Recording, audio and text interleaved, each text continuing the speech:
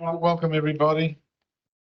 Currently the Lumens platform is not functioning, so we won't be live streaming. We will be recording and then uploading.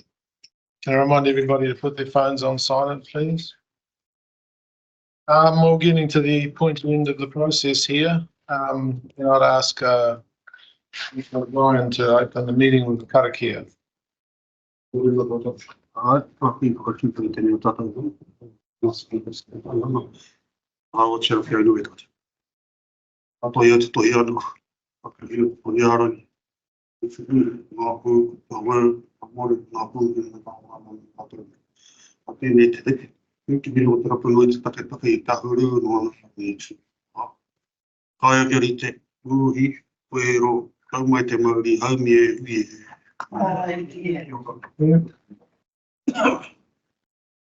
I'll go through the obligatory meeting notices.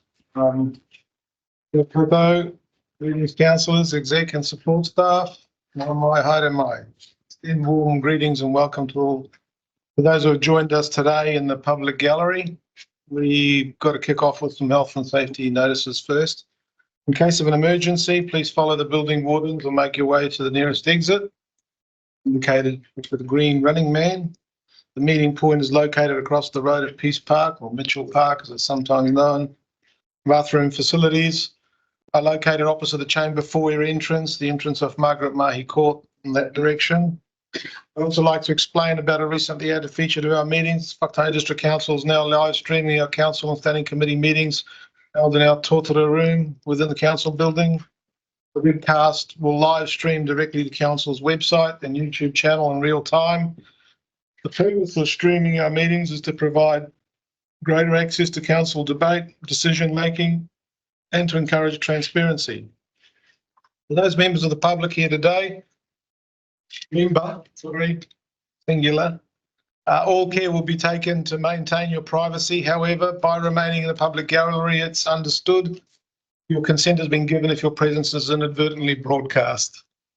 Please be aware the overhead microphones in this room are very sensitive, so please remain quiet throughout the meeting. Conversations from anywhere in the room can be picked up and audible on live stream. Again, I welcome you all and appreciate the interest you have in our discussions today as we give consideration to the feedback the council received through its LTP consultation process. So I remind people that this is a formal council meeting and it will be conducted with decorum, professionalism and civility.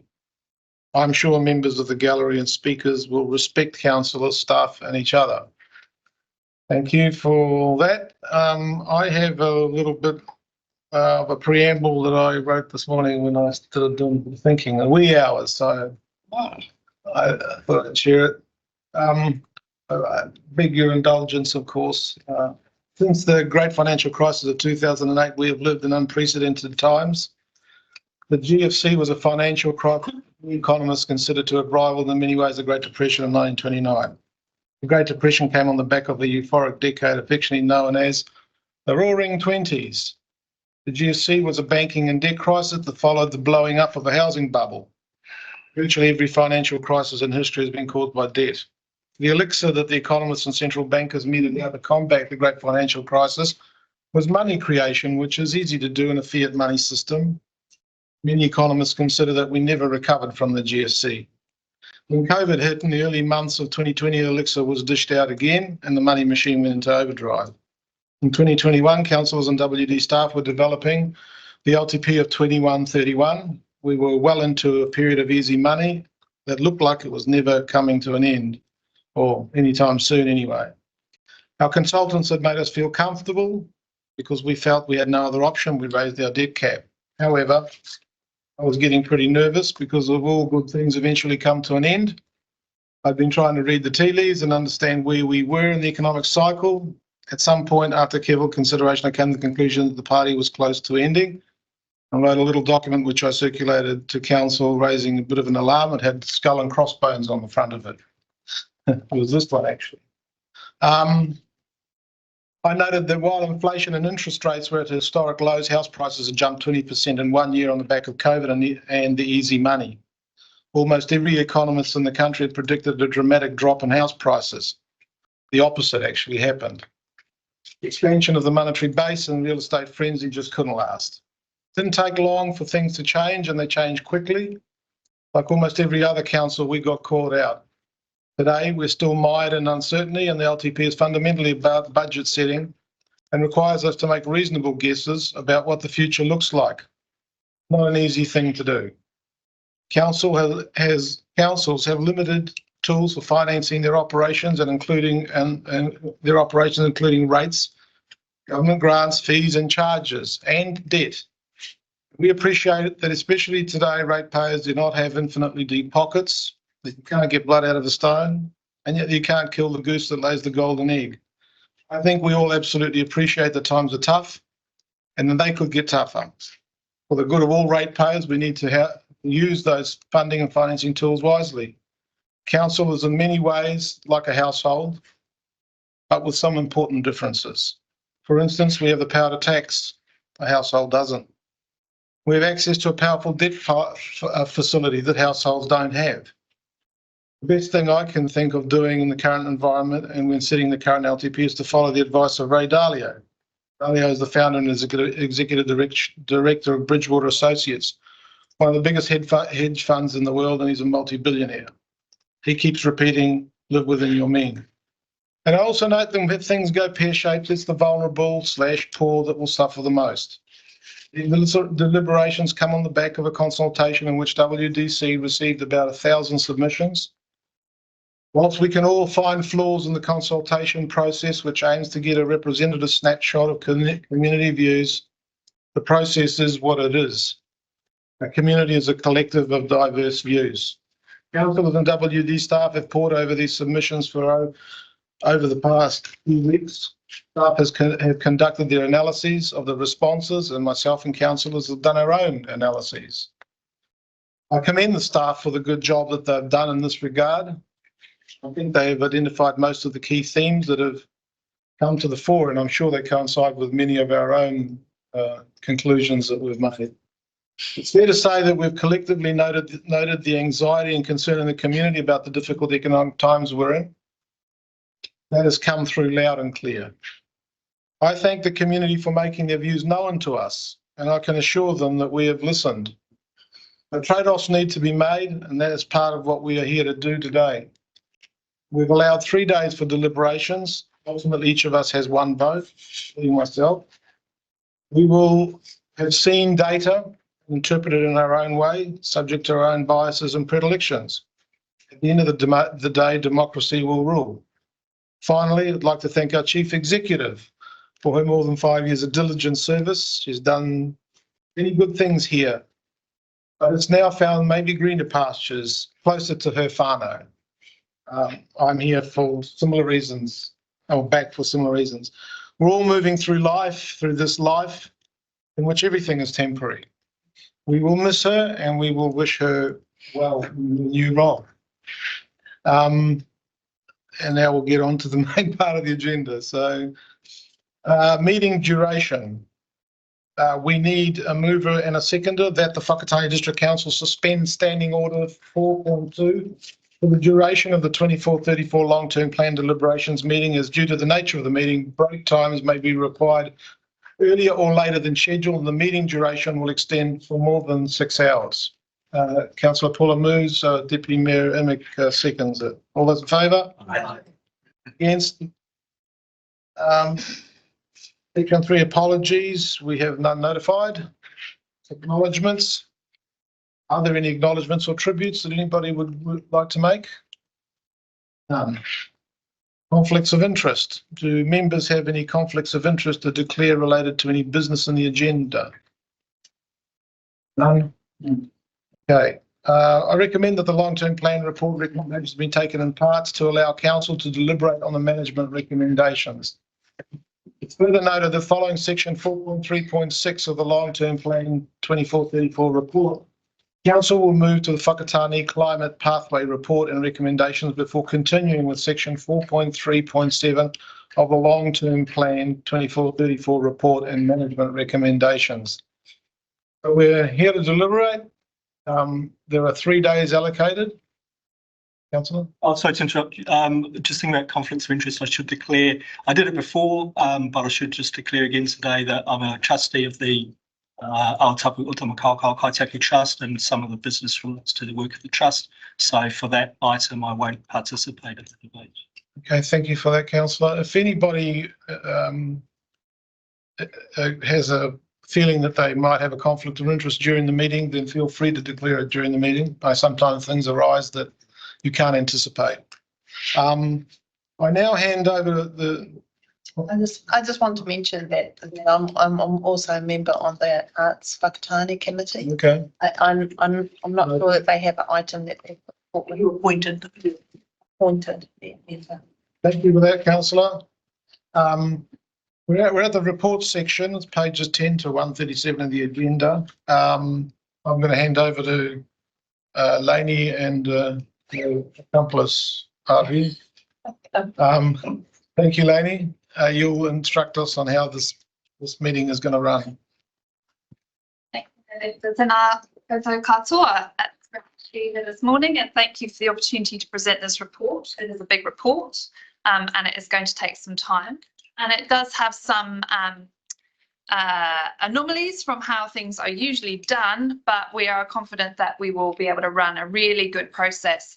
And as Mayor Victor has alluded to, we're at the pointy end. This is a significant milestone, and I'd like to thank you all for your incredible efforts and the huge challenge and task that you've undertaken over particularly the last month, but obviously in the last 17 or 18 months to get us to this point.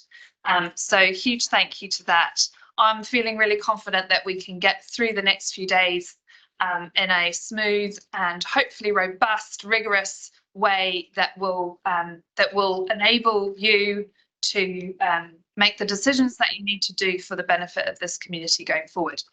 So deliberations, as Mayor Victor has alluded to, is what we're here to do, or what you're here to do. And the purpose of that is to analyse and consider the many submissions that you've received and balance those against the information that you have had, that we have shared with you over the many workshops the past 18 months.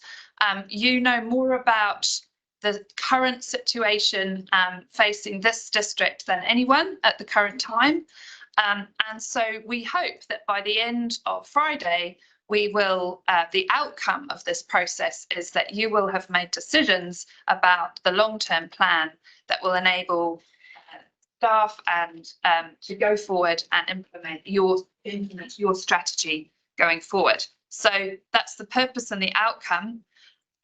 You will have seen in terms of this report, it's split into a number of different sections, and that reflects the huge data set and the variety of types of submissions that we have received over the past 6 weeks or so.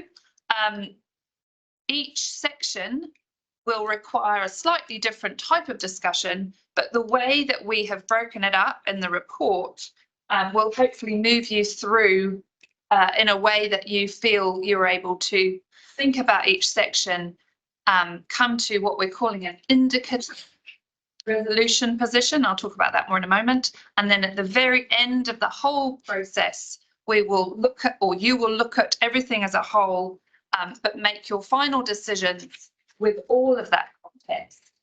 So often in a standard council report, you would move through and make resolutions as you go on the content and the decisions. But in this case, because it is everything that council is looking to do, the decisions will all come at the end. Having said that, there are 9 motions listed at the start of the agenda, which we will be working through first, and those are really procedural, but the actual recommendation around what is in or out of the long-term plan will be at the very end. So I hope that's relatively clear. You'll also note that at the end of each section, we have something called a management recommendation. We're not asking you to vote on that recommendation because it is only a recommendation. Your decision could be to ignore the recommendation entirely and come up with your own resolution as a group.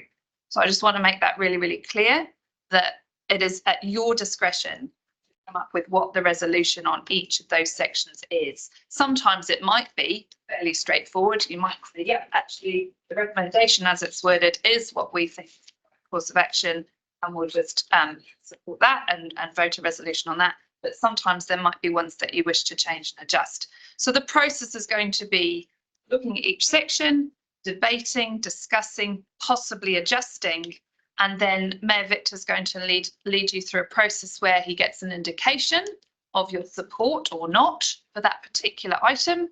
And then at the very end, we'll revisit it and check, does that still apply? And with a view to make the decisions. Hopefully that's relatively clear. We won't be introducing each section as we go. The report does that already, with the exception of the very final section. Section 4.8, we may not get to it until Friday lunchtime. We'll see how we go, but we would like an opportunity at that point just to reintroduce that section because it does contain some nuances.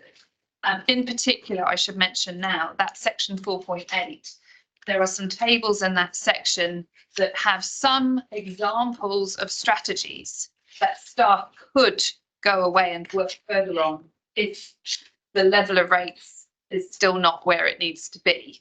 But they are only examples. There are other things that could be considered. So that is the point where staff are seeking your direction on what else needs to be done. So when we come to that section, we get through this report, we'll try to just make that really clear that those are examples of some of the things that could be done, but generally don't. I should also note, as I mentioned, we don't quite know how long this is going to take. We think it's really important to take the required time over this process. This is not a point in which to rush through. This is the time to really think deeply. And on that basis, as the Mayor has pointed out, there's no actual defined break times. There are points at which it might make sense to break. And there is also the opportunity to adjourn the meeting if there's a particularly challenging issue that you feel as a group you need more information on, or you need some time to discuss. Those adjournments can be made at any point. Just letting you know, we hope that we'll be finished by Friday afternoon. And obviously would hope that there's sufficient time on that Friday to make sure we're having the really critical conversation about your direction to staff. There are a couple of things to note that I just need to table about the report itself. In section 4.2.1, there is a list there, and under point. What are you referring to? So of the page 13, thank you. There is a bracket saying see below table. Please refer to the list below. So under point 12, management recommendation 12, it says please refer to the list below. That list is actually in the appendix, which duplicates that information. So it isn't below, but it's in the appendix that accompanies. Yeah. Just to clarify that. As Mayor Victor has pointed out, after section 4.3.6, I think it is, we will be switching over to the other report for this meeting, which is the deliberations report on the climate change strategy.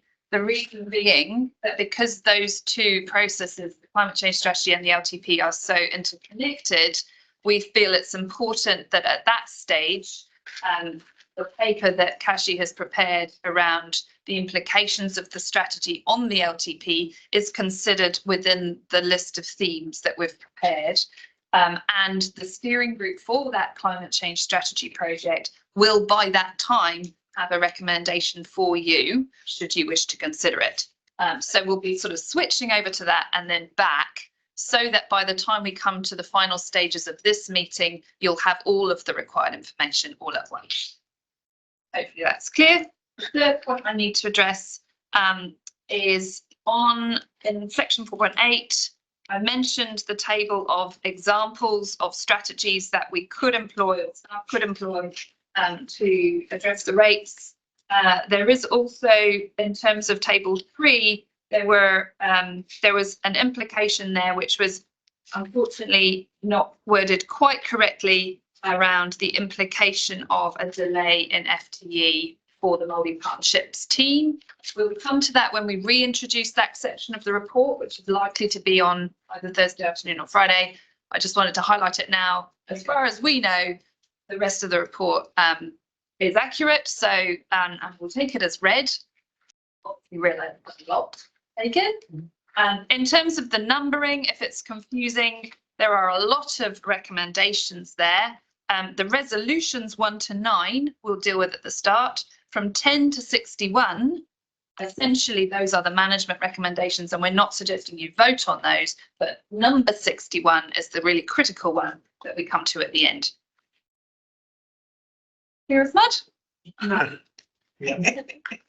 Slightly nuanced version of a meeting. Yeah. Yeah. I guess the important thing is we take our times. Yeah. We're not in a rush. We've got 3 days allocated, but we might not do it. And staff will be available should you need information as we go. We've advised all of the TSB managers and activity managers who look after each particular activity to be on standby. And we're just here to support this really important task, and our heartfelt respect and admiration to you all. Thank you. Thank you, Lainey. Anybody got any questions on how this is going to roll? No? Good. So the first 8 motions are, I'll take them all together. The procedural, page 10 to page 10. Yeah. And so do I have a mover and a seconder that the council received the council long-term plan 24-34, etc.? It's 1 through to 8. 1 through to 8. 9 will be done separately. I have a mover, councillor Tanchos, seconder, councillor James. All those in favour? Aye. Against? None. Now need a mover and a seconder that the council provide direction on rate levels and the associated work program to inform the final LTP for audit and then adoption. So this is, we're not making a decision about anything. We are just agreeing to provide direction. Do I have a mover? Councillor Puller moves, councillor Boynton's. So I've taken for granted. Well, no, it seems that we've got to have the actual.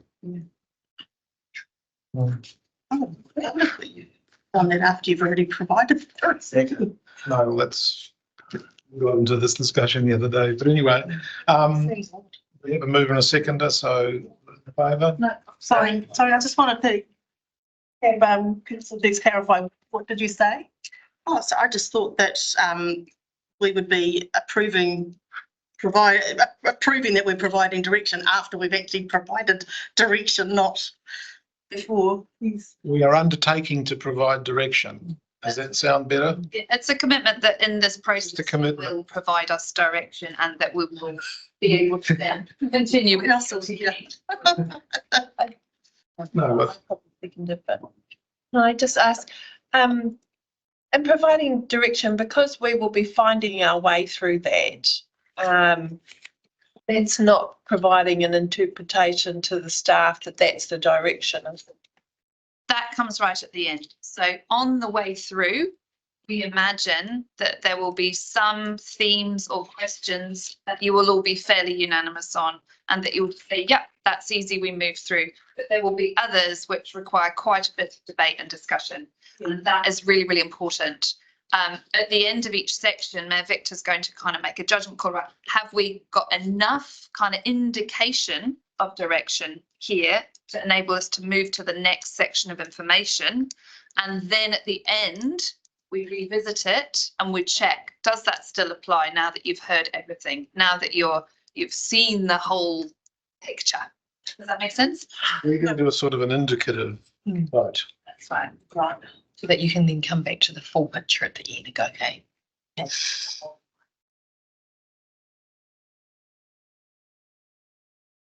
You just did I'm sorry, but I would have thought you just did a vote on each particular one as we went, so you gave clear direction on. But that's why we're taking one.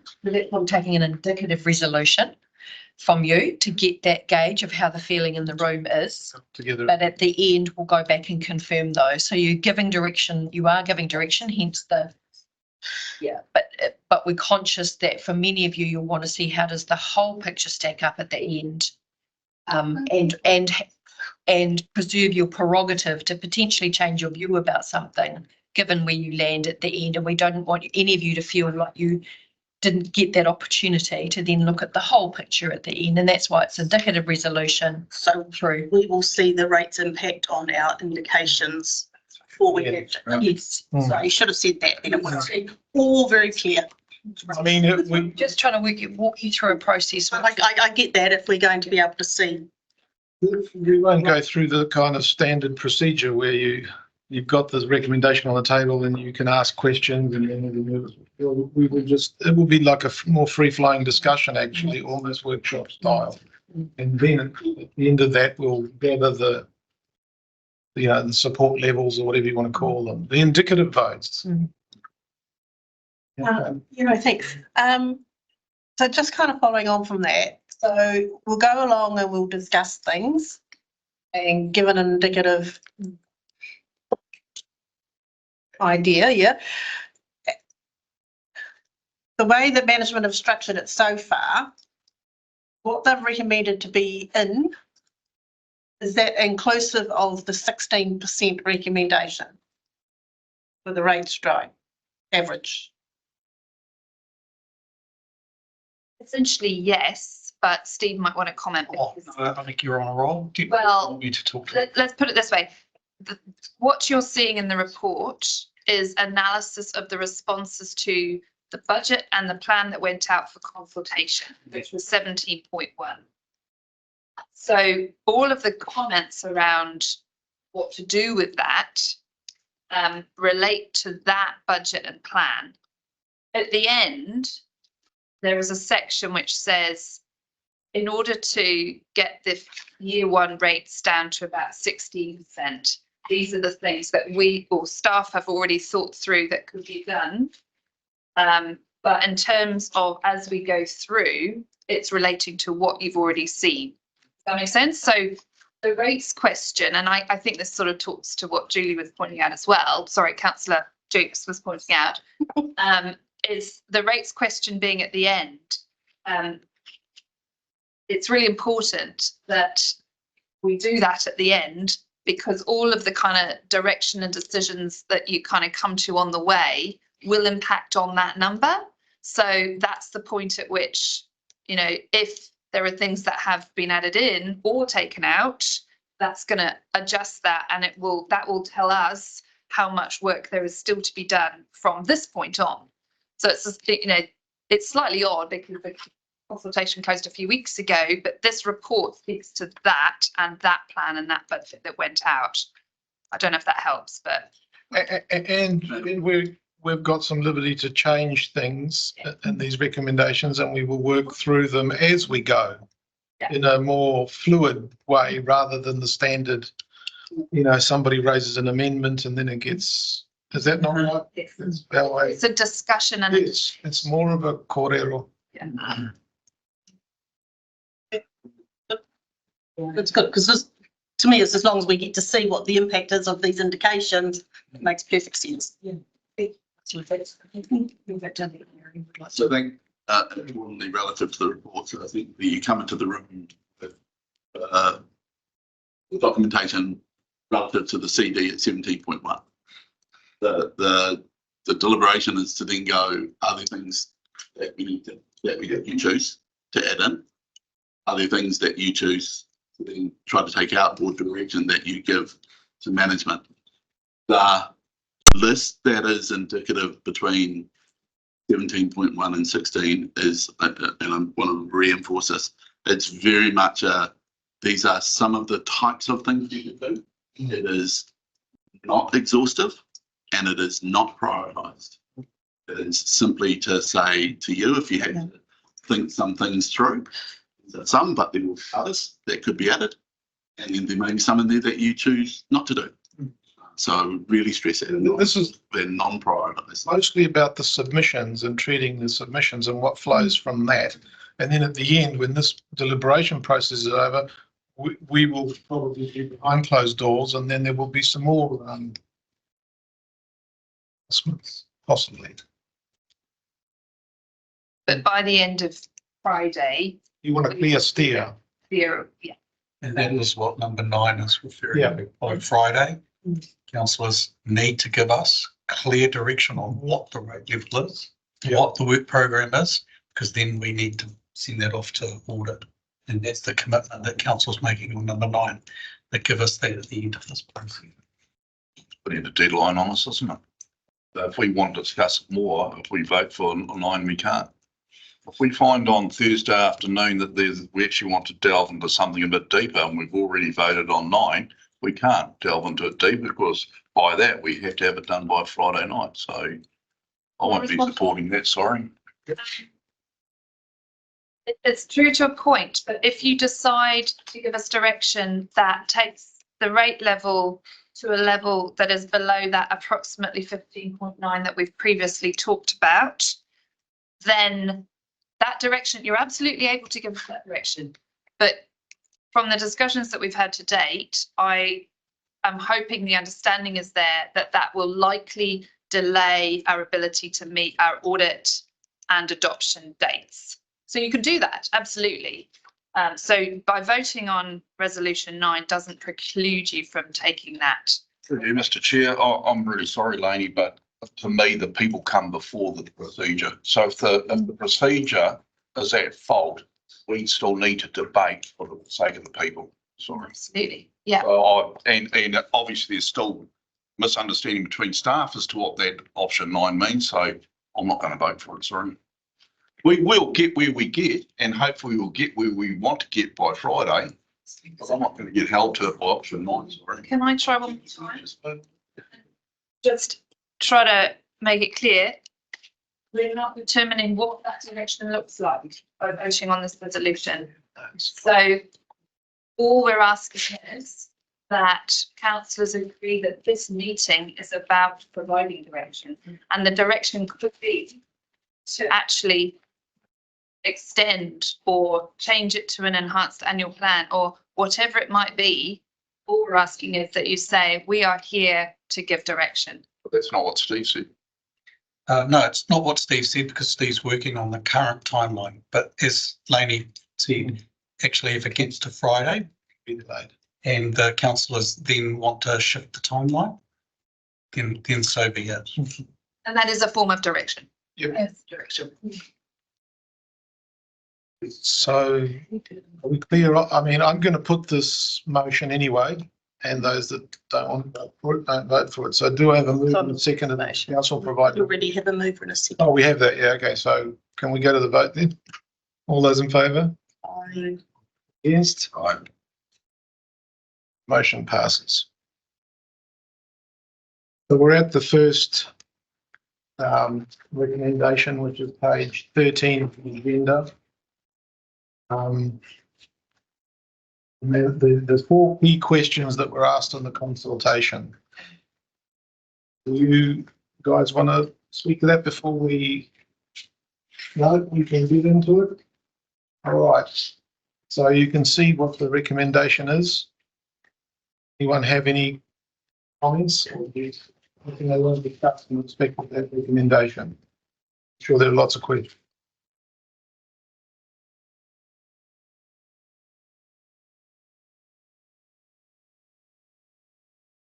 Councillor Puller and then Councillor Isles and then Deputy Mayor. Thank you, Your Worship. I'd just like to say that I agree with the recommendations.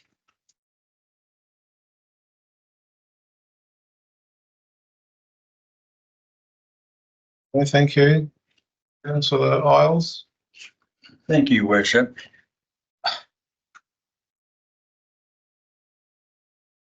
The overriding comment from submitters was that we push pause on either options 1 or 2.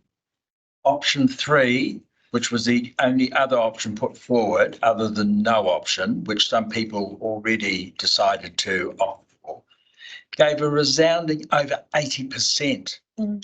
And I'm sorry, all along, I've sort of indicated that our core business is infrastructure, and we have so many unknowns confronting us with regards to 3 Waters, Matata, reticulated sewerage. I just feel that as much as I would like to see something progress on Rex Morpeth, I think the 10 million that we had put aside in the annual plan to cover the maintenance and the upkeep of the building and the stand, I would agree with that, but with regards pursuing option 2, I'm not in favour. Again, I would say by all means, go out and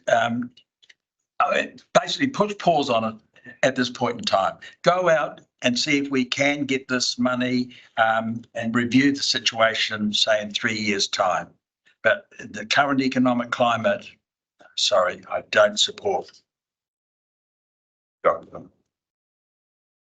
Mayor? Thank you, Your Worship. Yeah, this is a bit of a tricky one for me.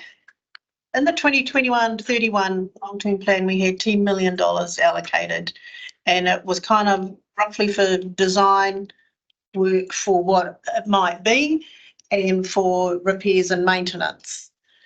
Now, I understand we didn't spend much of the 10 million except for the design work, because if we were going to go to the full design, we didn't want to waste money doing fix-ups where we could be using it towards that. So I'm quite confused with, we had 10, we put in 12, and we're saying about 7.8 million. I thought, why didn't you just leave it in as the 12.5 million? We could fundraise as we go along. I'm not sure who to direct that to.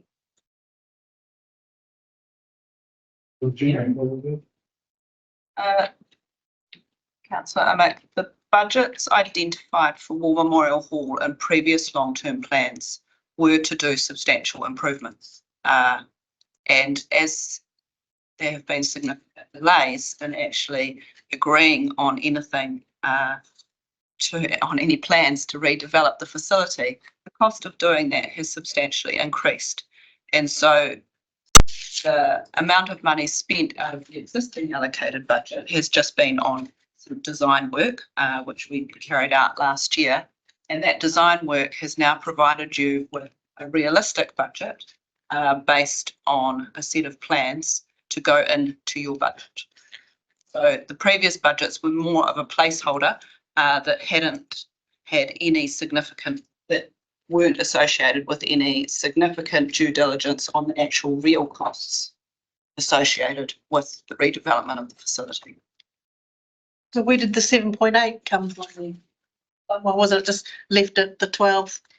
So the 12.5 million that we had in option 3, that is on the basis that you don't proceed to do anything bigger and grander to the facility. The recommendation in your paper recommends that we spend 7.8, which still enables us to proceed with the planning work, look at a further redevelopment of the project. They are different numbers. We don't require 12.5 because that's just stopping, and not proceeding to do anything, any further larger scale redevelopment. 7.8 sets us up. It sees us spending some really good money, making some key functional improvements to the area, but doesn't mean that we're spending money on something that then we need to change again if we go ahead with the larger plan. Right, thank you. Yeah, it looks like can I just slip one in? It looks like just to get to this capital works preparative work that's going on there, looks like it's setting it up almost as if it's a predetermined conclusion, as in it's preparing all the ground. But I see there's stuff in here like, I wonder if you can elaborate on exactly how each of those arrived at. And on the list. The capital works list. Yeah, the capital Sorry, works list. He's looking at his capital On works page list. 106 or On page 107. 106, the rest of us are still on page So you're, Victor, can I just for staff's sake, you're asking to reconcile that list with the number in point 12 Yeah. on page 13? 107. Yeah. You've got a list finalised master plan of Exmorpeth Recreation Hub. So can That you, looks like a fairly simple thing to do, given that we're almost there.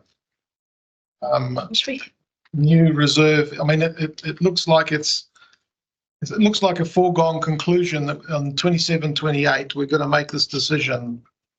I understand that it's not that you want to do work that doesn't get undone when you redo. If So some of the $7.8 million budget goes towards planning. So if you proceed with the recommendation that management have given you, it does mean that we need funding to continue to plan and that we need to finalise that master plan. You'll see within the recommendations, and you'll note that you, as a council, haven't approved an actual master plan for the site yet. And you'll see that we are recommending that we go away and do further work on the master plan, and which will include looking at more affordable options. So if you proceed with our recommendations, we do need funding in order to finalise and bring to you the master plan for you to adopt. So there is the planning work, and then there are some physical works. We will also do an economic business. It also allocates funding for us to do an economic business case. So it's further work to set you up to make a decision as part of the next long-term plan. But we are also, and resoundingly through that feedback, people did want us to spend money on the hall. There was consistent feedback that people wanted us to look after our key community asset. So this provides that funding for us to do some essential work to the area while we further progress conversations with both the organisations that have indicated that they wish to partner with us, and it also sets us up to have conversations with external funders. But without money in our budget, we will struggle to secure any external funding. External funders will want to see a commitment from council to this project. And we will engage the services of someone to help us. It's a significant project, and we'll need to raise significant amounts of external funding. It's common practice for council to get help with that. I guess the message I was hearing from, like I said, different people will take different things from the data. My interpretation was that people were more interested in doing some maintenance, the roof is leaking, fix the leak and things like that. But anyway, Councillor Isles is on a similar topic, so I'll let him slip his question in. Thank you, Bishop. Back to the batting order. Well, you got, I guess, with the process that we've got before us, I would like to think that we could have an actual analysis of what actual figure we are looking at there and to how those figures are broken down. So is there a component in there for repairs? Is there a component in there for further development, et cetera, We've got that time surely to get clarification from staff as we work through this process, how or what the actual figure is the 10, 12, now 7.8 that's in there. 7.8 But can we have proceed with recommendation 2. So it really does depend on whether you wish us to, whether as elected members you wish us to proceed with each of the recommendations, or whether the direction is that we only that we don't proceed with a larger scale project. And so we can give you those numbers, the breakdown of what is in the 7.8, which is largely set out on page 106, 107, 108. And we can also give you what is included in 12.5. I'd like to see that personally. I think, flicking from 106 to back to Gina is going to be pretty time consuming over 3 days. So if we could have that, we'd appreciate it. I've got Councillor Dennis next. I mean, there's plenty of time here, so no one will be missed out. Thank you, Mr. Chair. I have been a bit confused with this. People have been telling me there's already 10 million in the budget, and then we want another 12.8 or 7.8, and I agree with Councillor Isles, it's a little bit confusing. I do know that the 7.8, I eventually found that further list somewhere in 106, but it's got things like a cycleway between North and South parts of Rexmoor, but and there's things like that I think we need to go through and eliminate, because that Rexmoor is really easy to cycle on as it is, and I don't see why.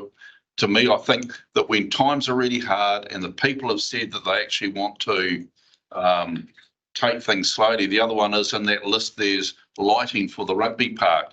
Now, certain people involved in the rugby club tell me it wasn't long ago they put new lights up, so I'm confused. So I think there's a whole lot of ins and outs on that. I also listened to the amount of people in presenting, which you look at those that said don't do anything, which might be counted as a no. Those that said option 4, which wouldn't have been counted at all, and between the option 3 and those in option 2 who confused about what we meant by 50% funding, who just do basic health and safety. I think there's a resounding thing from everyone that now when interest rates are really, really high, that we should actually maybe agree to a minimum list, which doesn't include footpaths and all that, include the 7.8, that we agree with that, but wait till the interest rates come back to normal place. So if we borrow, it's actually not at such a high rate, which will lock us in for a number of years. I also noticed in any of these lists, I'm going back to the February the 27th one from the Living Well Committee, there's nothing which actually says put a new roof on it. Now, to me, that should have been the main thing, since everyone's complaining there's leaks in the theatre and leaks in the lounge room. And so I think it needs further discussion before we agree on it, even if it's next Monday or something like that. But at this stage, I'd like further clarification. Is that 10 million in the budget still there?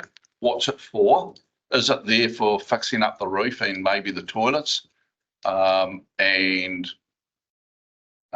Is it possible to push that 7.8, which is all the outside stuff from what I can see, to next long-term plan, except for things like demolishing the rugby grandstand, and then there's no costings to building in a new sports stand or something like that. That's my question. What is the 10 million for? Does it include the 7.8, or is the 7.8 replacing the 10 million? Does the 7.8 seems to be all outside stuff? Does that include the new roof, which we need to do, etc.? So there's a lot of questions from me. Thank you. So the one of the questions you asked was, before we come to the option for the 7, right? So there was you made a statement. It's 10 million in LTP 2031. We're now talking 12 million in LTP 34. You know, is that on top of? So to provide clarity, when we do LTP 2031, it's for a 10-year period. So we put the 10 million in there. Yep. When we come to do LTP 2034 statement, to begin with, we almost go back to 0. So, you know, at the first year, you've got nothing. And what we do is we look at what was in LTP 31 and hadn't been spent, and we look at whether that should be in there and what it should cost. So it's not on top of, it's not 10 plus 12. If you did the 12, it would be almost the version of it. It's not the same stuff, but it's the same budget. So you don't add those two together, they don't compound. Essentially, what's in LTP 2034 is what's in LTP 2034. It's not additional budget. So how much of that 10 million is not spent? Because I thought that was for basic maintenance and all that. And how much extra on top of that to make up to your 7.8 or your 12? So I don't have the exact figure of what we've spent, but it's, you know, well below $500,000. So we haven't spent the $10 million essentially. You haven't spent the 10 million. So we're into a new long-term plan. So you haven't, you spent less than $500,000 of the 10 million. Well, yes, well less, but say closer to 200,000. So if we didn't give any money extra at all, there's still 9.5 million in there to do the stuff you want to do. But we're doing a new, I don't know, Steve, maybe you would like to step in. We're doing a new long-term plan. So it's a whole new allocation of funding. Yeah, We're resetting. So yes, essentially we're asking for less than what is in the current long-term plan for the next few years. Yeah, I think the answer, councillor Dennis, is that when the 10 million was allocated, it gets drawn down. So if it hasn't been drawn down, there is no $10 million sitting in a bank anywhere. 500,000 has been drawn down. Probably closer to 200,000. Or closer to 200 in order to do the preliminary work for this LTP around the designs. Does that It's been allowed on the rates for the last 3 years, hasn't it? No, to be clear, the 10 million has not been allowed for the last 10 years. Okay, so I still would not go with this management thing for 7.8, because most of that's 7.8 million, according to the list on page 106, it's for the outside work that doesn't need the extra lights that are any brand new. Rugby Park, according to what I was told, and also the some other stuff. So I wouldn't agree with those 7.8, sorry. So I think it needs a lot more dealing to. I am concerned there's still a lot more of consultants work in there for extra funding plan and finalising the master plan. I just think at the moment life's really hard for people out there. So I'll leave that at this stage. Thank you. Stu. Thanks, councillor Dennis. I've got John. I'll put you on the back of the list because you've already had one, right? Councillor Rangia. Speak once, your worship. No, you can speak as many times, but Okay. give everyone a yeah. So the next person is Councillor Rangiapo. Okay. You're on the list again, then, please. So I'm not going to go with the option 2, but I would follow what Andrew's steps for option 3.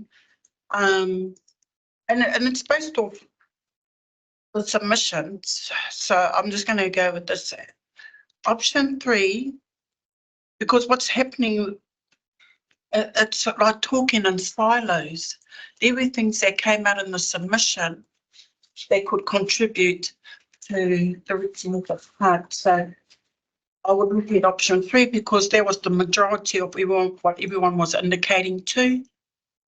But if this is a reset and a design for the LTP, then continue to pursue the external funding inclusive of investment opportunities and collaborations as expressed by iwi and the business communities, because those came out of the hearings. But what we heard inside of submissions, so out of that depth of desperations and struggles, there was a whole lot in there. But I would like to capture the advice, and I'm going to say the advice of submitters, whose tone was that of your grandparents sitting me down and having one of those life moment conversations.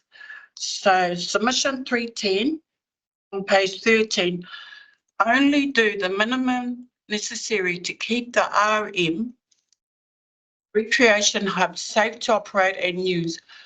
Whilst improvements are needed, the situation is not so dire that it cannot wait until New Zealand's and Whakatani's economies recovers.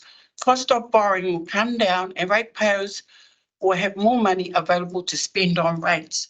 I'm going to capture submission 331, Linda Rowbotham. I hope I pronounced your name properly. Stick to the basics on all work required to make Rexmoor with a good space for all to share on a budget that recognises financial hard times many ratepayers are going through at present. And the probably last one I want to draw on was submission 249, was please focus and your decisions with prudence and pragmatism. In 3 years' time, hopefully in not such a recessive economic period, Whakatane District Council will look back in hindsight and know their decisions were right for the community and district they represent. So with regard to prudence and pragmatism, stick with option 3 and continue to pursue external fundings as expressed by in the hearing Gary Ball, who saw 50% in option 2 as the minimum. But when we asked him what was his maximum, he replied full funding. Therefore, it opens that out to tease investment opportunities actually spread by the area and business communities.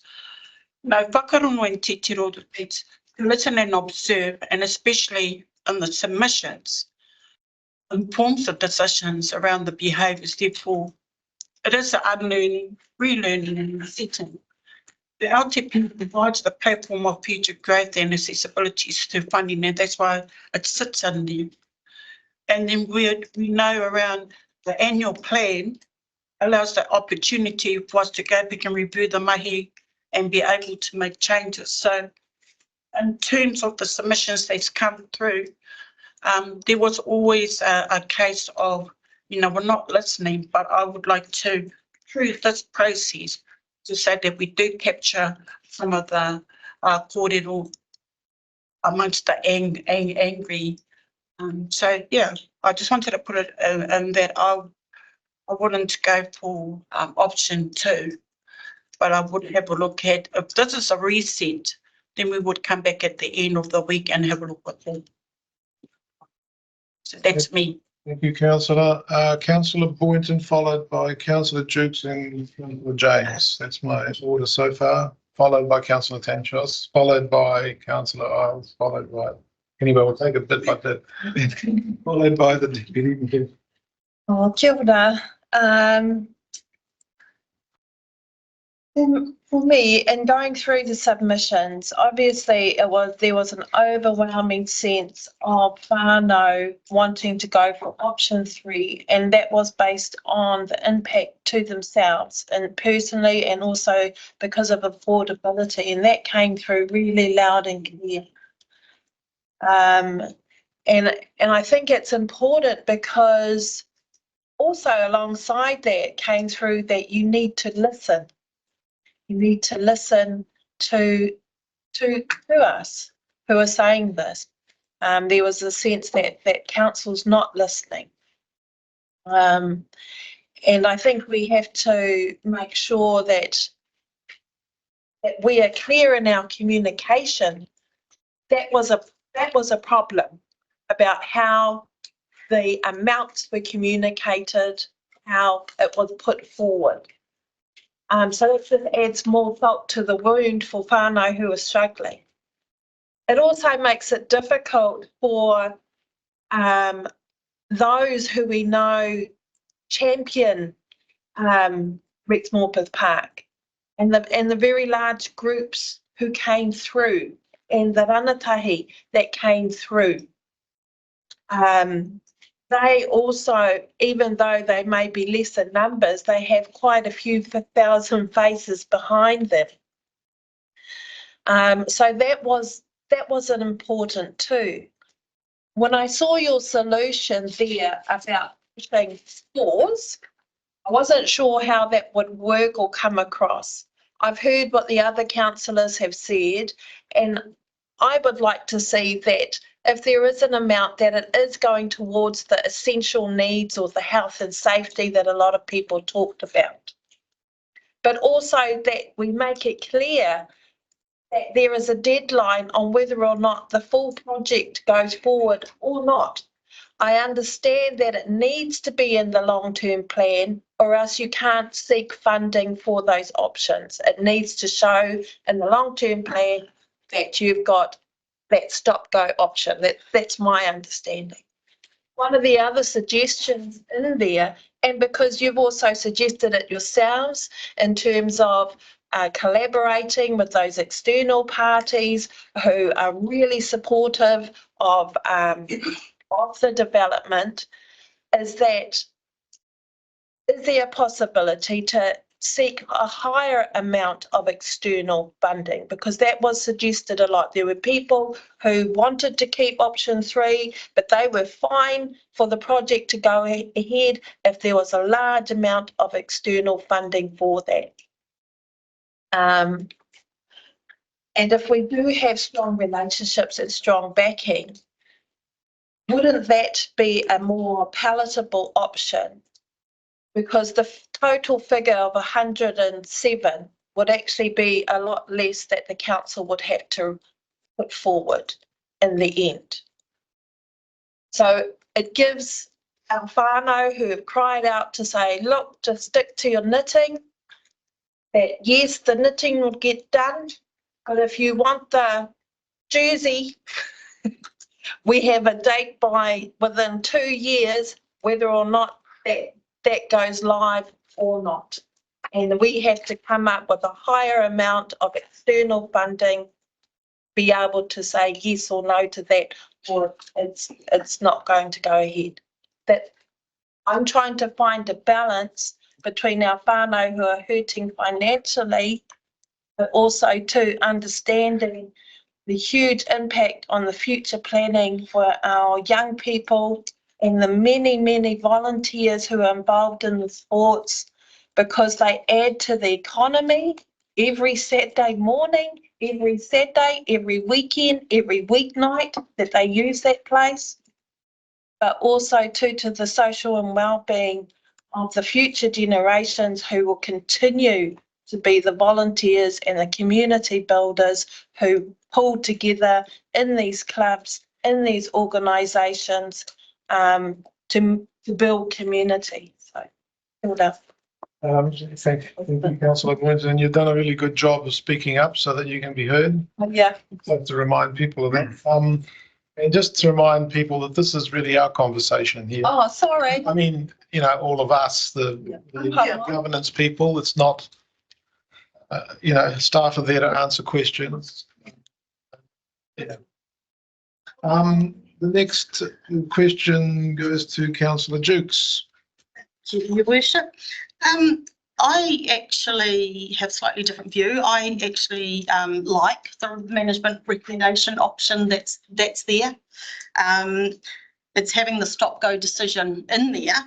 We're not actually planning on starting the project in this LTP, but deferring it to the next LTP, which to me shows that we are listening to what the submitters have actually said. We're not committing to a great big massive expenditure now, but we're giving ourselves the option by having it in there to develop a plan and to actually go out and seek external funding, which I don't believe is limited to necessarily 50%. I mean, if we get more, that's right, that's even better. So, you know, to me, I think this is some very good recommendations as a way to proceed without actually unduly burdening our ratepayers now. We have to bear in mind too that the option 2 was actually only a $4.45 average increase over the 10 years, if I've interpreted. By the end of years, it's all 7. It's essentially that much per week. Yes, so it isn't a massive financial burden, but in conjunction with everything else, everything all does add up. So I do appreciate that. I just believe that we do need to provide for the future generations. And when we've looked at the submissions, we do have to weigh up a submission with an individual, also with a group. So, you know, you've got to take these things into account. So I really like the management recommendation that it's a phased approach with a focus on health and safety, which will help the functionality within the next 4 years. And we aren't actually committing to the project now, but it's giving us that option of progressing it and looking for funding, as I've already said. So I like this recommendation. Councillor James is next. Yeah, I'm like Councillor Jukes. I like this current proposal. I think we've got to be, I think most of us are aware that I think we've got to be looking forward to our future generations, and that our future generations aren't going to be happy using the facilities that we all used 10, 15, 20 years ago. The critical thing to me is the planning. It's not so much when the big money gets spent. To me, the essential thing is planning part of it. If we've got a plan in place and we have got attracted some funding, we can move when the economic times change. There's no point in waiting for the economic times to change and then you start planning, because by then you're into the next economic problem. So to me, you've got to be sitting ready to go and go for it. And I also feel that over the course of time, the plan and funding options will change also. And it's just part of being in the project.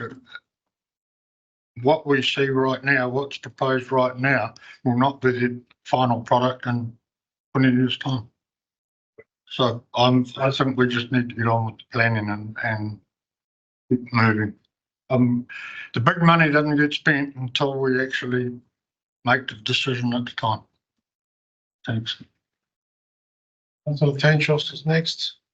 Thank you. I have a question and then a comment, if I may. My first question was around just coming back to this, the difference between the figure of the 7.8 in the recommendation and the option 3.12. I think, Georgina, you said that the difference was that the 7, that spending the 12 kind of wrapped the whole thing up, and the 7.8 left the options open.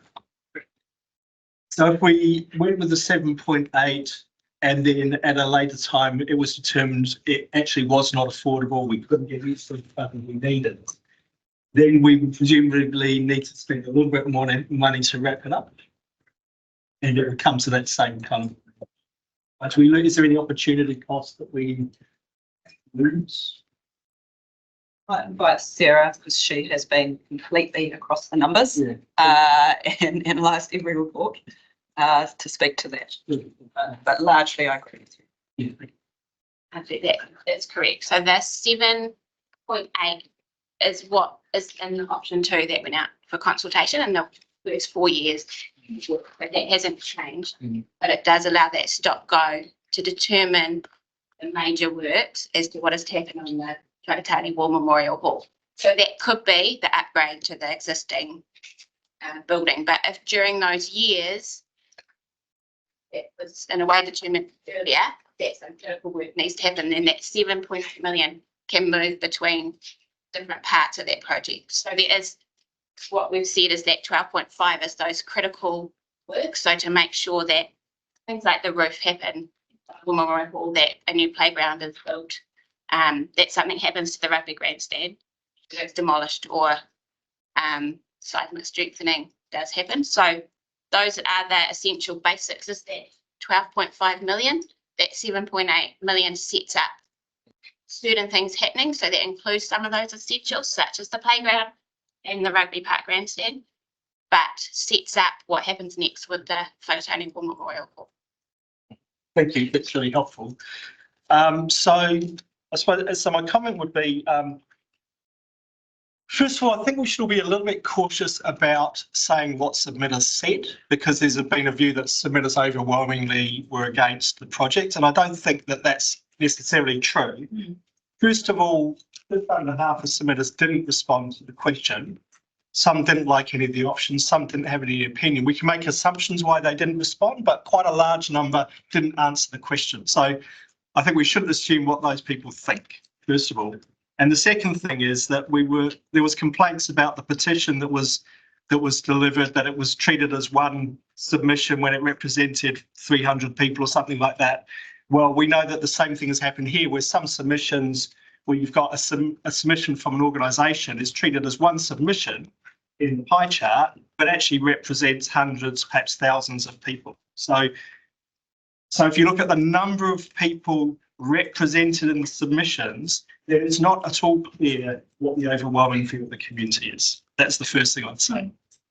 The second thing I'd say is that the people who chose option 3, the way I read the bulk of those views wasn't that people didn't support anything happening on Rex Morpeth, it was the timing. It was about, it's unaffordable now, people are struggling, and we all understand that. We all see it in our communities. We know times are really tough. So I think that is something that we should really pay attention to.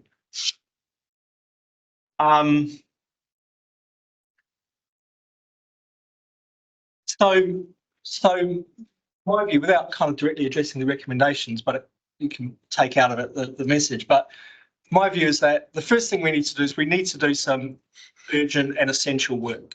I mean, that's really clear. We were there, we were in the War Memorial Hall and in the vicinity the other day, and we all see that there's some urgent work needed and some essential work needed. So we have to commit to that. I think I agree with Wilson as well that there has to be some element of planning in that. You can't just stop the project dead and then let years elapse and then think we can just pick it up again. It's not realistic. So there has to be some element of planning in that money as well. And that's just the next 3 years. And so, Georgine, in the recommendation, it talks about 7.8%. It's less than what was already budgeted in the last LTP. So in some ways, that's a saving. And that's just doing important and essential work and some planning for the future. And then the decision about whether we proceed happens at the next LTP. So there's a clear kind of off-ramp there where we get to the end of this 3 years, we've done the work that needs to be done immediately, and then we're able to say, has the economic climate changed? Can we get the external funding? Is it affordable? Is it supported? And that's a decision from the next LTP. So I suppose that is the recommendation really from management, and I think it makes complete sense. We address the main concern of the community about immediate affordability. We carry on some planning, and we allow for the opportunity that we can develop better facilities for the future for rangatahi. And we've seen the demographics. We've got a big bulge of young people coming through. We have to provide facilities for those young people. And then if it turns out that it's not affordable at the next LTP, then we have a little bit more money to spend to wrap the whole thing up. But to me, that's a completely sensible approach that addresses what stimulus was said to us and also allows us to plan for the future and think about the well-being of our whole community. Thank you, Councillor. I'm just going to call a morning tea break because Judy, some of us might want to make a pit stop anyway. So we'll call it now. I know there's still a list of questions, and we'll be debating this for quite some time because I do think that it is one of the most key things that we've got on this list of things. Many of the rest of them are fairly much kind of easy enough decisions to probably make. But this is the tough one. Oh, sorry. May I just add in, I should have said it earlier, my apologies. Whatever direction you give, whatever decision you make, we have a plan in place for how to strategically manage the communication of that and walk through the story. Because as Councillor Tatchell has indicated, this recommendation doesn't actually look like any of the 1, 2, or 3 that were put out. So we're really conscious that that's important. Just wanted to make sure you understand. Thank you for that. So when we come back on Councillor Riles, Councillor James again? No. Okay. Deputy Mayor Rimmick and Councillor Dennis, correct? All right. We will return in 15. I just will remind you all that we need to project, like as if you're singing an opera or something. So we can pick up where we left off. The next section goes to Councillor Puller, I believe. Thank you, Worship. So just picking up on some of the comments that we had already, and Councillor Boynton talked about knitting a jersey, and just where we are on the journey, you have to put the wool on the needles to make the journey, and so we've got to start somewhere, and we're not driving a peg in the ground tomorrow. We're doing this, as Councillor James said, we do the planning now, and then we're ready to go when the green light goes. So that's an important thing to remember. And also, what we found in the submissions is some opportunities that have arisen to be partnering with others locally. It wasn't there before, and I think we should consider that, because that won't always be there either. And it's exciting that people want to do that with us. And so we should consider that as well. And we've also got exit ways on the journey, as the staff have said in their explanations that if we don't get the funding, we don't do it. So that's important as well, and I think inside of some of that stuff. And what I'd be wary of is in spending a whole lot of money on maintenance is we don't want to go doing stuff that we're going to have to undo when we get further down the track. So I know the roof that's a bit of a major really, and he's tidying up, and so do the ceilings in the stadium. But there's things we can look at. So we seem to be fixated on the fact that we're going to start tomorrow and spend all this money, but we aren't. And who knows what next year and the next year and the next year is going to bring anyway. And are we truly in a recession? The media tell us we are, but are we? So we can get tangled up with that, I think. And I don't mean to be disrespectful to other people's views, because it's interesting. That's why we're here. We are a democracy and we are listening to everybody. And as Councillor Andros says, we are listening to the submitters, but there's a lot more people out there as well. A pity they didn't submit really, but that's how it is. So our job as councillors is to look at the benefit of the whole district where we go forward. And I know we've got lots of things on, but we can prioritise them. So I just say again, we're not planning to start the project tomorrow, but you need to plan to make it succeed. Thank you. Thank you, Councillor. Councillor Isles. Again, yeah, look, just to follow on, John, when we look, the document we put out for consultation listed as option 3, 5 bullet points. Refurbishment of the Little Theatre, upgrades of the Whakatane War Memorial Hall, reception lounge, kitchens, floor, toilets and mezzanine floor. Seismic strengthening of the rugby grandstand, a children's space and additional car parking.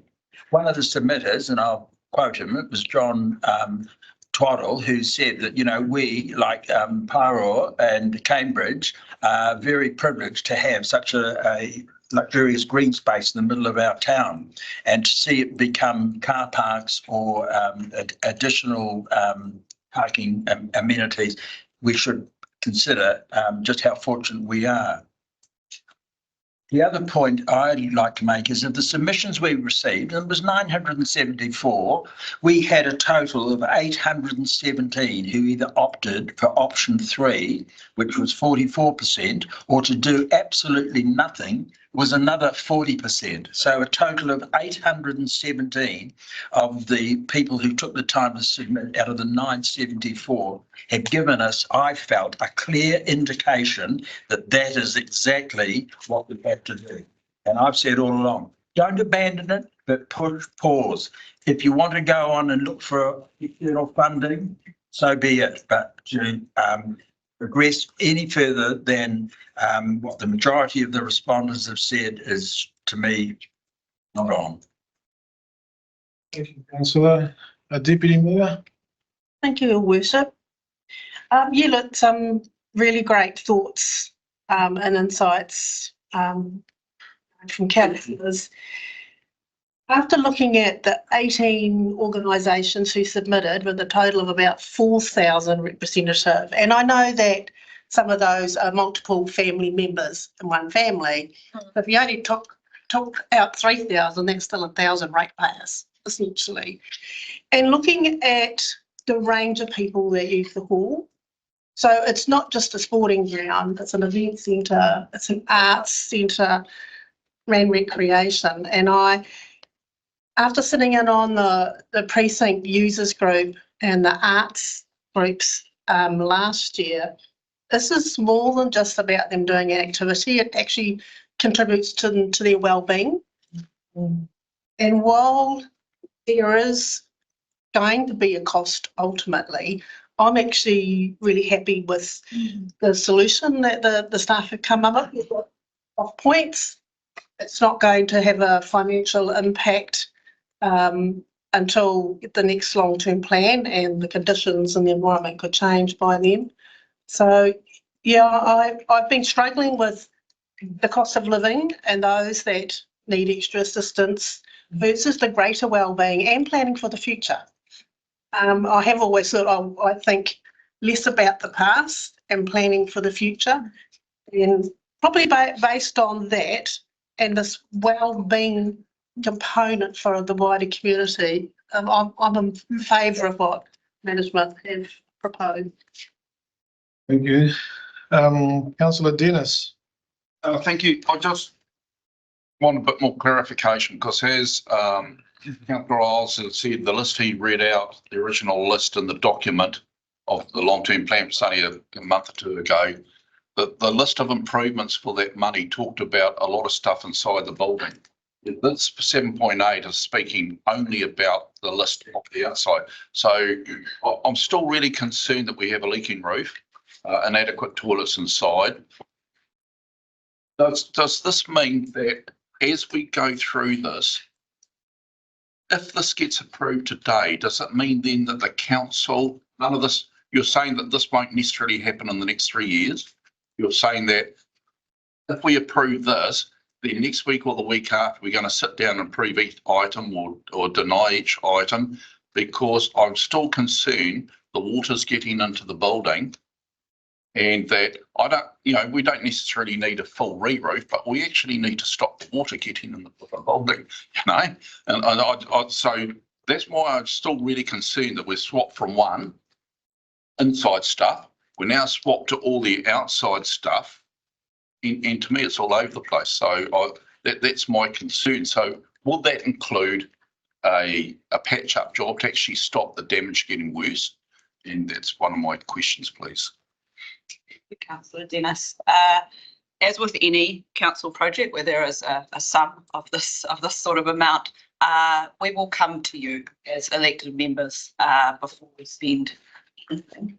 And so my proposal is, and this would be due for any project, is that before any of that money is spent, that we come back to you through the Living Together Committee with a detailed plan of where we would spend that money for your approval. So we're talking about a 10-year budget today. And so this is, and so what we are recommending is that there is 7.8 million allocated over the next 4 years. Detail the projects that are included, that we, the specific items that we do, for example, the roof, for example, the lighting, which you've raised, which we'll be able to get external funding for that. That's something that, we will, if you approve that amount of money going into our 10-year budget, we will come to you and with a list of works and more detail around how those works will be done, both planning and physical, for elected member approval. And so this conversation is really helpful because we hear you and we know we don't want the roof leaking. We don't want people playing on the court and slipping on the floor. But we also, as part of that planning, need to be mindful that we don't want to unduly waste money as well. And so my staff will give real thought as to where the test is of that 7.8 is spent. Like I said, at this stage, because of what you're saying about, we don't know where the future is and the future plan of that, but I'm talking about repair work, maybe not as a whole new roof, because if we haven't done that already surprises me, but that's fine. My supplementary question to that on the 7.8, that if it's agreed to do 7.8, the actual document, Gary, will go out with the rise for the 7.8 over the 10 years. So it will appear in the new rates as a lift to cater for the 10 years, won't it, in the figures? So what happens is essentially whatever we spend, and this is a high level position that changes project by project depending on the concept. Whatever we spend on a major component of the phase of a project, because it is a long step, we have to pay for that over 10 years. So we, on this one, if you did anywhere between coming and even 12 million, whatever the expenditure looks like in the first 3 years, it has almost no impact in year one. And if you had to get to year 2 and year 3, at that point, it's about 50 cents per week in terms of rates impact. And yes, that would continue through the LTP. If we include the project within the LTP beyond year 4 as a placeholder, we will be indicating that we would be rating for it. But again, if you choose not to proceed, then you don't end up rating for it. It's not like when you commit to rating at this point, you're committing to it for the whole 10 years. You get to retract 3 years. Every year. And at the moment, it's based, it's an estimate, but it would be 1.1 million in the first year. So it's 7.8 staged over a period of time. So again, your rating impact for your first year of rates is very, very small. But even that 1.8 million in the first year, that still has to come back for approval step by everyone. So at this stage, we can cancel the footpath and whatever we want to do. And then the next year, that'll actually lessen the projected rates for that year onwards. So thank you. Thank you. Councillor O'Brien. Yes, thank you. And I guess that's the beauty of deliberations, by being able to sit and listen and hear and get the whole picture. Now, I saw in our submissions, I saw yes, option 3 was our people are hurting and everybody. What I also heard commissions was that we don't want to inhibit future generations from having what we. I was one of those that had the best of export park over the years, and I heard yes, we're hurting currently, but we want to see some progress in that space for our future generations. And well, that's where I'm at now, and this is the answer I see. Thank you, potentials, for I guess articulating what I think right now. I have the same sentiments. Not right now, but we have the option. I mean, in 3 years' time, we can revisit this. But in the meantime, let's get on with the work that has already started. And we use 200K, 10 million was available to you in starting these plans. Let's get on with planning. And I mean, we got 3 years. I agree. I support what you're trying to do. This project and for everybody right now. So points. Yeah. Okay, Councillor Tensius, you're having a second bite of the cherry. Yeah, I think it was kind of answered really by Georgina to Gavin. I think that was a really helpful response. The other thing I didn't want to let Andrew's comment go unchallenged. It was 44% supported option 3, 40% didn't select an option, and you can't make an assumption about what those people were saying. So to argue that 84% were opposed to the development is simply not correct. 84% of the submissions. It's not correct. That's what it says there. No, it doesn't. 40% didn't choose an option. You can't assume anything about what they said, about what they think. Put in the pie chart. Because it's indicative. Well, many of them who didn't tick an option actually made a statement. That's what I was looking at more than the tick. Yeah. Anyway, we can park this because I debate it till the cows come home. Councillor Boynton. Oh, kia ora anō. After, it's been really good actually listening to everybody, everybody's view and points. And so from after my first kōrero, I suppose I can see that when everyone was going for option 3, which was 12.5, that they're actually going to get something better, which is only 7.8. So in terms of trying to ease that cost, I know that's only over those few years. Is that right? 7.8 million. So down from 12.5 to 7.8 million. So and also to the ability to make sure that if we don't get the funding, but also to really good to listen to John about the opportunities we have with those new groups that have come on board to be able to work in collaboration. There's an opportunity there in which their networks and their pool in terms of fundraising or seeking funding, and there's an opportunity where the project itself could be about building community within those groups, and also to maybe supporting others who may have been opposed, who might be in other similar community groups that might want to come on board. So after listening to everybody, I think that the proposal that's been put forward by council, by staff, makes sense. Makes good sense, and it offers a range for our people who are struggling by having a lower amount, and it also ensures that work is put in to be able to get that external funding. Thank you. Thank you, councillor. I might as well get something in here.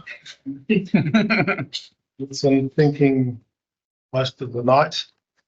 I've probably got a slightly different version of things. Not of everyone else, actually.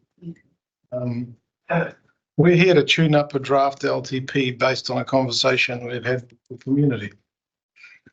In October of last year, about a period of 1.5 hours, 364 unassociated, highly motivated individuals, ratepayers, turned up on the doorstep to sign a petition.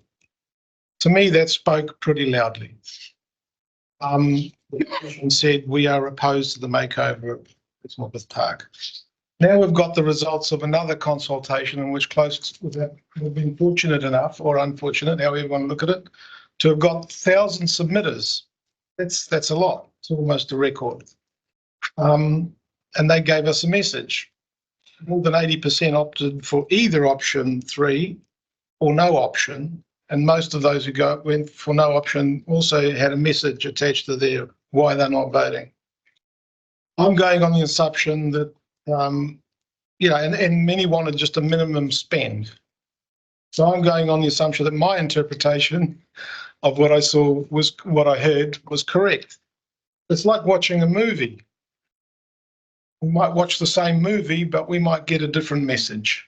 Or reading a John Donne poem, where we're still debating to this day what it actually meant. So it's not so easy to come away. The data is one thing, the interpretation is another thing.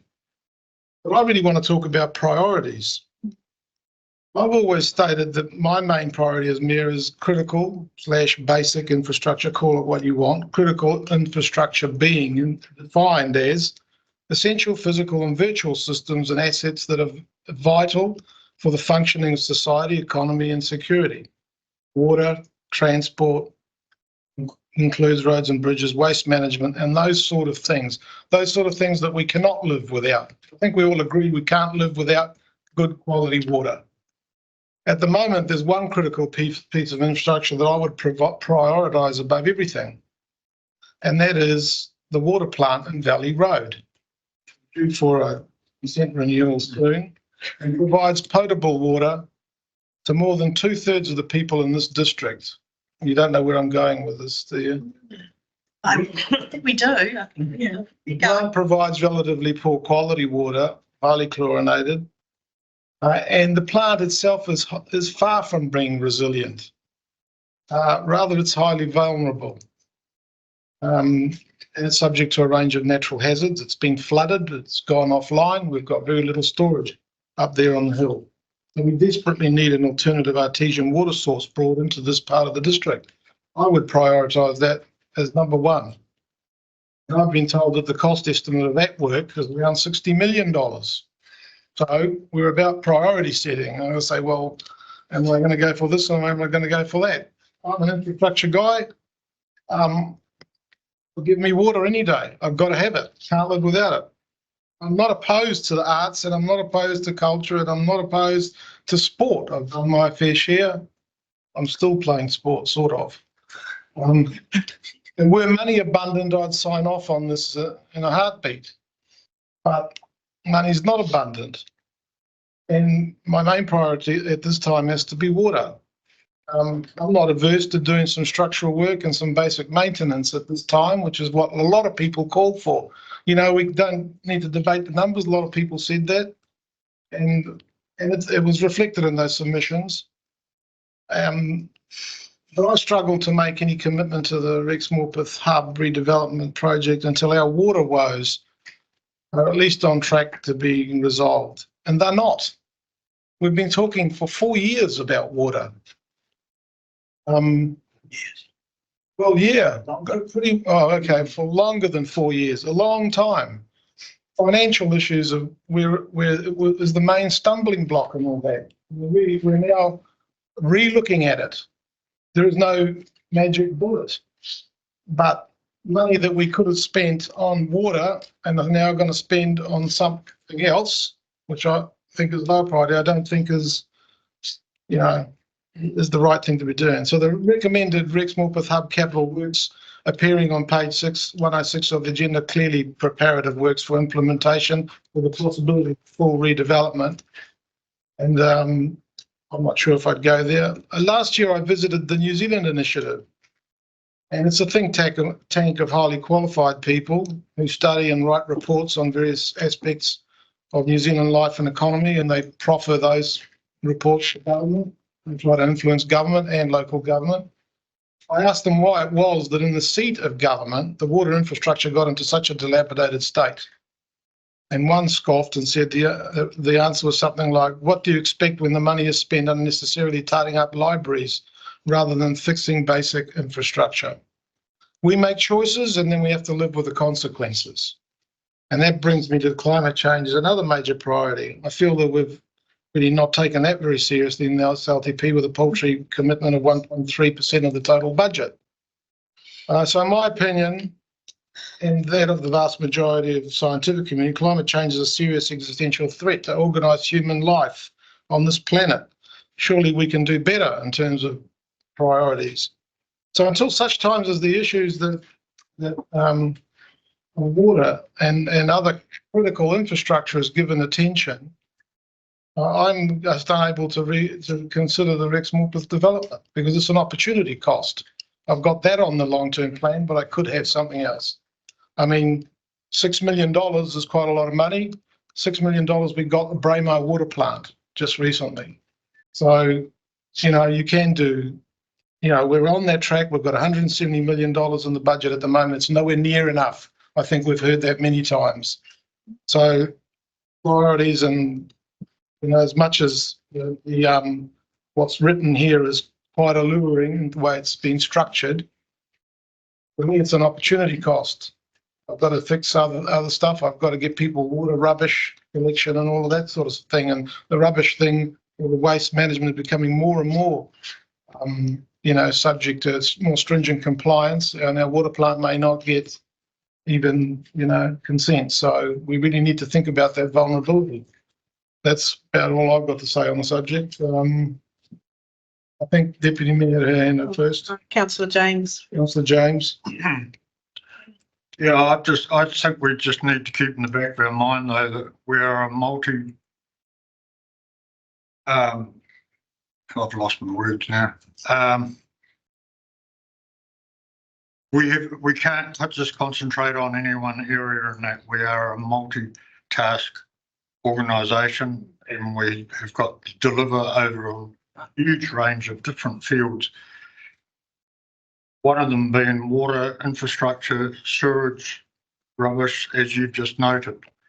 But we have also got to continue to be multitasking on a lot of other projects in town as well.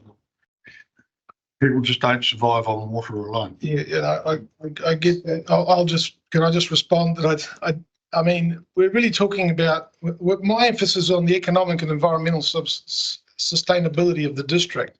And sustainability means that the current generations can get what they need without compromising future generations. So if we don't get that stuff, sorted, the future generations are going to be in trouble. Deputy Mayor. Yeah, really it was just kind of following on is that there's a picture being painted that it's an either or an or.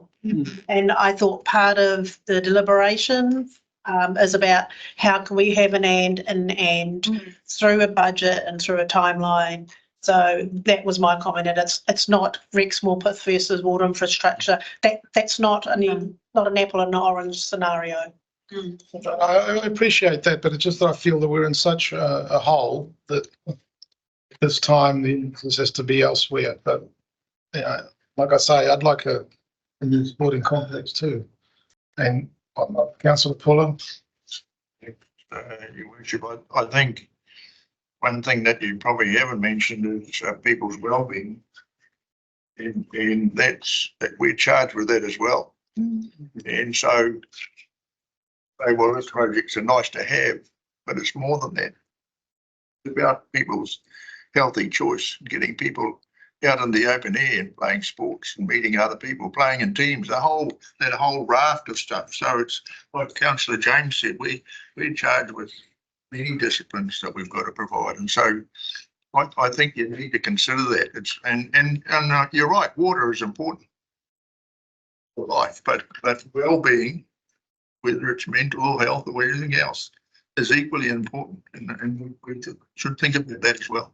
Well, I thought quite hard about, I've mentioned economic and environmental sustainability, but we know that there is the other two well-beings, which are the social and the cultural. We know that, but like I say, this is about predilections, and where you make a choice on priorities. So I prioritise the environmental and financial, and the decision I have to make. We will all make our own calls on that. But yeah. What are you going to respond to each comment? No, I wasn't. Seems a little bit unfair.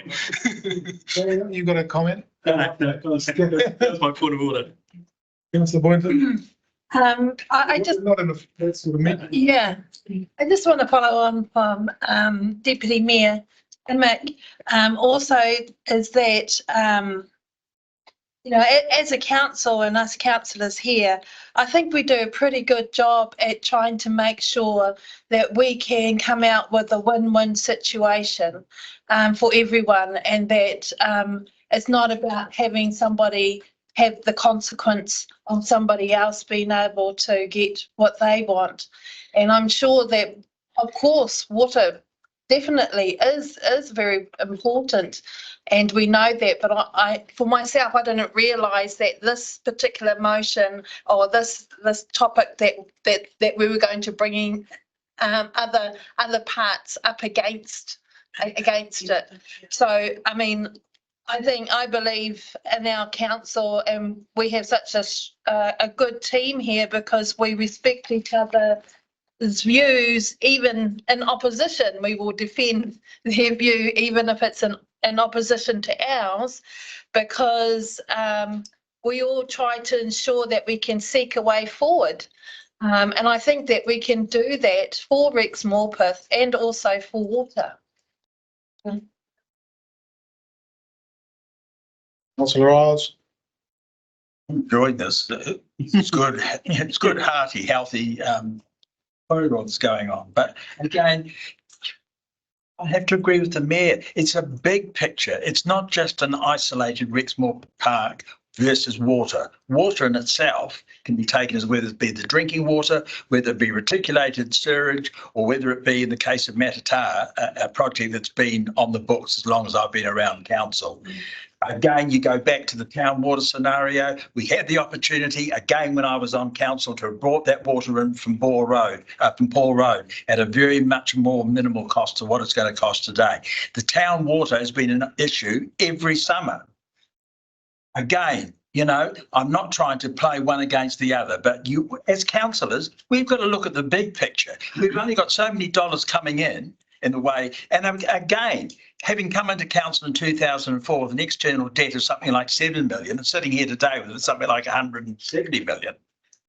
You know, you've got to ask yourself, there has to come that time, and that time has come in this LTP submission round. We've heard from so many families, not only high deprivation, not pensioners, but middle income. Yeah. We've got families that have actually taken out their house loans and are now confronted with a higher interest rate. We've got high deprivation areas that have been struggling to put food on the table, to get transport, to get into town.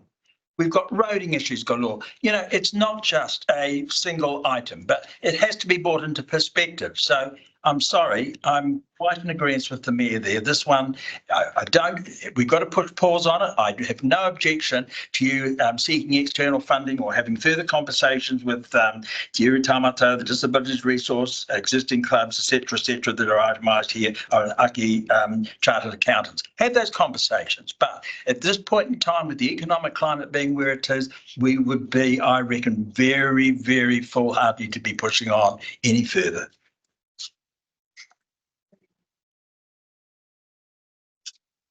But your worship, if I may, councillor Isles, you can't have those conversations if we haven't got the project there. You just put the project out for consultation. We've got an indication. Put it in, so we can have those conversations, I think. You know, the funding conversations. Charles. Well, I would argue that we are pressing pause, actually. We're talking about doing the most essential work and a little bit of planning. We're talking about pausing the overall redevelopment and putting that decision out to the next LTP. It's got to be there because, as Councillor Apollo has said, you've got to have something there to even be able to approach external funders, including central government. They've got to see it in your long-term plan. Otherwise, they don't, just to demonstrate that it's there. But we are pressing pause. I mean, that's the whole thing. And the other thing I'd say is that in terms of water, it's not like we're not investing in water. You know, our general manager of infrastructure has come to us, talked through really clearly what are the urgent things that we need to do in terms of water infrastructure. That's funded in the LTP. So I think it would be misleading to say that we're not actually giving the importance to the water that's needed. It's not the full kind of everything package. That's right, because that's unaffordable. But the cost of this is what we're talking about. The cost for the next 3 years for this is insignificant. It would make no difference. We could can this, and it would make no difference to the budget for water because the amount we're talking about is insignificant in comparison. About to respond to that, Councillor Tenchos, or? Chair. No, I didn't say that we weren't spending money on water. I said we were spending $170 million and it's nowhere near enough. I also said that for as long as we've been debating Rex Morpeth Park, or even before, we've been talking about that critical alternative water source for this town. It's not even on the LTP, if I'm not mistaken. Yeah. It's in the strategy, but there's no money put aside for it. So all I'm talking about is priorities. I'm not saying that this project doesn't have merit, and that of course I would like it too. Anyway, I guess I've already covered that. Point of order. I wasn't sure if was there a rule about introducing new items to the LTP? No. What way? Well, like the water plant that you're talking about. Well, I'm not even saying to introduce it. I'm just pointing out that it's not there at the moment. I don't know whether we could introduce an item. I haven't thought about that, but I'm just saying it's an opportunity cost that we're here on this one where we could be doing. If you replace this with a water pipe, then I would. But that's just me. So I just want to get clarification. So if it's not on the plan, but we can the Rex Morpeth because we don't have water, even though we can't do that water planning, how is that helping the LTP? I'm not sure if we can change it at the moment. I mean, you'll have to ask the. I'm just asking because you pulled it up. Yeah. Sorry, with respect, I think Councillor Poynton it's not so much about the water plant itself, it's about the process by which we have a debate and how you can discuss trade-offs and if you discuss, that's my understanding, Councillor Poynton, is that what you're asking? Yeah, well, I'm trying to see where we could get to the point of being an and, but if the water thing is not able to even come onto the field As an and? So in this current plan, you have a program of works of $170 million, which was prioritised through the infrastructure investment strategy that you've gone through as a council, you've approved the draft and you've approved the work program of priorities against that draft. I'm just trying to understand that why should, why should, ask the mayor, why should we not support Rex Morpeth Park? Is it because the water wasn't supported? Yeah, I mean, it's because I think that there are more worthy things to be doing, that's all. But I don't know if you actually can put it on the plan at this late stage anyway. I don't think it's the thing that's holding us back from that water project. The problem is the options. We're looking for options and the way. Okay, so it's in the investment strategy, as I understand it, looking at Bevan, here's not, so the work is underway to investigate the options for an alternative water supply, and that will be done through this period of time. Okay, so it is. Yeah, part of the plan. Okay, thank you. I don't know if it's helpful or not, but section 4.7 of the report does do kind of other suggestions from the community, other requests and so on. So we do have a space within these 3 days to specifically address any kind of other things that have come up that haven't yet been factored in. And you will have to make a decision as a group about whether or not you kind of want to consider those as a whole or in isolation. So there is that time as well to bring in any new topic. Councillor Isles? And again, though, the bottom line is whatever direction we're going, we're looking at spending, it's the bottom line of the rate demand. It's the cost that it's going to be on the ratepayer. So that's something that, you know, whether we're talking about water, whether we're talking about reticulated sewage, rubbish collection, whatever, it's that bottom line that surely to goodness, we as councillors will have to be carefully deliberating for the next 3 days is to have that rate percentage that we are going to arrive at. In other words, the bottom line of the ratepayer.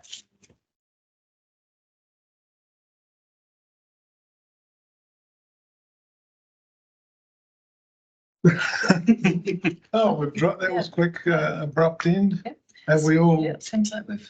We could have show of hands. A show of hands. I think everybody said their piece, my friend. We need to do a show of hands. Let's be very clear about that. Show of hands. Would you like to do a show of hands? Yes. Yeah, okay. Show of hands for Indicative. show of hands for this recommendation. Can I have an So you indicative? want those in favour? Yeah.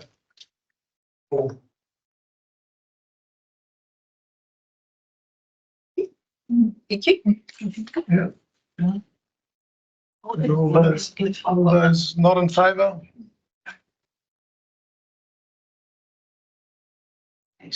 Very good play.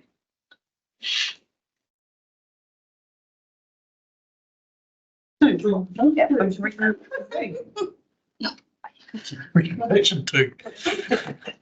Question 2 from. We knew that one was going to be the big Yeah, one. no, well. Yep. Question 2 seems fairly straightforward by comparison. So does somebody want to kick that one off? I think with, in light of the new information that has been received, that we should support the recommendation of no curbside food waste collection through 24/34 LTP, and it will save the $35 to $40 per week. So I think it's a bit of a no-brainer. So, don't know if there's too much more discussion, but Discussion on that one? Councillor Fuller? I think just following on from that, Your Worship, the new information was that it's not big. So we don't have to. Yeah, it is a no-brainer, yeah. So I support that. I mean, in the long run, this discussion will happen again sometime, but now I guess it's on the big. So do I take it over 100% show of hands? the hands for All those in favour? that's 11. I'll make one point. I agree with the recommendation, but just recognising that food waste in the waste stream is a really significant issue. Yeah, that's what I was trying to say was that this will come back. Yeah. It's up Yeah, the recommendation includes considering a rerun of the subsidised home composting solutions. And I support that, and I'd also support Nigel to keep exploring other options for getting. I mean, once upon a time when we were doing waste management consisted of digging a hole and chucking everything in the ground. Now that's a mixture of waste streams all go in one hole, and you know that that's not viable anymore. It's not going to wash. So we're starting to talk about separating waste stream by waste stream. But food is an individual waste stream, green waste and all plastic and so on and so forth. I don't know where it all ends, but well, that was quick. Your Worship, what we've got to focus on, I think, is educating people to do this. Yes. And that's it. And there were many good comments about that in Challenge. the submissions, and you know the public gone to it. Some people said, well, they should just all be composting, and we do have that composting program running, so that's a pretty good thing, and I think it was quite successful for all those years. So we're on to question 3. Closing the Just before we move on to that, I also heard a suggested addition to the indicative resolution to direct staff to keep exploring other strategies to reduce waste. Is that important to capture? Speak up, please. Yeah. There was an additional suggestion to add to what's in the recommendation at the moment, to direct staff to keep exploring other strategies to keep waste down. always, I would say. Waste down. Yeah. So should we include that in the indicative? Yeah, absolutely, yeah. Why not? Councillor Boynton. I just wanted to ask Lainey, Jenny was saying that would save $35 to, It's not per week and it's not in year 1. oh, yeah. Yeah. Sorry, no, sorry, I didn't mean to imply. Sorry, I didn't mean to imply it was year 1. sorry, I should have said councillor then. But yeah, I was just wanting to clarify how much that would save ratepayers by not having to do that. Couple minutes just to. A bit. Well, It's not significant, but The food waste FOGO recommended option was about $40 addition annually in 2027.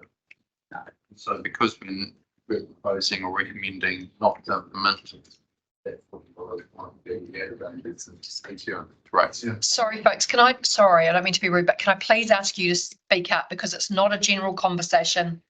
Public speaking, we've got people down the back who can't hear. So please, Bevan, can you use your big surfing voice? So the recommended option through consultation was FOGO, which is the collection of green waste and food waste together, to be implemented in 2027. We had an estimate budget of around $40 per household per annum. So now that we're recommending not to proceed with that, that'll be $40 that won't be added to rates in 2027. Okay. To answer the question, that's slightly below 1% impact. Good. Every little bit helps. yes, But not this year. But not this year. Not this year. Other years. it was in 2027. 27. Great, thank you. Councillor Puller. So just following on from there, the wasting's quite a big subject, and going to be increasing in cost, isn't it, to come? So is that just part of that, or if it doesn't impact on the cost of us taking it to? This doesn't impact on the costs that we're currently facing around where our waste streams go. We'll do in the future, and it could do depending on a stroke of pen within Parliament around legislating a food waste collection. So, you know, we'll always need to keep our eye on Wellington and keep an eye on what's happening.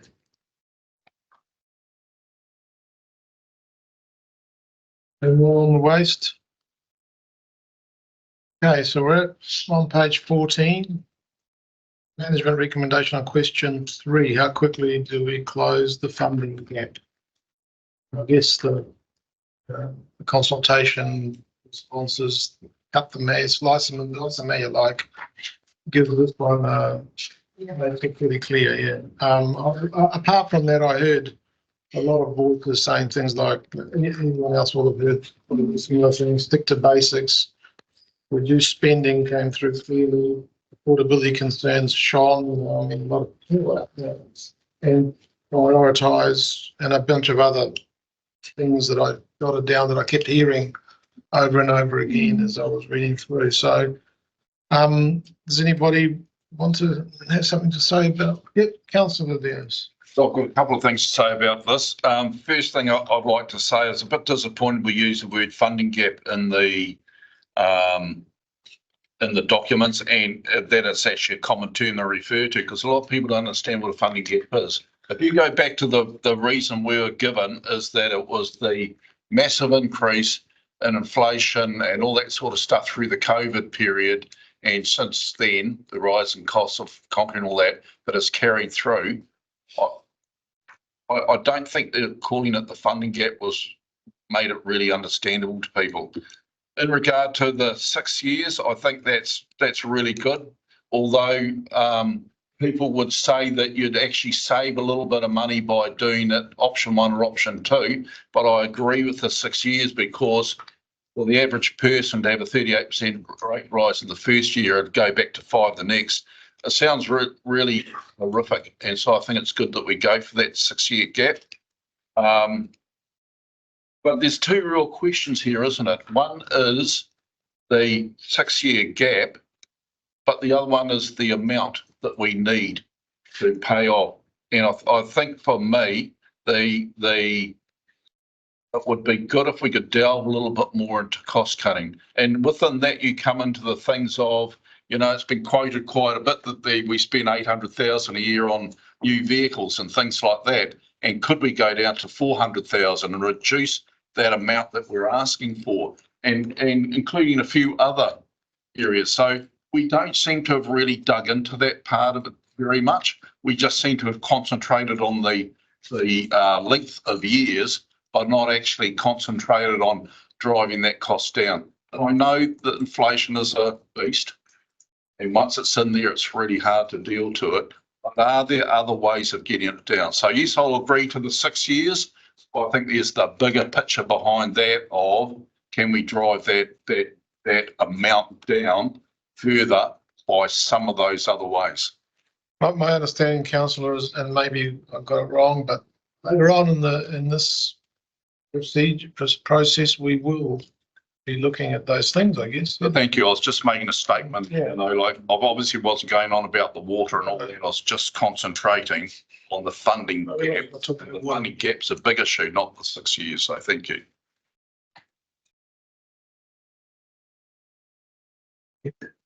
Paul? If I may, we should just comment on the vehicle thing, and that's, I guess, a big number, but there's an optimum time to change. If you hold on it for longer, get less value in your trade. So I think that's important to realise that as well. We just can't say, oh, well, we'll cut it in half. I think there's more to that, Councillor. Thank you, Mr. Puller. I totally understand all that. But I do know myself, I keep my cars a lot longer than that without having to pay extra maintenance. I also understand that people are struggling to put 3 meals a day on the table, struggling to see why we'd spend that much money on new cars. I just think we need to keep the whole thing in perspective. I respect that, but we're a big organisation, and the big picture stuff needs to. Been some very poor people out there. Thank you. Deputy Mayor. Thank you, Your Worship. I'd just like to agree with Councillor Dennis in that there was a bit of confusion with this question with the word funding gap. And I think if we'd rephrased it to something like cost of living and operational expenses, example, insurance and roading materials, this would have made that a little bit clearer, because people thought we'd mismanaged our our financial systems, and that wasn't really the case. It was, that just like households and business have had all these increases, so have ourselves. And I don't know if that was clear, came across clear enough, because once people could understand that, if you're talking to them, that would actually go, oh, okay, yeah, fair enough. So I guess Lesson learned. I got the impression that most people got it. Could you speak up, please? I got the impression that most people got it, but that was not the impression I got. Anyway.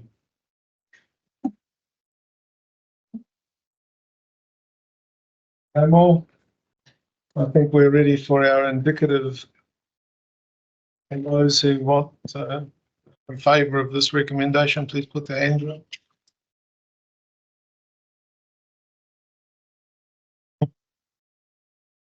And just as well, we didn't get 12. Exactly. Somebody to be sitting in that shouldn't be. If you can just keep your voice elevated. Yeah, sorry. Rude for people not cross chat. Management recommendation number 4, on question 4. How should we distribute rates? Councillor Puller.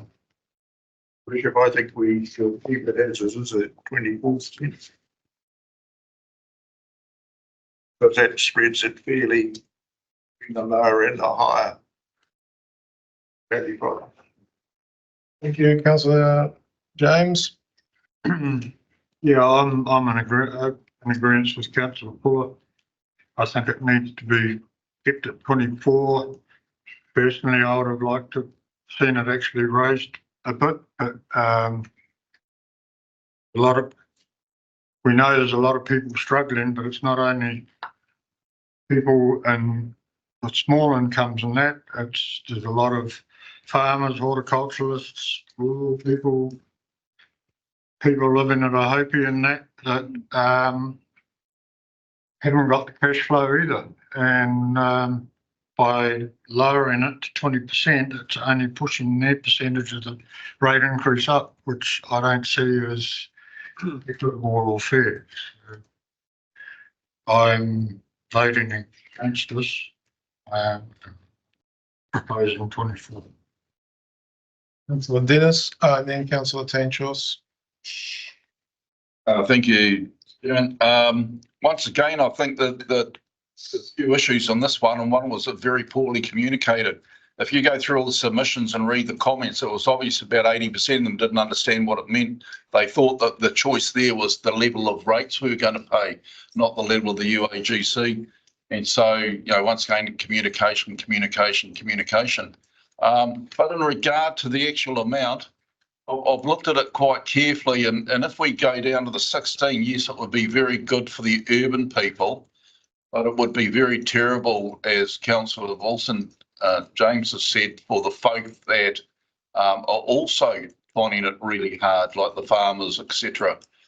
And I'm mindful that last LTP, we brought it from 28 down to 24, and you just can't keep dropping it and punishing people. Now, I understand that one of the reasons that Tauranga councillors dropped their rates to 7% in 23 is they've massively increased that type and absolutely smashed the business owners. But I think you find there's a lot more business owners who have a lot more clientele in Tauranga, massive amount of business up there compared to down here. And we're only a little rural service centre. So I think that we set it at 24% 3 years ago, and I think we need to stop playing with it. So my agreement to stay at 24%. Yeah, thank you. First of all, I think there was a lot of confusion about this question. I mean, we all had a look at the consultation document before it went out, so we could have had an opportunity to amend it. And I think the problem was that the UAGC is a really complex piece of tax mechanism that even around the table, it takes a little while to get our heads around. So to expect the public to understand it with just a brief paper in a consultation document, I think is always going to be a challenge. So I think there's always an inevitability that there will be confusion about this. Having said that, some people did understand the question really clearly, and their comments indicated that they understood the impact and the implications of change in the UAGC. Having said that, I think probably our decision shouldn't be based so much on the weight of numbers, but on what we in principle think is the right thing to do. Myself, I'm supporting a 16% UAGC. And the reason why is because for me, the UAGC is essentially a flat tax. It's just like GST is. It's a flat tax and it's regressive in that it disproportionately impacts people who have low assets. So people who have low value assets pay proportionally more, and people who have high value assets pay proportionally less under a high UAGC. So my argument is that by reducing the UAGC, we actually make it so that people with low value assets pay proportionately less. I recognise there's an issue around people can have high asset value and low income streams. I accept that. That's the problem with the rating system. The rating system is an asset tax, not an income tax, and that's just what it is, and that's what we've got to live with. Having said that, I still think we should be trying to make the spread the burden as equitably as possible. And the last thing I'm going to say, because it was brought up by other speakers, was around farmers, and I saw one of the local dairy farmers sent me their rates bill, and I was horrified at the size of it. To be honest, it was huge. I had no idea it was that high. And the bulk of that was the regional council tax. It's to do with the flood protection schemes on the Rangitaiki Plains, and their district council tax bill was, less than a quarter of their overall. Sorry, the district council rates bill was less than a quarter of their overall rates bill. So that's the other thing I'd put in perspective as well. Councillor Jukes. Thank you, Your Worship. I agree with the previous speakers, John Wilson and Gavin. I believe that it needs to stay at 24%. I disagree with you, Councillor Tantros. I don't think that you can assume that higher value properties don't necessarily equate to higher disposable incomes. And this is going to particularly affect retirees and people who are on a pension, who may well have a higher value property because they probably bought it so many years ago and it has increased in value. And you also mentioned about equity. I mean, this, by putting more on a higher value property, to me, it's far less equitable solution by lowering the UAGC, and so disproportionately puts it onto the horticulture and farmers who have significantly high value properties and are less likely to use the services than others. So I just can't support even the recommendation, and I would actually like to move that the recommendation actually be changed to option 3, 24% UAGC at the appropriate time. At the appropriate time. Thank you, Your Worship. Anyone else? Councillor Rangiako, you got a view? I have a view of the confused submitters to the question.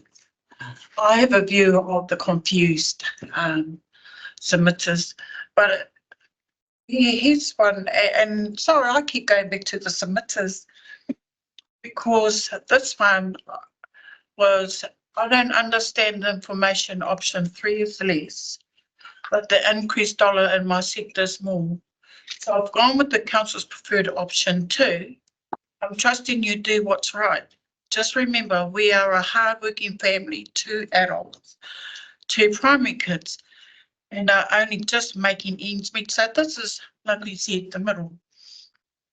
I understand everyone, including council costs, have increased, so please spend it wisely across the board and not just on pet projects. We need a new bridge first and foremost that will benefit the whole community, and yes, you are going to do this, and we all know it will probably run over time and cost, and I'd rather pay the extra to this. So although the option 2 seems to me to be the middle ground of the 3 options put into that, but I think I was really to hear a hardworking family also struggle. I have to make a decision. I took the recommendations of what's been put forward. Thank you.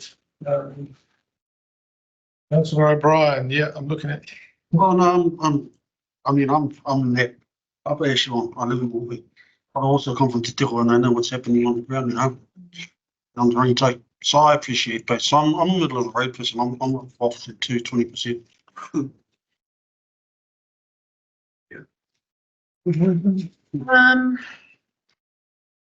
I think I'm probably similar to councillor Rangiaho and councillor O'Brien is more going for the middle road. I don't think I've ever been in the higher echelon. Might get there one day. I've usually been in the lower part, and so I do understand what it's like to struggle. And the rationale that the staff put forward to me gave some kind of middle ground at 20%. And I did wonder for those who are farmers and also businesses, whether or not they have, do they have access to accountants or to avenues of being able to recover those costs in some way through the business? You still have to pay it. You still have to pay it. It's tax deductible. It just comes, it's just an expense in your accounts. You still have to pay it. I mean, it may slightly reduce tax you ultimately pay, but You still have to have the you cash still on have to hand. have the cash to pay it. Yeah. Okay. So, thank you. That's sort of where I was sitting in the middle. Councillor Isles? Yeah, well, again, I'd go with the staff option, option 2.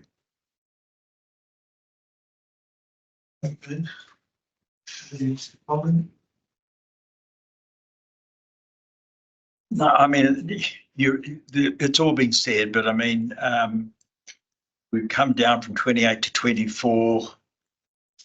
Again, just looking at how it equates out over option 2. Appreciate Nando's reasoning for option 3 as well, but I just, feel just for some sort of evenness across the whole district, I would stay with option 2. Then I'd be swayed more towards option 1 if I was going to move from option 2. Yeah, I've been struggling with the status quo or, the preferred option of 20%.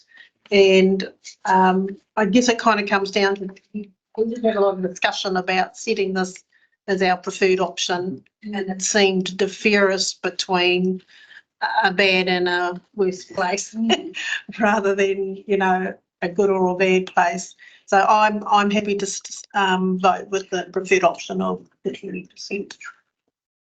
Councillor, it leaves me, but I guess I don't have. Yeah, well, anyway. Well, look, we're talking about tax here, and I think there's no fair system. I guess I'm inclined towards in that direction of Councillor Tanchos, but maybe going from 24 to 16 is a bit too much for me at the moment. Our national tax system taxes income, it taxes people's work. It's like penalising people for working. It doesn't really tax assets very well, and it doesn't tax capital gains. And as a result, we've got wealth disparity in this country, which is just keeps increasing. Our system of rating, which is a tax, rates people on assets. So it's the opposite end of the. I don't know what fairest system. I spend my time scratching my head as to what the fairest system actually means. It's not an easy one to resolve, but I think I'm prepared to go to the middle ground at the moment.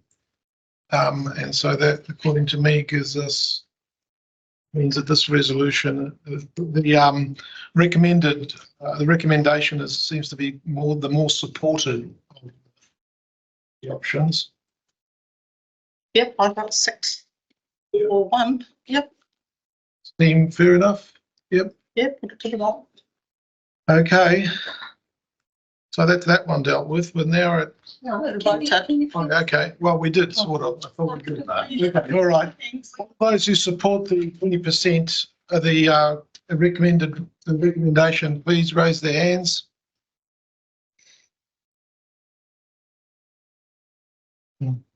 I was counting, anyway.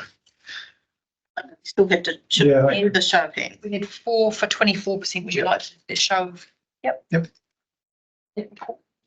A few. You, 24, Four just for- against that motion, It's that motion. You would have twice. against that motion, so that's 24 and 16. To be clear, if it came to a vote, I'd support 20 because obviously 16 is not going to fly. so who supports the recommendation? That's what I- 20. so we- Yeah, I would, but yeah. Yeah, okay, so we, Okay. I should note the recommendation does also include that note about a rating review. So there is a widening project. I'd like to vote call it against it.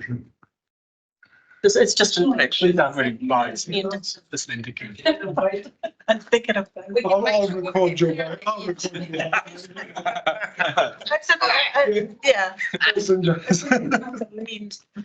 vote. So, Your Worship, I just wanted to ask the staff about the review. Is the review cost already budgeted for?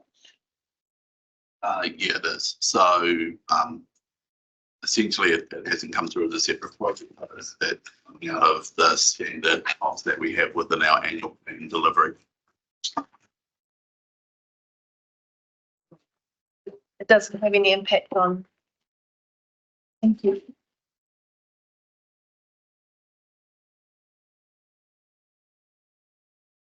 All right, we're on pages 14 and 15 and with governance, the 4.3.1 item.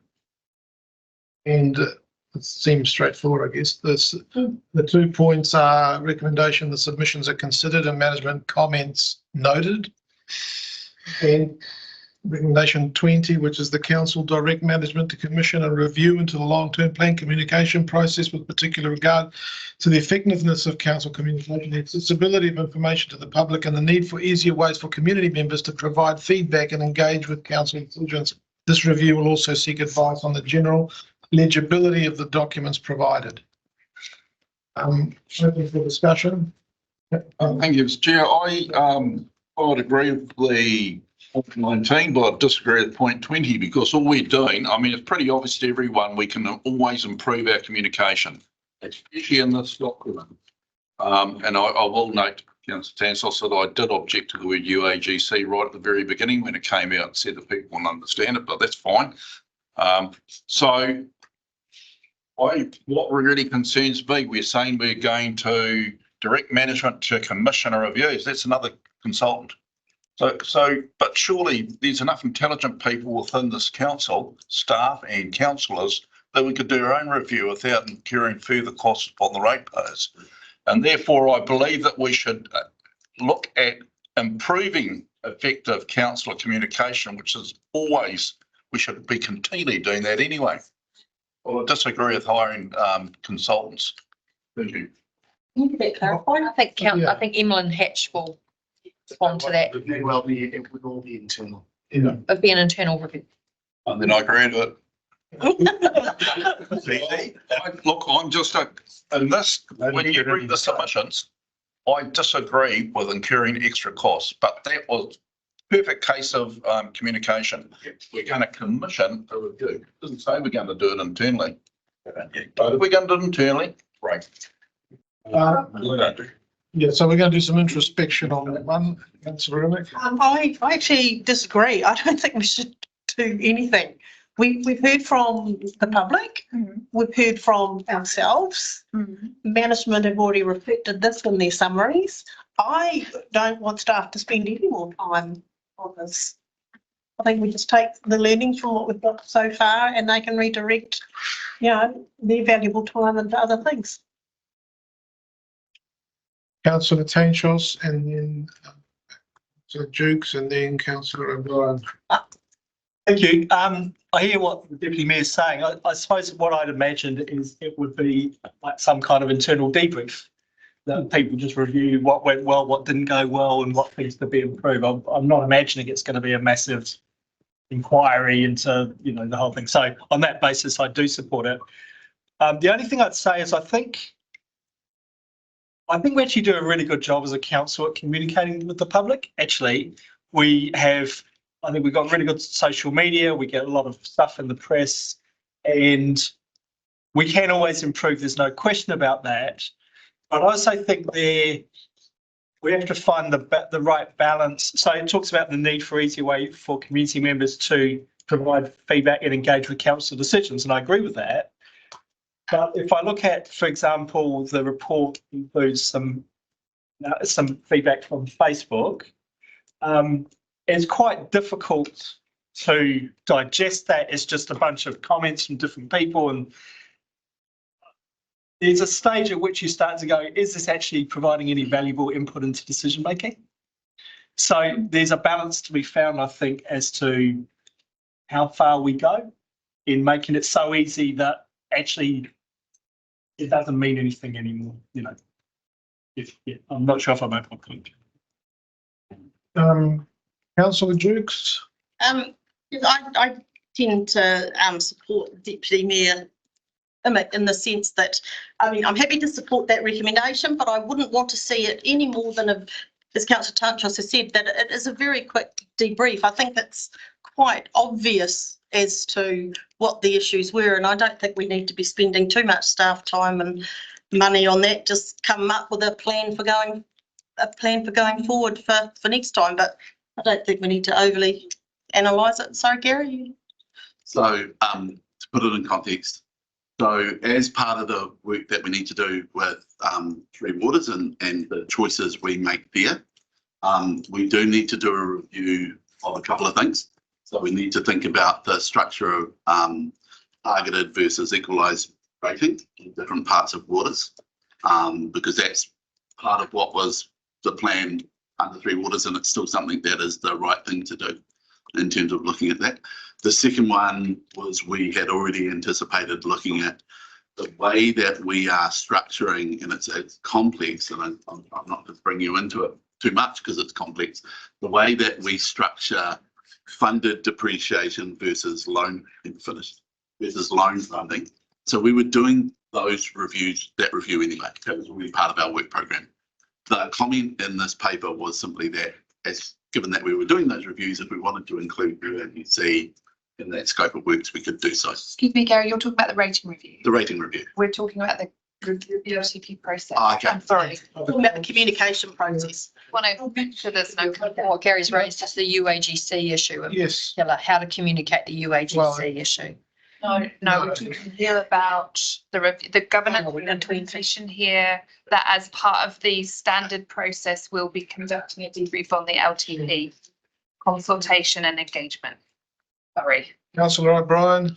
Yeah, I mean, there's always room for improvement. And, having a look at ourselves and having a look, we should have another look at that consultation document, make it ourselves, the UNGC should be, explained, I guess, a little better, in those terms possibly, well, people so they can fully understand what. But, I mean, it's a debrief, and there's always room for improvement. Councillor Boynton? Oh, I think I'm supportive of a review around the communication, but also too, I would like to see more resource or plan also come out of that around civics education or basic explanation or some kind of program that informs people so that they are fully aware of what goes on in council. That's my comment really, because there was a lot of misinterpretation that people had. And yeah, we had an example where some thought we were going to China, but it's just the way that it's communicated, but also too, it's making sure that people know what it is that they've been communicated with. Thank you. All right, councillor Riles. Good one. Just harking back to Nandor pulling me up on the pie chart. With regard, no. This is coming back to communication and what have you. Nandor says quite categorically that I'm wrong, that 40%. And the thing is no or other responses. So again, if it needs further clarification, Andrew, I would say that should be in the review, but I read it as black and white, definite no or other response. But anyway, what is? Thank you, Mr. Chairman. Look, I think within some of the submissions, there's some really good suggestions, and I like that concept of town hall meetings, whether we have it once a month or anything like that, for the duration that people can come in. Obviously, eventually people are going to give up and say, yeah, no, we've heard enough. But it would be part of the education system to educate people how we do things. But I actually like that idea, and maybe we should explore it a bit as part of our whole communication review. Yeah, I mean, we're a fairly big operation, and the organisation of this size should have the continuous improvement ethos built in. So I think we all do it to ourselves. We say, what could I have done better? What could I have done worse? It's always good to look at things with hindsight. And the UAGC thing that we just referred to before is always going to be sticky. There are difficult concepts here.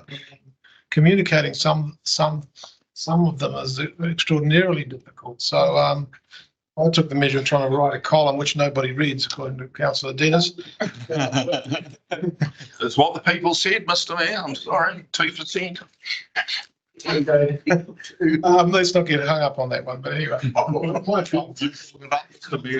No, but you know, we had the opportunity, as Councillor Fanshawe said, to really put our eyes over that, and we probably didn't think hard enough about it. I only realised a bit late because one of the audience called me and said, "What the hell is this UAGC thing?" And then I thought, how am I going to explain it? So I tried to explain it, and I had to run it through our CFO to make sure I had got it right. So there are things that the staff should not be kicking themselves about any of this, and it's always good to do a bit of introspection. And I think go ahead and do get in a room and see what you can do better for an afternoon. Nothing wrong with that. Yeah.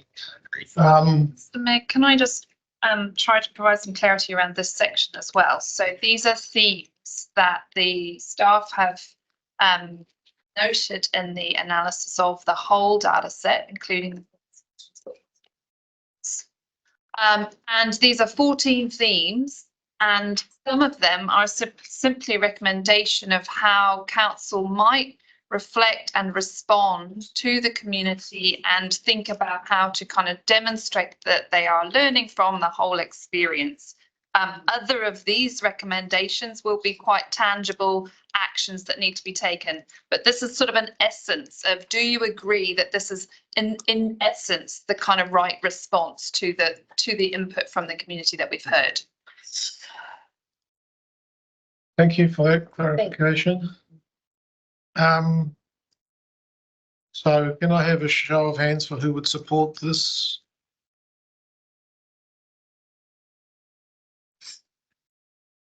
Unanimous. No. Next to we voted against. Yeah, Andrew. Yeah, Andrew. Look at Andrew. Quiet and keep seats, please. Okay, so we're done. We'll dispense with that. We're at the on pages 14 to 15, management recommendations on key themes. We have a set of recommendations there, and I'll open it up to the Page 15. yeah, Recommendations. 3.2 financial. Yeah. Open to the floor. Sorry, I've moved my mouse. Wrong one. Just moving on through the reports, I mean. Yeah, we'll do this one and then we'll stop for lunch. Okay, so let's put this is up for discussion, Councillor Fanshawe. I'll just say that I think Laney's clarification was helpful in terms of looking at one like this, where there's no kind of, I mean, this is just the processes that we go through. Yeah. Financial oversight. but just being clear that we can respond that this is how we do it. And just to point out that this is just a summary of the appendix, which has a much more thorough kind of rationale that underpins this recommendation.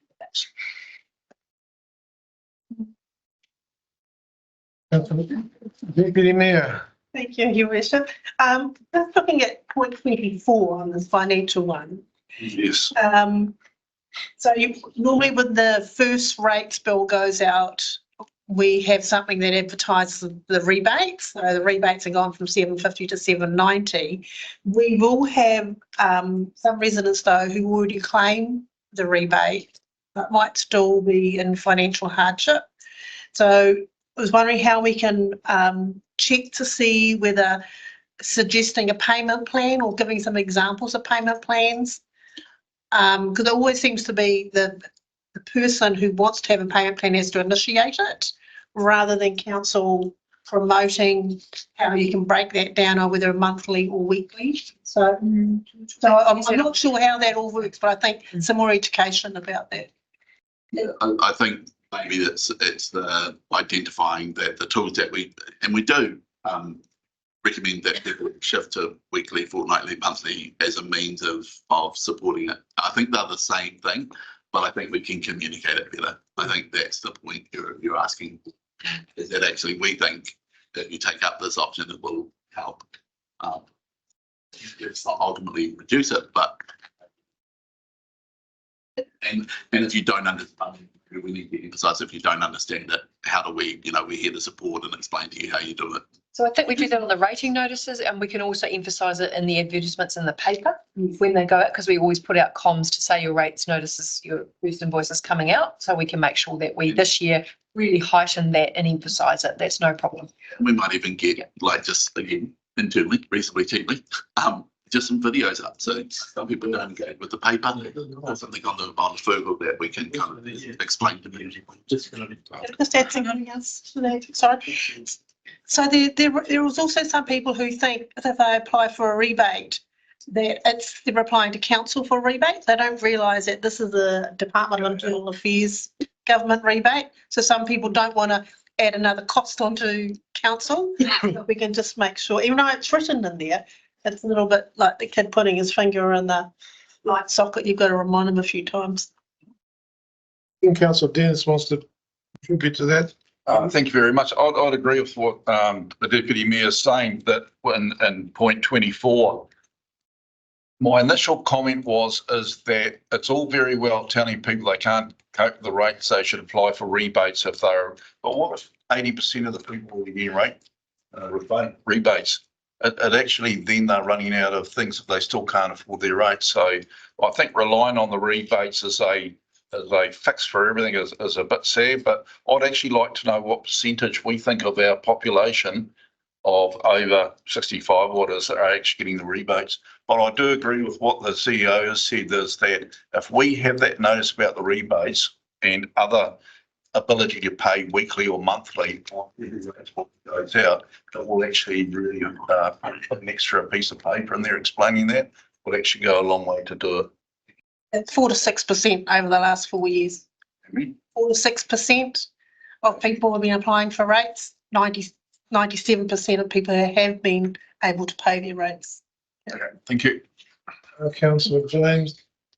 Just to go on from that, I mean, I don't know whether you're already doing it or not, but I think that confidentiality needs to be stressed to people as well, because most people have pride and they aren't always keen to sort of come forward. So if it's stressful. Hang on, John, then. Councillor Puller. I think Your Worship, just I agree with the recommendation. The question I had, and it's we're talking about percentages now. Do you have an indication of what percentage of rate take we get? So we. Lots of numbers in my. Just a quick number, Gary. I think. Say 97. Mayor's just said Analysis over the last 6 years, and 97% of people have been able to pay their rates. Afford their rates is a different question. And then 4 to 6% increase over the last 5 years. So more people are starting to apply, but not significantly. I'd like her analysis corroborated. Actually, she's on. I mean, one of the things Seriously. doing a piece of work on it, and I think you'll appreciate, is the current particular impact of financial situation. You know, it takes there's a lag point before we can see trends, but we are trying to monitor that as we go. So, but other than you, absolutely correct. Right. Yeah. Councillor Rangiaho.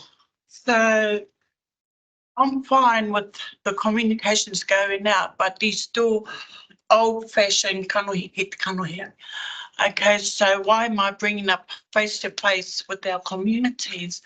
Bronwyn Fox sat over here and asked us to go and speak to budget advisors, you know, of what that thing looked like. So I spoke to a couple of budget advisors, and what was mentioned was around confidentiality and trust. So the question they had asked, what would be helpful to help these families, was if somebody from the rating team could come out and just have that conversation. They did ask me to organise, and I says no, because your clients actually trust you if it comes to confidentiality. So I would rather that you fellas will go back, and if you needed to arrange something, you know, then we could have that kanohi ki te kanohi. I do know inside of, I think Steph, you had mentioned it earlier too, we were looking at a mobile service or something, activating something, whether that was probably an avenue that could help support some of the families out in our more isolated areas. So if we're going to continue this work, not only just the videos and you know, the messaging's going out. Not everyone gets on the Facebook or visits our website, but they do go and get help. And sometimes it's just pride as well. And what I did learn from visiting our budget advisors was that sometimes whānau leaves it too late. But it's because of their whakama. So I think if we're going to talk about communicating to our ratepayers, do take into consideration there are organisations out there that may be able to help to convey that support over to our communities. Okay. Well, are there no further questions on this one? Good, then should I have a show of hands as to who would support this?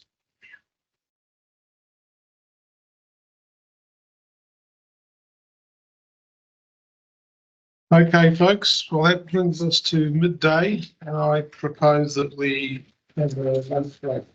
Right? Okay. So, how about 1 o'clock? 1 o'clock? Back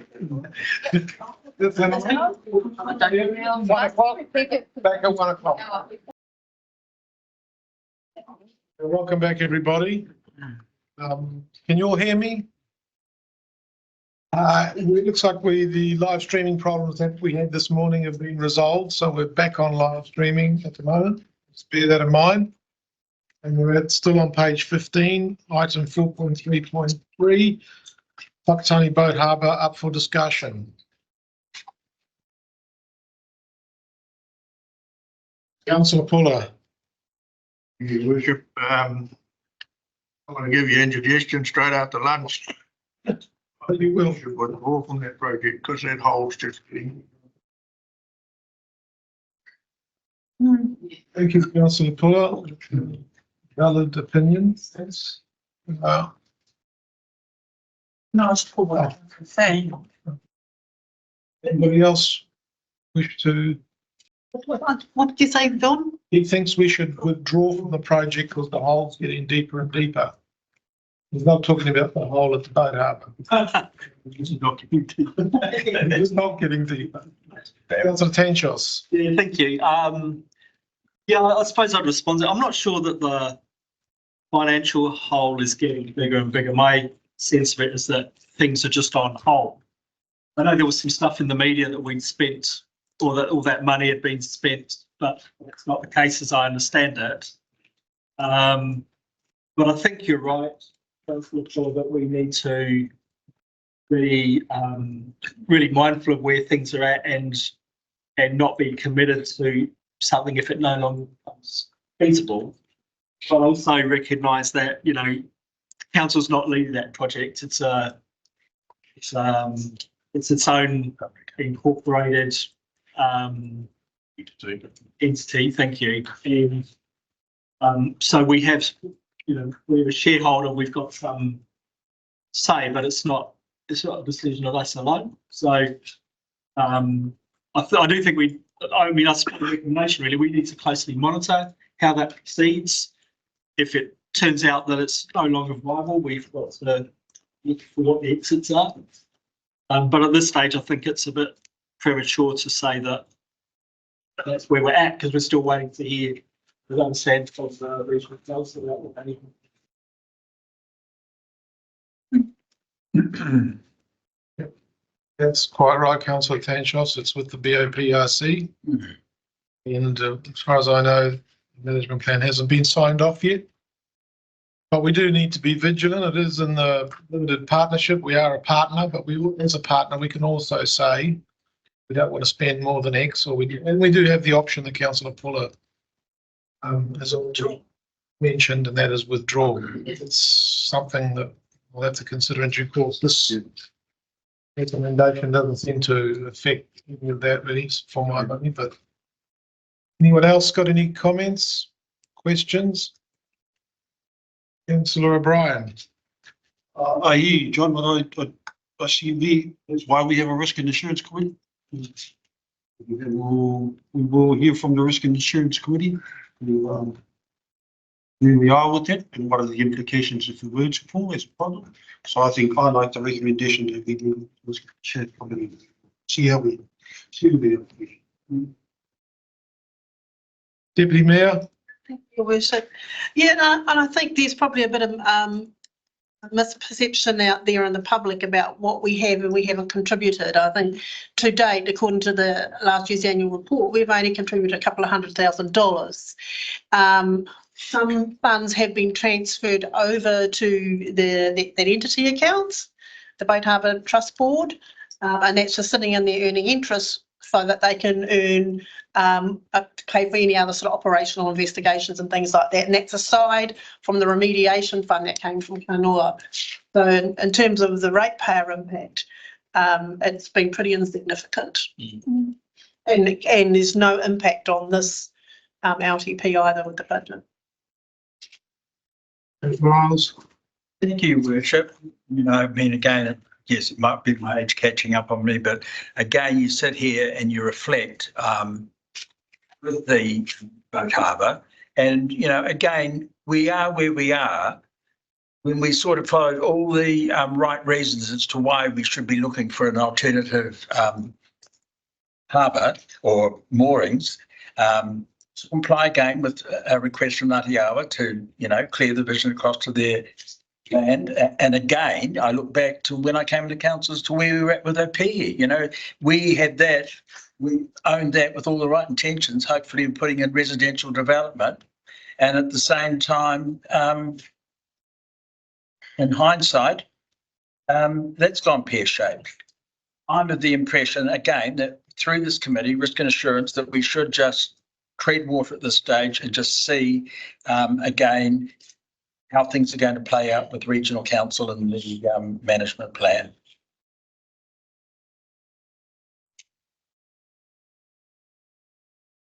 Dennis. John, I guess there's three issues here. One is if we follow through on the original intentions, it was a really good plan. And the idea was for commercial boats to get them out of the waterfront, the front of the wharf. And it was also to create employment, not for those that work there, but for training apprentices and things like that, and retain the big boat building in our district. So I really believe in that. But I think we also need to be conscious, that there's no effect on the rates. And at this stage, it's coming out of the Boat Harbour. And if we tread water carefully, if it starts costing us, we need to pull it with the off-ramp and get off, because I don't think the average ratepayer should support it. But as we say, it's in a separate entity and hopefully it will fly on its own. But the other thing we need to be cautious of too is the amount of comment in the 1,000 submissions we got, 1,074, whatever it was, that a lot of people were opposed to it. So once again, they're opposed to it because they didn't want it to come out of their rate. So once again, it's that communication issue. So at this stage, I'm not saying no, but I'm a bit like some of the others are saying, we have to be really, really cautious and we have to watch it every step of the way so it actually doesn't cost the ratepayers a cent. Thank you. Councillor James. Yeah, I think we're having this discussion a little bit early at the moment because it's only considered submission and we're closely monitoring.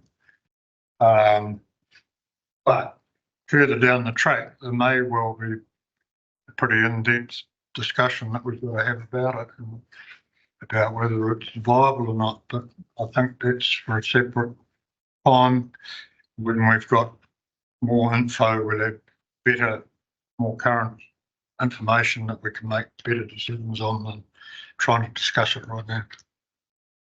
Yeah. I mean, that's the state of play, for better or for worse, for richer or for poorer. We are in this project, and I guess the time will come we have to make an assessment about what we're doing. But at the moment, it's in the hands of the PRC. Councillor Dukes? Thank you. Yes, I was just going to say basically what Councillor James has said. The current resource consent includes a site management plan for contamination, and I just think we need to get this information and wait and see till we get this information before we make any decisions. But yeah, I appreciate all the feedback we did receive on it, and I think we'll keep that in mind when we do come to make a decision. Yeah, as far as the resolution on the motion on the table, there's not a lot to say, really. Councillor Boynton? Yeah, I think I also support the sentiment that's been shared by my fellow colleagues around supporting the motion, supporting the recommendation to closely monitor, and also to ensure that it's, again, the communication, like Councillor Dennis has said, or something that wasn't in the LTP. A lot of people talked about it and commented on it in terms of the impact on our rates when it actually doesn't impact on the rates. But yes, I support the ability for us to monitor through the Risk and Insurance Committee.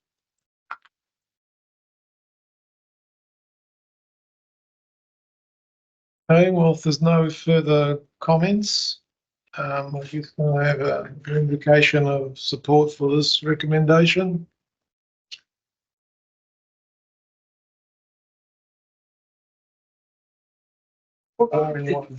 Discussions later on. Yeah. Meeting. Not really committing to anything. Yeah, that's right. Committing to conducting oversight.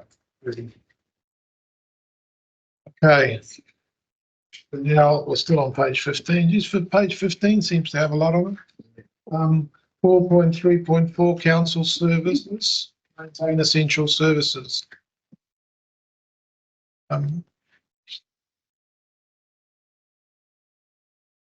Comments? Yes, thanks, Your Worship. Yeah, I'm interested, and I know we're talking months ago, different iterations of the long-term plan that we voted to maintain the status quo with our essential services.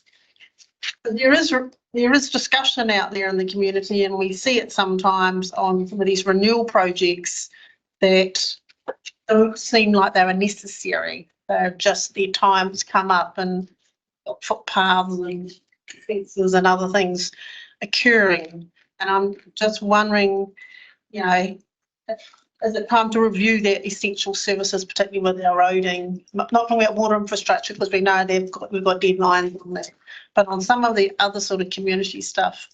Thank Not roads. Roads. Well, I don't know if that's other councillors feel the same. If no one else feels the same, that's fine. And I've had people mention it to me. I've observed it myself.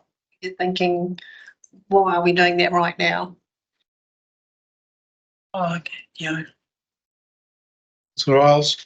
Well, I'll just reiterate what I said earlier this morning. I mean, as far as I'm concerned, that is our core business, and that's where, infrastructure, whether it be in the road, in footpaths, wastewater, free waters, whatever, that is our core business. So I really think, again, in this tougher economic climate, and with so much of the unknown ahead of us with regards to Three Waters, that we do have to, and with Matata in wind as well, that we really got to keep our ship, I guess, on an even course, and the nice to haves, yes, by all means, beautification, all for it. But again, we've got to keep it in perspective and to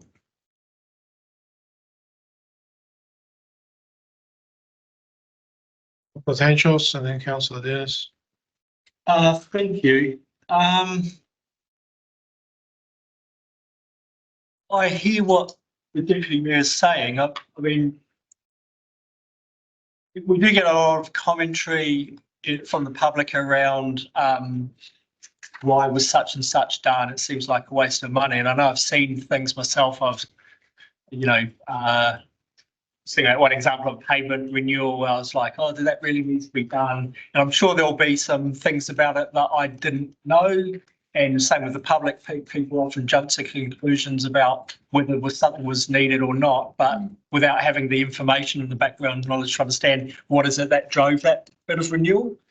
And I think we don't want to get too far down into operational stuff, but I think it is useful for us to now and then review the kind of criteria that we use for developing our prioritisation list. I think it's probably helpful. And I mean, we do spend a lot of money in the kind of the transportation area, and it may well be that there's because the budgets are so big, it's very difficult for us to evaluate as councillors, is that money being well spent? So it may be that at some stage a bit of a dive into that would be useful in a way that kind of doesn't get us into looking at every project on an operational basis, but just getting a broader governance picture of how that money's being spent and is it being spent well. Yeah, question. Yeah, as my colleagues just said, those conversations around how much do we sweat assets and things like that. We should have those conversations now and then and just make sure that we're on the track that we think is right. Councillor Dennis. So in a way, I kind of agree with you. I know that in some standards you say that every, say, 20 years to replace a footpath so you don't get to the stage where it deteriorates. But I think that every 20 years we should inspect the thing to see if it needs replacing and not necessarily do it. And sometimes I know that when they redo curb and channeling, it's because it's been so many years old, but I think we need to get to the stage where we inspect it to see if it needs doing. If it does do it, that's fine. And without really upsetting a few people, it's obviously the standard we've got now for the renewal is really evident in footpath-centric, but not in some of the outlying areas. Footpaths are shocking. But in that 2.27.0, it says the submissions are considered and the management comments are noticed. Where can I find those management comments, please? Yeah, page 127. It's 127. So I just do page 127 if you need. Okay. I'll leave it at that at the moment. Just a response, which is important to assure the public who are listening that we do have a very strong schedule of facility and asset management site visits to regularly monitor roading and Three Waters assets. I look at Glenn Cooper and Annalise in terms of their asset management, and indeed Georgina's facilities. And we're looking to, constantly improving our asset management capability, because that's the critical way in which we can maximise the use of assets, but also not sweat them past the point of what is prudent governance. I just want to assure the councillor that it may not be perfect, and there may be a week or a month that we might miss a visit for a various reason, but that we've got a very strong asset management system, which makes it incumbent on our staff to go and regularly monitor assets. Thank you for that, Chief Executive, but I will remind you that it's been a year and a half since I've tickled up the Edgecombe cobblestones, and there was an accident a month ago where who was in a wheelchair, had a raised cobblestone, flipped a wheelchair over backwards and jarred her spine, was in hospital for a while. So, you know, we can always say we're sweating the assets, but we tend to do very well in focus centric, but I notice in other areas outline, including the big pothole in front of the Maratā petrol station and the Edgecombe cobblestones and other places like that. And I know I've been promised they'll do it for the end of the financial year, but the end of the financial year is approaching really fast and nothing's happening. So we do need a bit of love spread around the place, even if we sweat the assets a bit more in the higher places and look after the others. Thank you. Thanks, Councillor Dennis. What's noted? Deputy Mayor. Thank you. And it also brings up being conscious that not all the services that are delivered by council staff, they're delivered by contractors. This is another bit of commentary that we receive out there. And I know it would be easy to say, okay, well, that would be another FTE to have a project supervisor. But some of the contract work, it's pretty obvious, you know, a month later that the quality deteriorated pretty quickly. So it's keeping our eyes over that as well.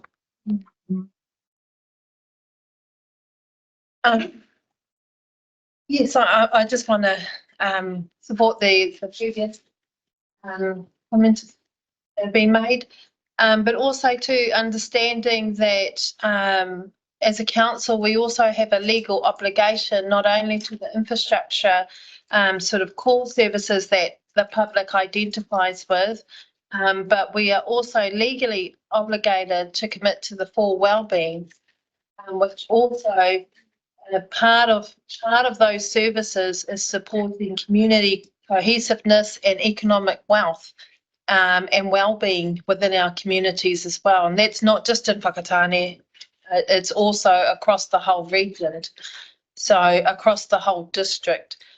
So part of that too, in support of what Gavin's identified is about the equity across our district as well, in terms of not just infrastructure, but also the well-being and community cohesiveness.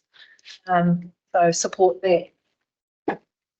I guess the submissions here, or the flavour of the submissions from what I can see in the summary is that, you know, the communities, or many people in the community are asking for a focus on core business or, you know, infrastructure focus. And so we come back to what the real mission of local government is. And at a time prior to 2000, it was mainly core business focused, core infrastructure, and then the core wellbeings came into effect in 2002.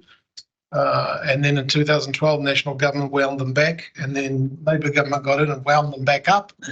And now we've got a national government, and we don't know what their position is, but it's likely that we'll try and do some trimming on the wellbeing side of things. But that was the discussion on what the purpose of local government is that went on for already quite a few years, and I guess it's going to start up all over again. In the meantime, I'm not sure where we're at. We're at the legislation we've got. Yeah. Yeah, until that legislation's changed, then yeah. Oh, any further comments? Councillor Isles? And I think Councillor's raised her hand. Oh, no, yeah. One step ahead. Okay, can I have an indication as to who supports this recommendation? Unanimous. Maratā wastewater. Page 15, 4.3.5 item. Management recommendations are there.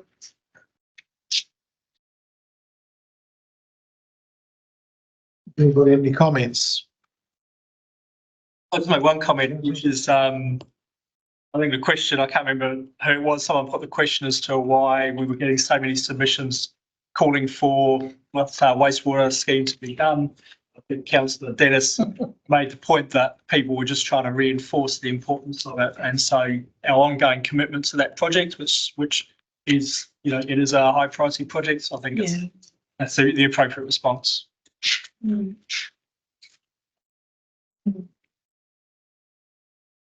you for that, Councillor Tansos. The earliest paper clipping I've seen, I think, is back in 1978 when they were looking at doing one. And it cost an incredible sum of $250,000. It was turned down because it's too expensive. So going on from there, I think what you're saying is right, is that we've tried several times to put one in and people just don't trust us anymore that we're going to get it across. So that's why people keep putting it in to reassert the issue of, you know, like walking around the streets in the morning and smelling the lovely smells, perfumes. And so, as you say, people are frustrated. They're getting more frustrated. Things are getting worse out there and they're just desperate to get it across the line. Thank you. Got you on the team now, Councillor. Pardon? We got you on the team now, Councillor. I've had a chance to recently really catch up on the latest technicals that were delivered on this, and I still have my questions. But at any rate, this is in the long-term plan already. There is an options analysis that's going to be done, and that will really define the level of investment that's required as to which option is ultimately chosen. So it's a big ticket item, and you know there could be one of 4 solutions or something, and that time for that will come. Any other Councillor James? Yeah, I feel that I'm happy with it as the recommendation as it is. For a town the size, village the size of Natakara, regardless of what comes through, they've got an obvious problem out there. Needs to should be getting addressed soon.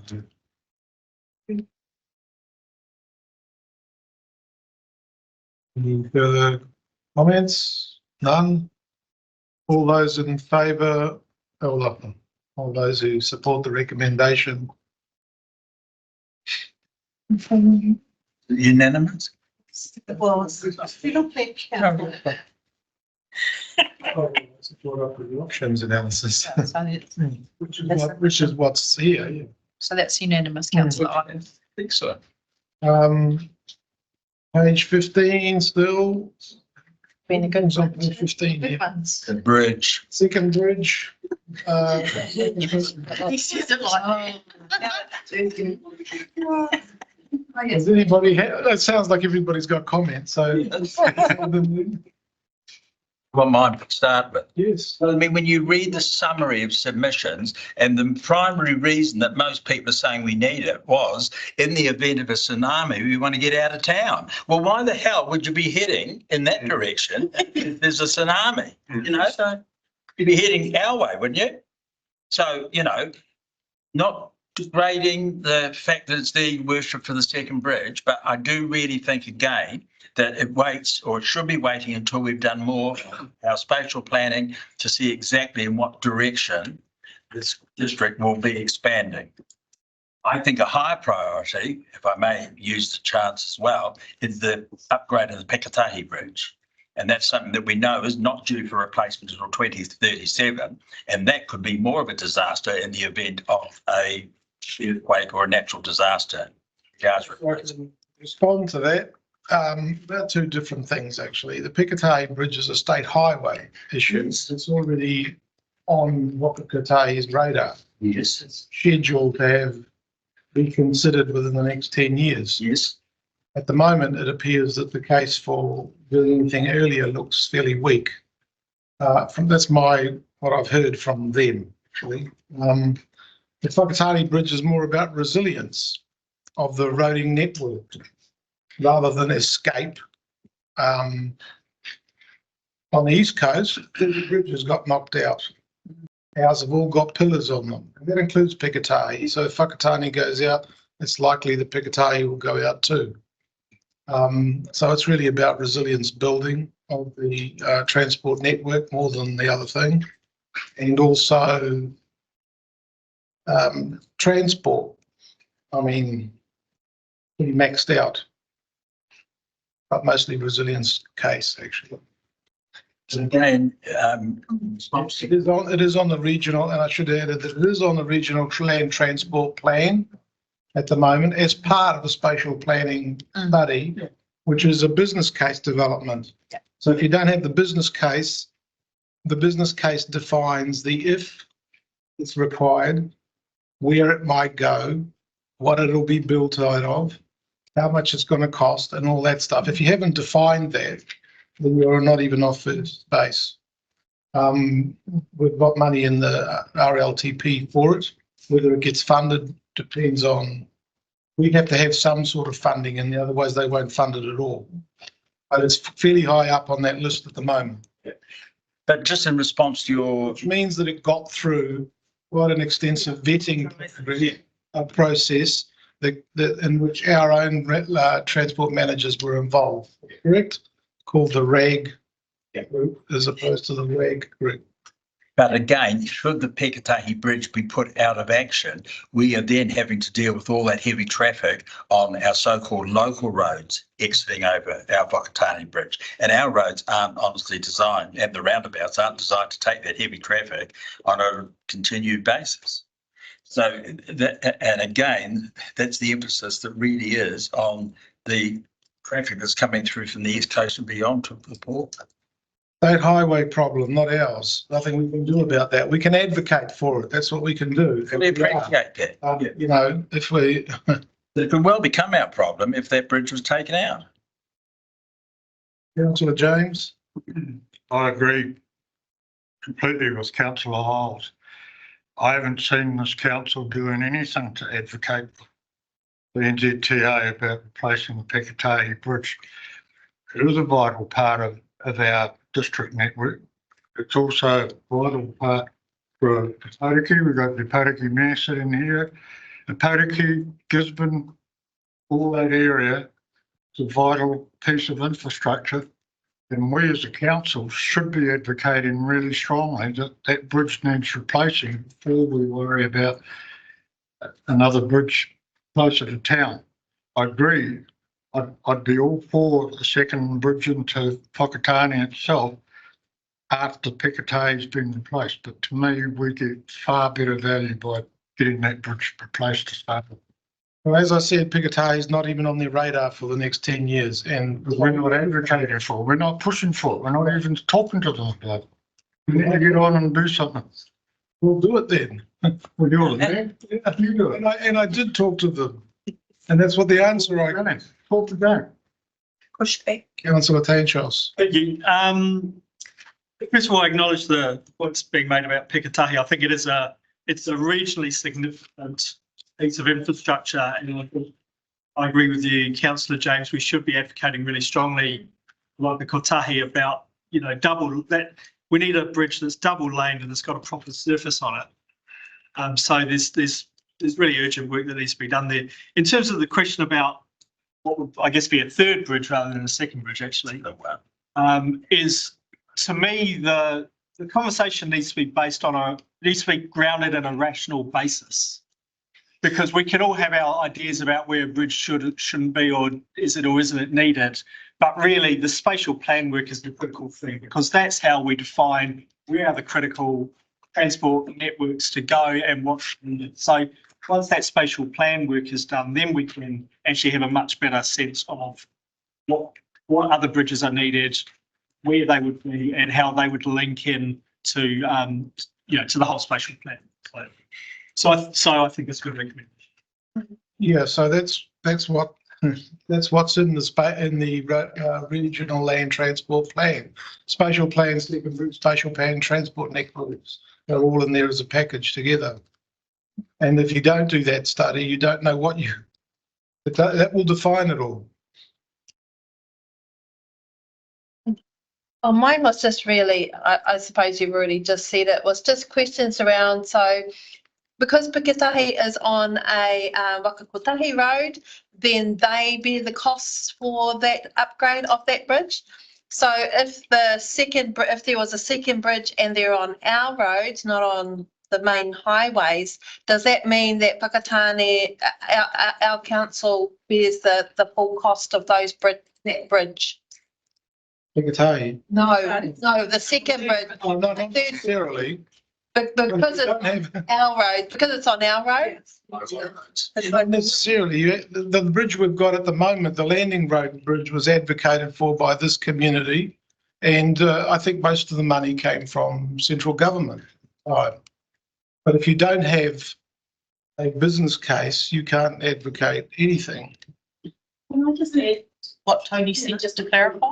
I know there's others, but we also have to consider that if we did build another bridge and that then became state highway bridge, potentially, and I heard this from Annalise, so it must be correct, that the current bridge would then become a local bridge, meaning we have to maintain it and all that cost passes on to a ratepayer as opposed to a taxpayer.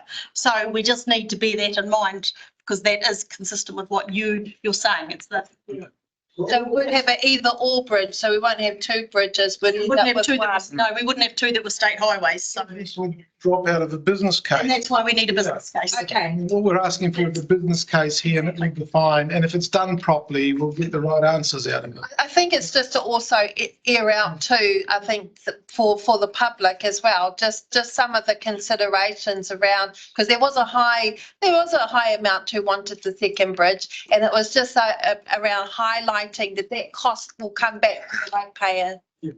The point of clarification, Chairman, is that the Pikitahi Bridge is on State Highway 2. Yep. The Whakatane Town Bridge is on State Highway 30. So they're two different state highways. So why are we talking about the fact that they'll be able to wipe one out as being their responsibility? They're both on state highways, so they both belong to Whakatane. So what I was saying was the fact that if we had another bridge with a different arterial route, that would then become the state highway. Third bridge. Yeah. That would then become and the current bridge would then become a local road and therefore our responsibility. Thank you. Councillor Puller? Yeah, we should agree with the recommendation because the spatial plan is crucial to how it goes. Just as an aside, 10 years ago, probably when we were talking to MCTA, then they said if the Pikitahi Bridge went down, they would have a Bailey Bridge there within the blink of an eyelid. Yep. You know, that's not heavy traffic, I guess, but anyway, that's what they said. The other thing that draw attention to, probably from Councillor Isles' comment, is we need to think about the emergency plan, which was highlighted when we had the tsunami. Now, it's not in here, but we consider that. Councillor Remick? Deputy Mayor. It's all right, thank you.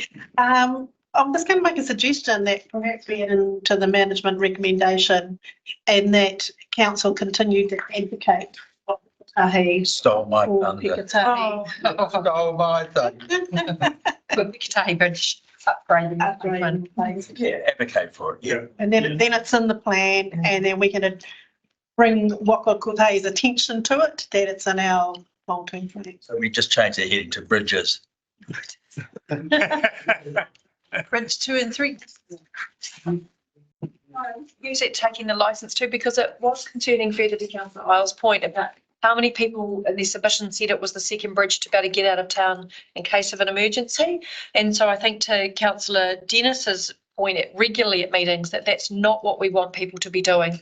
So I wonder whether you want to also add something to the recommendation that we continue to emphasise in emergency management communications about where people need to go in the case of emergency. Sorry, Councillor Dennis. You're going to say that again? Say it again, I'll be quiet.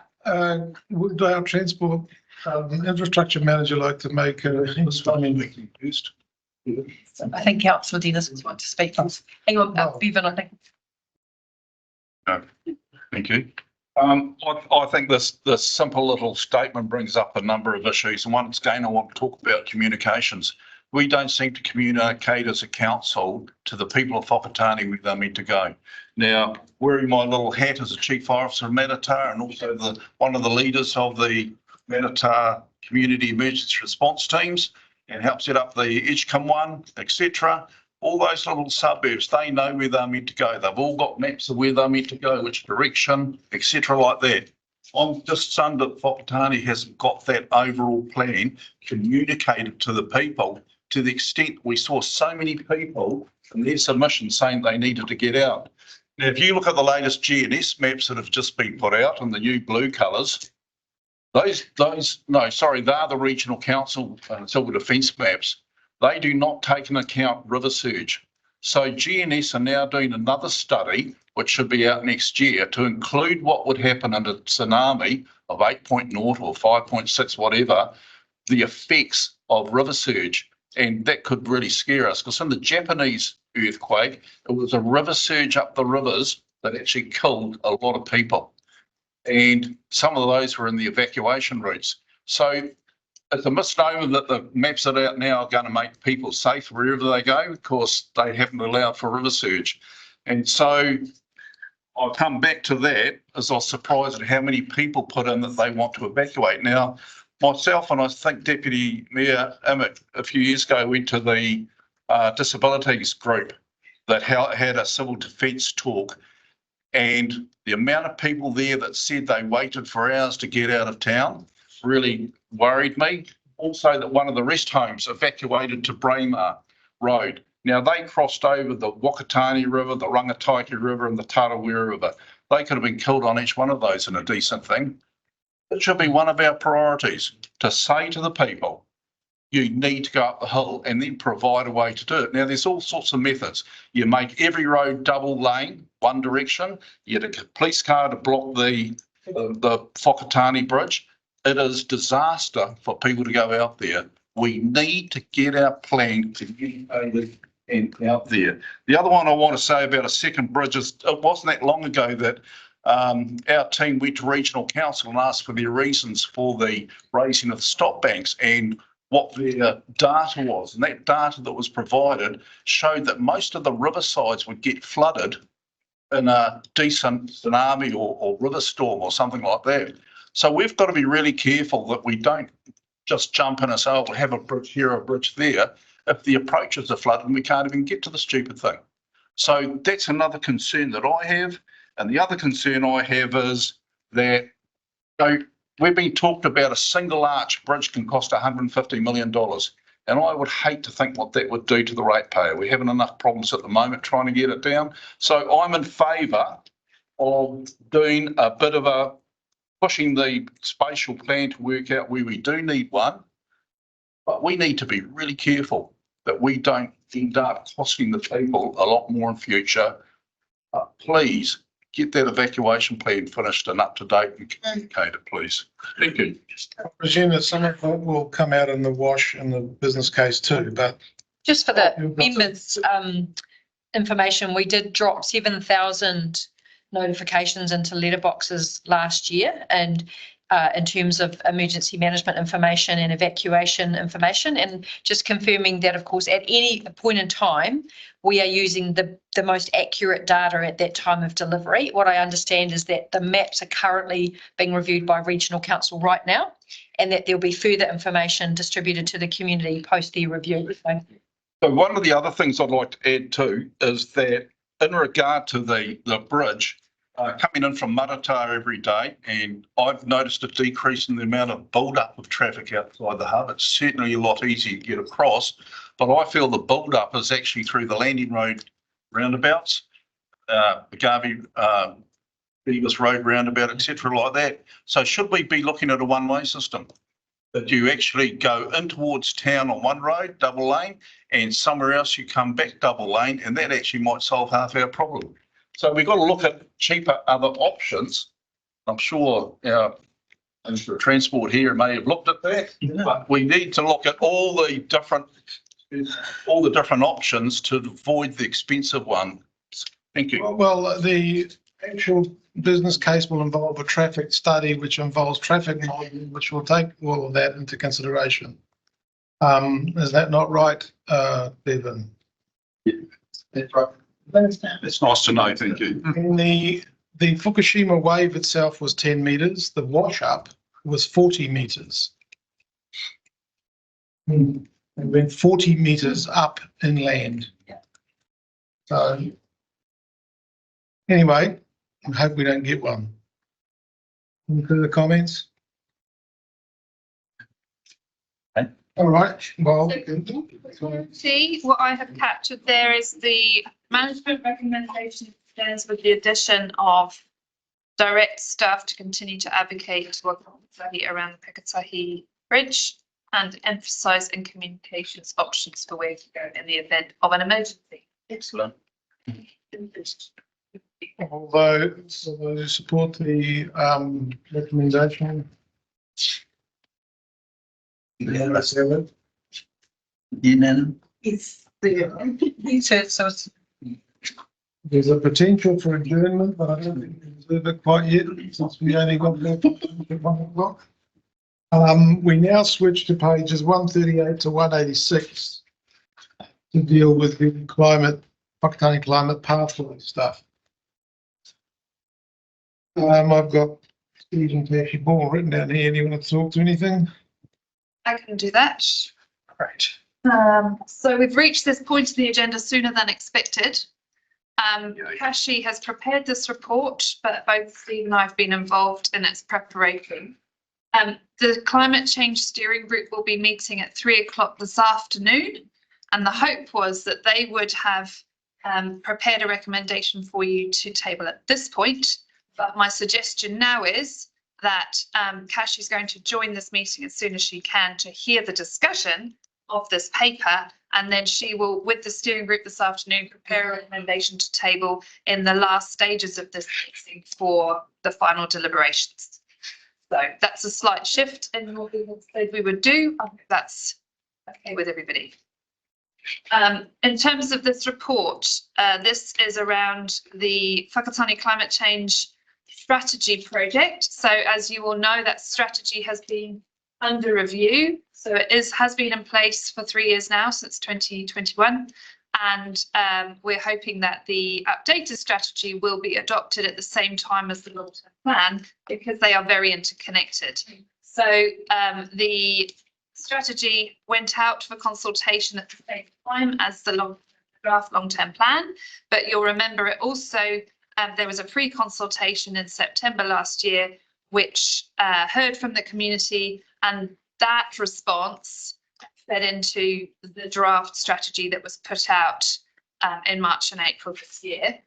So for that submission process, there were 102 submissions received, and approximately 35 of those have been deemed by our team relevant to the LTP deliberations.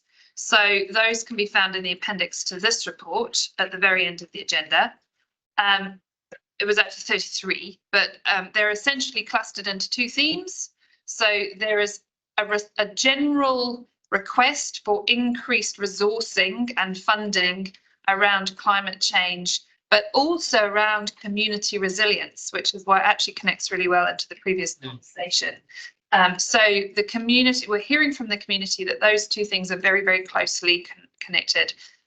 And so many of the requests for increases in funding are actually around how we fund adaptation, how we fund education on helping people understand natural hazard and emergency situations, but also how do we resource essentially the rollout of that climate change strategy? How do we make sure that we have enough people in the organisation who can actually drive those education campaigns and the community action that we'd like to see? So there's a sort of general increase for climate change investment in the submissions, but there's also a whole bunch in cluster 2 of specific requests. So items such as solar panels, projects around reducing pollution, projects around stormwater, weed control, And again, obviously, that's civil defence preparedness. So you can find the submissions at the end of the report, and obviously you also heard from approximately 12 people about a week ago who actually came to speak to their submissions. So essentially it's up for discussion. Back in the main report, there is a recommendation that the submissions be received and that council consider as part of your long-term deliberations that these submission points raised through this separate but associated submission process are considered in the context of the overall long-term plan budget. Any questions? And as per page 129, there's no change to the current LTP budget. No, but as you may recall, Deputy Mayor, before consultation, a decision was made in that last week before the consultation materials were finalised. The council did agree to support the inclusion of a budget for a climate change team in the new long-term plan, which at the moment exists of simply a manager. But the intention is, if that were approved in the long-term plan, that there would be budget to support a climate change manager, someone who literally looks after all of that portfolio, and the strategy and policy team would sacrifice a policy analyst for that team to enable that work to happen.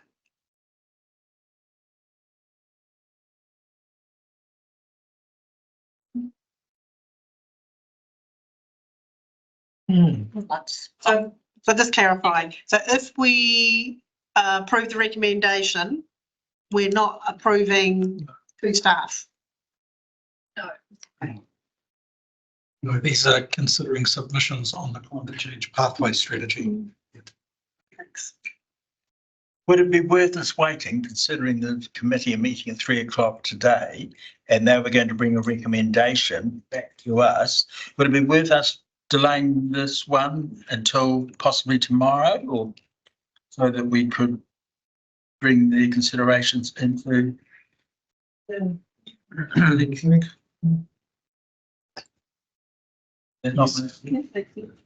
Makes sense.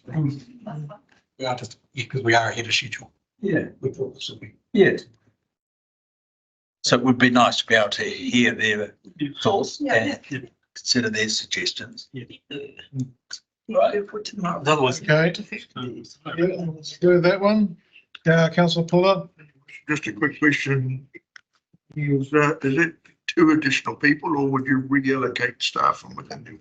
Yeah, so at the time we went out with the draft LTP, the draft budget included just 1 additional FTE to look after. In fact, it wasn't just climate change, it was climate change and community resilience. The second one I mentioned would be existing staffing, which would be reallocating.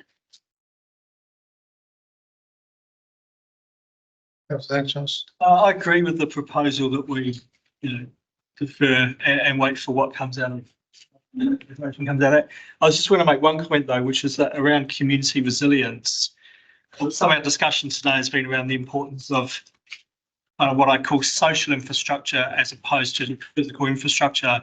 And when you talk about building resilience, actually the biggest contributor of resilience is a sense of community and connection, and it's our willingness to help each other and know each other, and so building that social infrastructure is a critical part of building community resilience, in my view.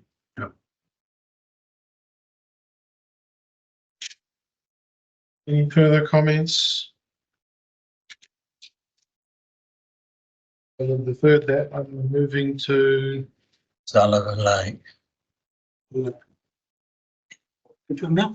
59. 16 and 129. Thank you. I just clarify for these ones.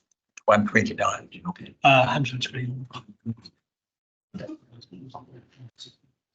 Can I just get it clarified? It's my understanding that we removed a major portion of the budget for these 2. So what's been recommended would be putting money back in. Could I just get that clarified? I'm a bit bit muddled on where we landed with this one. Nothing, it's not currently not in the draft LTP. That's what I thought, yeah. And nothing allocated. That's what I thought this would be. The timing, we needed to take Keith Hamill's report to the Living Together Committee so that you all had sufficient information to enable you to make a decision. So it just didn't quite line up, the timing of the report and the timing that you agreed your draft budget. That's right. You know, I have read the report, I have the information, and it's now time to decide whether we proceed with those recommendations. So these are additional OPEX costs to what we currently have gone out with, just to be clear.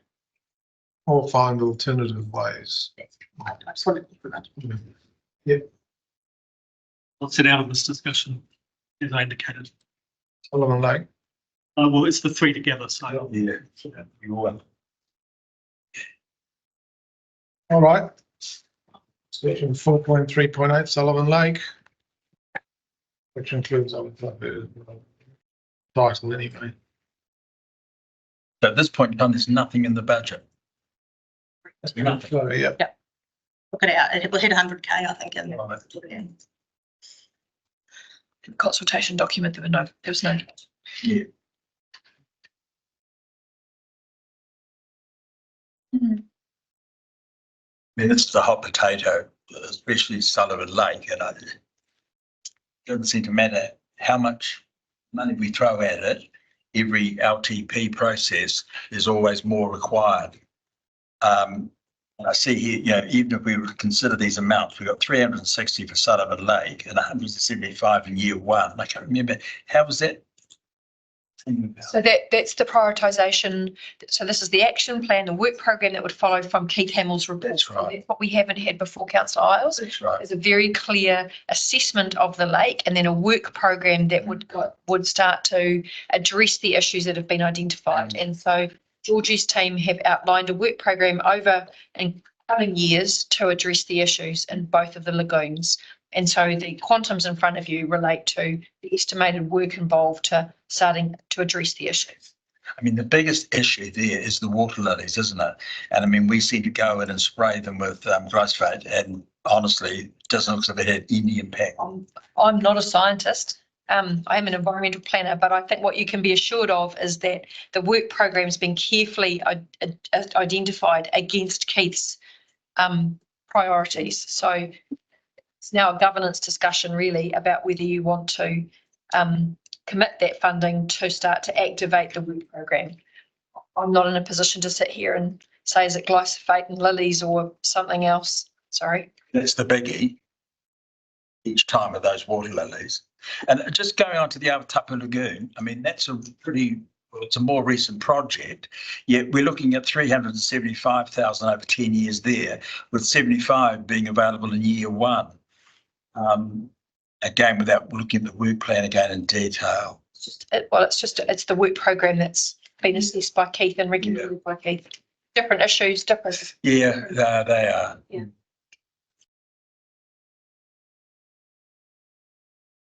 Well, unless you get down to the root causes of the lily growth, you're not going to defeat them. And glyphosate might kill them, but it'll Knocks them back. Well, they can come back. I mean, glyphosate's an aminophosphonates. It's got both nitrogen and phosphorus in it. So you might kill them, but then you're adding nitrogen and phosphorus. All it's done is yellow the leaves. It actually makes it worse longer, is what I'm thinking. But anyway. So I think what you're trying to do is address the issues that the community are facing, but in the longer term address, as Mayor Victor says, the actual root causes of that. So that's about water flow, that's about inputs into the lake, it's about a whole range of other things. So you're trying to address some short-term recreational, cultural and environmental issues associated, with the lakes, and then over that longer period, look at the further water restoration of water quality and ecological indicators, etc. in them. There's not enough oxygenation of the water, and nitrogen and phosphorus can also be coming from the local environment, from the residential areas themselves, because what are they doing? Gardening and fertilising. I mean, I know over the years, again, we've done the edging around the lake, we've done the footpaths, we've done the beautification, but the hardy annual is the water flow and those blessed water lilies. And really the only Oxygen levels. well, oxygen levels as a result of, isn't it? But the only way to eliminate those water lilies would literally be to Basically scrape them out. But the problem with that is that they break up and then they multiply even worse. yeah, but if you It temporarily clears the lake so you can see water. get back to operational now. Can I just remind members that this is a governance discussion about direction and appropriation of funds to be able to address the issues. The technical people will sort the technical issues out. We have to decide on that value today. We're supposed to be giving clear direction. Yeah, but again, It'd be nice. Let us just relate to page 22 about the alternatives. Yes, that was done it. That I was just going to ask about that was that there were the alternatives and this was included, but I think that was in terms of the phase of when it would come in. I think page 20, but I will let Steve and Lanny clarify. Because Sullivan Lake, this was not included in your draft budget, it has been identified as an option that you may wish to remove. But the management recommendation in relation to this expenditure is that you include it in your budget.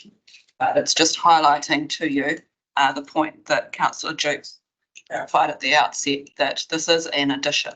And it is operational expenditure. So it does have a rating impact. Does that help you, Councillor? The management recommendation is to include it. So in the consultation document, it wasn't in there. The management recommendation is subject because of the submissions to include it in the proposed considerations for you. But it's in that list of options to remove if you so desire, because we can get to look at the whole LTP at the end and you decide that the number is still too high. This would be one of many that you could consider to then again remove if you so desired. So it's an option you put in or take out, Councillor O'Brien. And then the second question, of course, is the quantum. But I would suggest that if you wanted to reconsider the quantum, then give us some direction to have a look at that, because you can give a quantum that's actually not going to lead to any effect because it's too small or it's not going to be targeted enough. So it would be good to get some direction if the quantum is an issue as well. It would be nice to know what it cost last time to remove the lilies. Well, if this is with, large amount. Well, with respect, yeah, I'm sorry, my head's not in that level of detail. It's what you want. You need to be able to, I guess, allocators. If you're going to allocate money, you need to allocate a sum of money that's actually going to make a difference according to what the priorities are. But it's just how far and how quickly, how far you go in years 1, 2, 3, 4, etc. of the identified priorities. But you need to give if there's a quantum allocated, it's got to be enough to be able to actually do a job with it. Quantum is based on the recommendations that come specifically from Keith Hamilton. The council allocated funding through the last long-term plan and directed staff to investigate long-term solutions to improve the water quality of both Sullivan Lake and Awatapu. That is what we have done, and what you have presented to is the recommendation of a professional who is qualified to advise on the quantums and the actions that he believes will make a real difference to the water quality of both bodies. Excuse me, Georgie, what was the previous amount that we took out for it to go out of the plan before we started? Was it 100,000 or was it this amount? So in our through the last long-term plan, $100,000 was included in our budget, and that funding was there so that we could seek professional advice. We've spent that money on professional advice, and that has been presented to you through the Living Together committee. Sorry, how much did that cost? We used the 100K. We used the $100,000 to seek professional advice. And so there is no funding currently, and there hasn't been in previous years, to actually do works to Sullivan Lake and Awatapu Lagoon. And I know that many of you have spent a lot of hours down there, as have I, and my staff, and the residents are really, looking for a long-term solution to those quarrels there. Councillor Fuller. So if I can ask you, Georgina, is that it's a long-term solution what we're proposing here, because you don't want to find it in a couple of years, 3 years time that we're back to take it off. Are they a permanent thing in terms of water quality and everything like that? Are these not pushed? I think investment in keeping or investment in both Sullivan Lake and Awatapu will be ongoing.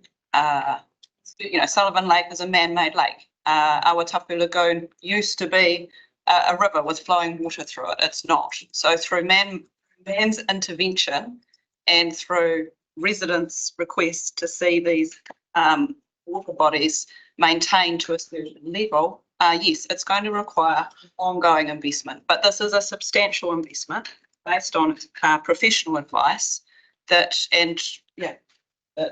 we are recommending that you allocate funding for. It won't make it go away forever. It will need to be an ongoing budget, but you'll see that there is a big expenditure up front. So that's to make a big difference up front. And then through the outer years, it does decrease. But I can't guarantee you, John, again, I'm not an ecologist, but as I've said, they are man-made, a man-made feature and a feature that's come about from us interfering with the river system. So really it's about water flow. Anyway, thank you. Water flow and inputs of nutrients. Councillor Dennis. Thank you, Mr. Chair. And then Deputy Mayor. I guess one has to look at quite brutally at this, and when you look at the report from Mr. Hamill, he basically said there was no water source. It's a man-made lake, and really, if we're going to be brutal about it, you'd say convert it to a V-shaped drain. And I know that would not please a lot of people, but it'd still allow a water flow path and all that sort of stuff. Obviously, the opposing factor is that open bodies of water is good for the mental health, and I appreciate that sort of stuff. But at what cost? If this is going to continue to cost us year after year after year, every 3 years, 100, 200, 300,000, at some stage we need to get really tough and actually say, is it really worth it? And do we need to look at that option? And maybe that what we should be doing is, my concern with the submission was that people said, oh, Mr. Hamill's written this thing, so we have to do it. Well, that was only an opinion of what would make it look pretty. And to be quite honest, I would assume that one of the local residents actually they're probably departed by now, probably put the flax in there to start with. So I think that either we do the very minimum, scrape the flax out every 4 years, or turn into a permanent wide mouth drain, my opinion, or otherwise we're going to be suffering this sort of conversation every 3 years. In regard to Awatapu, well, I would be very tempted to say the same really, but I am aware that what are the original river course, and maybe we have a duty to refresh it by a pipe that goes straight through the Whakatane River and allow water flow, but to get the same sort of water source into Sullivan's Lake, it's going to cost a fortune more than what we've got here. So that's my opinion. I think we should do minimal in Awatapu, but we should look at the future of Sullivan's Lake. It was only a dream by someone that wanted to make it pretty. And pretty things don't really stand up against substantial argument when you're looking at 70% rates. Just throwing that out there. Remembering, councillor, that the stream, one that's under comes into the Awatapu, so it does have a flow, yes. It does have entry. Yes. But you're right about Sullivan's Lake does. And so Sullivan's Lake does somehow or other introduce water. It'd be a lot of piping. It'd cost a lot of money. We know much that cost? And I believe that we do pipe some water there now from our water treatment station, but at what cost? Councillor Remick and then Councillor James. Yeah, thank you. I guess it's a bit of a financial question. So between those two, that's 735K. So that would be leave the percent, wouldn't it? Percent. Yeah, spread over the incremental increase, that's not all part of the period. Yeah. But that adds on, but over that period of time. One of the things we would probably need to consider as we go back and do it in more detail, if you put it in, is to what extent, if any, do we kind of phase it over a 3-year period? So we kind of stagger the increase over a 6-year spread. For the large OPEX projects, we are going to be doing some of those types of things to smooth out, which are the right things to do, or else your rates go up and down within an activity. Okay. I guess the other comment I'd make is that we don't have many town green spaces, and that this is both these two groups are very dedicated to enhancing the modi and, of the land and the water. But it's more than that, it's actually community involvement as well. This is also about community wellbeing. And if we looked at the cost of some of our other field and other asset maintenance, I'd be interested to know how top heavy this would be compared to some of those others. You won't have that right now. James. Yeah, I just asked a question of, what effect would it have if we just said half the amount on each? Is it workable or would be a waste of money, complete waste of money? Can I just step? I think can we just ask for that sort of question that we can go away and find out, perhaps, rather than give you an answer directly now. But if you give us that direction, we can go and find out some options for you. That might be an easy way to address it. Georgie, would that work for you? Yeah. Yeah. Want some clarification of the Deputy Mayor. Her statement just then, are you suggesting because it means great for those residents surrounded, are you talking targeted funding to do the work? At a rate. At a rate. No, I wasn't. No, I was just. Thank you. No, Councillor O'Brien. 175,000 in the first year. Why? Why did everyone have 75,000 in the first year? And then we're talking. Yeah, can I invite you to come up, because, staff are across that level of detail. I'm sorry, I can't, that was what was recommended by key panel. I will let Ian speak to some of the more detail. Ian. Councillor, could you repeat your question, please? Just I think why you recommend 175,000 in the first year for Solomon? Just bearing in mind that, sorry, these costs are actually part of a long-term program. So just getting back to the question that was raised before in relation to actually reducing the costs by half, because you're actually achieve the long-term goal of improving that quality of life. Do that. Over with relation to your question, Councillor O'Brien, the biggest cost in the first year for Solomon Lake is relates to the actual renewable community. And he's still thinking of that less than then. There's 125,000 in the budget and line. And then once those lilies are removed, that area will be bottom lined to prevent the lilies from regrowing in that area again. That's how that will control. That should last for approximately 10 months. Then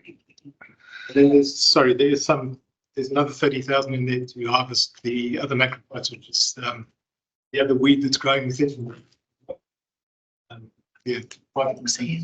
Thank you.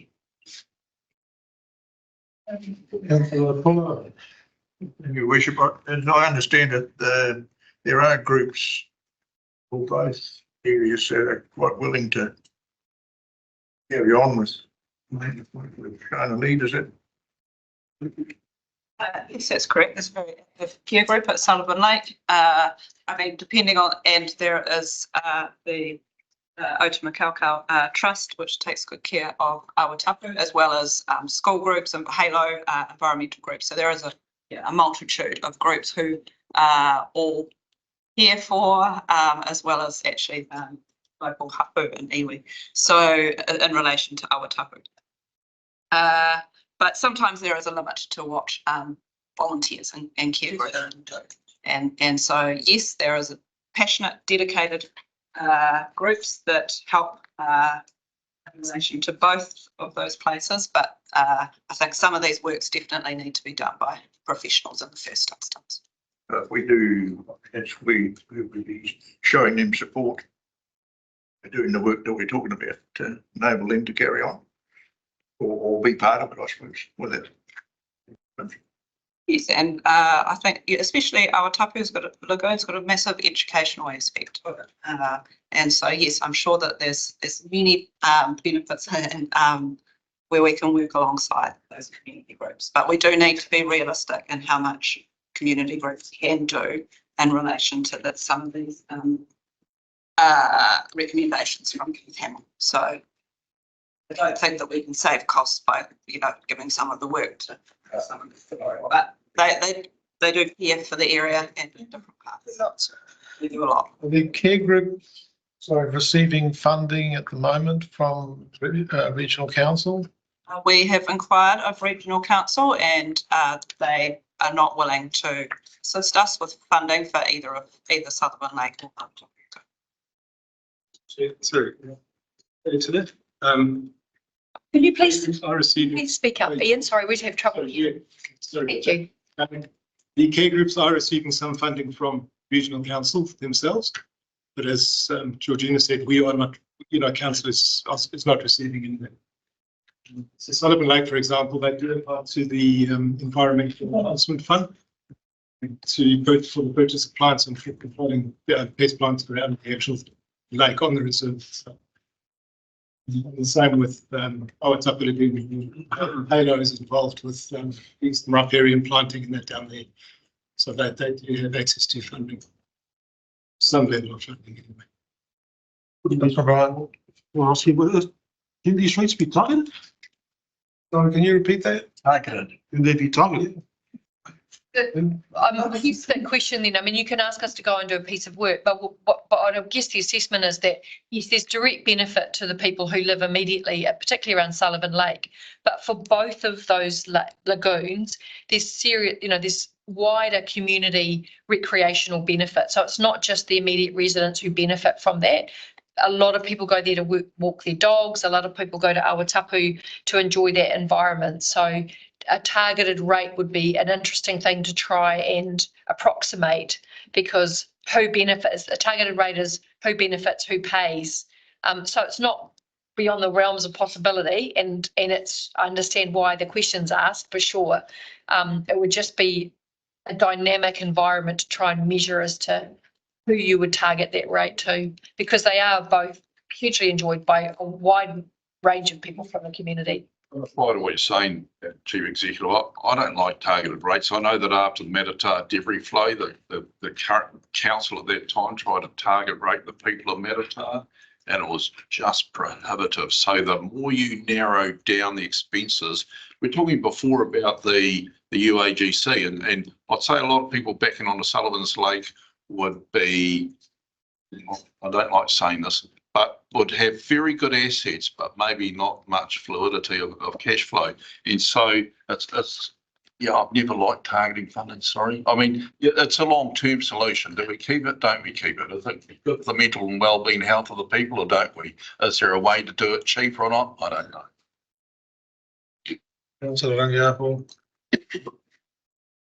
So what I've heard, we have a dedicated care group. How long has this group I want to get to this. 30 years. Yes, 30 years. Okay, so for me is the silly whakatauki is kind of a thing that's come into my head. why can't we invest into the care group? Like, you know how you give a man a fish, you feed him, you give him a fishing rod, and that's him. Why can't we invest in probably the education or the training of Quinton Kingy? You know, if you're looking for an expert around this thing, why can't we invest in the education of these care groups that have been in there for about 30 years? They hold it and they own it. I'll just correct, the Sullivan Lake was 30 years. I'm not. But the thing is, we've got care groups, yes, that have been in there, which is, it's a dedication and it's a passion. Jules is going, no, girl, don't go there. But I don't know, you know, it's, but these, in total, what, there was 175 and then, you know, a year spent on. I think as soon as you find the driving force between both of those communities, as soon as they step aside for whatever reason, the whole thing potentially could collapse. Yeah. And so council needs to still enable some sort of continuity.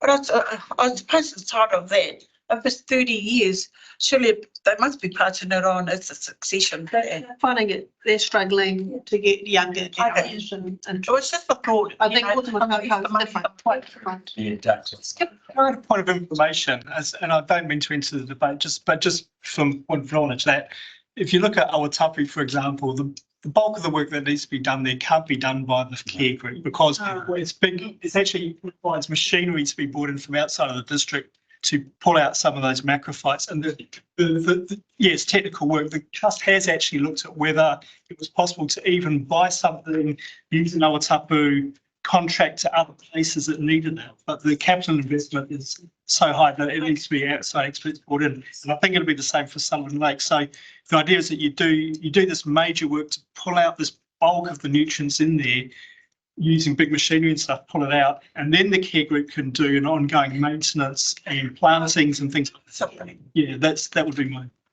exactly right. I mean, our CE says that it's 0.1% a year is what 360,000 equates to. So that's 0.2% for both. It's 1% over 10 years, isn't it? $360,000. We're just thinking about the quantum of what you're talking about in terms of impact on the rating base. If you say $360,000 is Councillor Imig asks is roughly 1%. Is that right, Carrie? I thought it was 600,000. So I'm just thinking about the quantum of the time spent on this issue. Sorry, somebody asked me for the impact on the rates over a long period of time in terms of the quantum we're talking about. I'm just trying to give you that perspective. It's on both projects. Yeah, it's 0.2% for both then, roughly speaking. If you look on page 22, there is a detailed analysis of. Yeah. I mean, you could liken it to mowing the parks. This is, this will go on forever because there is no solution, no permanent solution to this. It is better to leave it. 0.2% doesn't sound like much, but 0.2% here, 0.2% there, it's up. We're trying to get those rate numbers down. The other side of the coin is we invested the 100,000 last year into the report that's given us exactly what we're looking at now. So there are no real magic bullets on the report. No, but we've spent 100,000 to get that report to give us what we've got in front of us now. So we're going to flush that down the gurgler at the expense of doing this. I agree, and Sullivan Lake are at the table every damn year.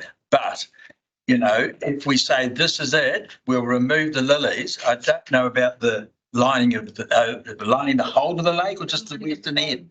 Lining will prevent the lilies from coming. Yeah. How long? That should get silt in the lining and it's a tough one. That is a tough one. Councillor Jukes. I'll keep it brief. The problem is not going to go away. And we have to deal with it either in year one or defer it to year two, as is the recommendation on page, well, as is one of the options on page 22. So I think that, I personally think that we should be discussing whether or not we do it in year one or year two, if there is general acceptance that it needs to be done. Mr Chairman, is there a chance we can go back to Sullivan's Lake and say that the better option would be is if we actually remove the lake and have a lovely meandering water stream there? Would they be amenable to that sort of thing? Because that would be the permanent solution. You could have a water flow that's easily reached from each side, a lovely parkway, lovely plantings. As long as it's in the V, you could have the swell of the water during a storm, and that would actually remove a lot of your issues for continual year after year. It sounds confident. Yeah, I mean, supplementary, then I agree. I think it's a great idea to put that money into that. We could probably have something that's equally as attractive.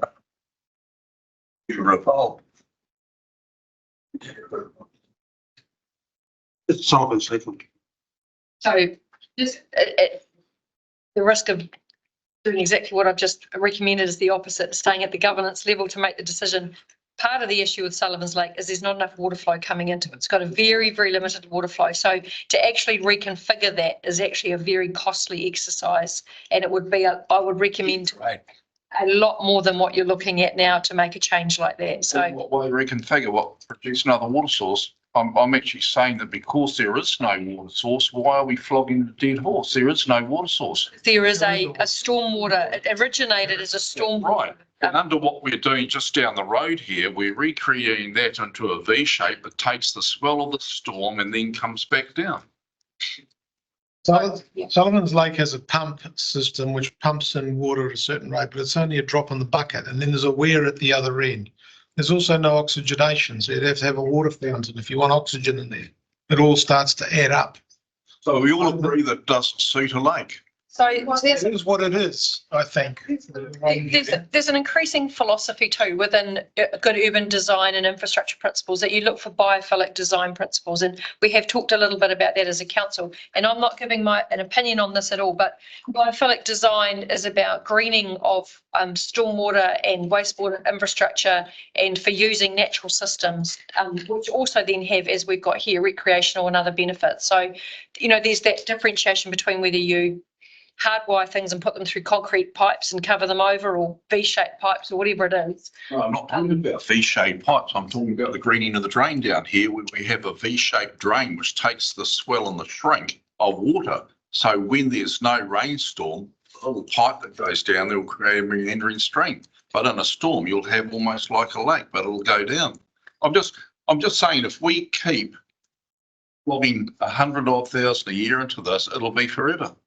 I mean, I'm just saying, let's ask them for the benefit of the I community. think you've asked in previous LTP for expert advice. We spent $100,000. We've got the expert advice. I think the governance decision now is whether you take that advice and spend the money on the recommended work actions now or at some point in the future. I mean, the process. What is the expert advice? The expert advice is that there's no real solution at the moment. Break the lilies off, but then you have to do it forever. Newcombe was with the safe, but you have to do that forever, and it's just making things worse. The runoff from the properties themselves is exacerbating things. Nature will take over and will do what it's going to do. We can just keep throwing money at it. Was the brief of how to make the lake better quality, or was the brief the solution as an alternative to the lake, or keep the lake? That's what I'm saying. The brief, I thought, was how to fix up the lake so it looked beautiful in future without all the rubbish in it. So you can't say that that brief said to clean the lake up, because the brief actually didn't ask for alternatives to a lake. I'm just saying. I'm not saying that the residents will be over thrilled with the idea, and maybe we might say no, but for the benefit of the ongoing cost of the ratepayer, is it worth looking at that track. I think I just want to say something in regards to the group itself and the amount of work that they do. It's also a feature of that particular residential area. It is a major feature. It's not just about properties backing onto it. It's more of their frontage that they do, and also that value of that whole neighbourhood. It is quite a significant suburbia of Whakatane, in terms of its age, in terms of its building, in terms of the design that is there. So that there is that part of it that's really important. And I think it would be such a huge shame for a group of doing all of that mahi for 30 years for the council to just leave it to turn into a drain. I think when we talked about earlier about being able to have equitable outcomes across the different regions, and if there are certain projects in different areas that the wider region is supporting, then we have to offset that with particular projects that are in other areas as well. I think it would be a huge shame to turn around to a dedicated group who over 30 years would have saved the council thousands in terms of the voluntary work they've done, and also source their own funding to be able to do that work. And you're also cutting off the potential of the next generation of whom they do have as part of their group, who will be continuing to volunteer to do ongoing work and ongoing working bees and maintenance and caring of that area.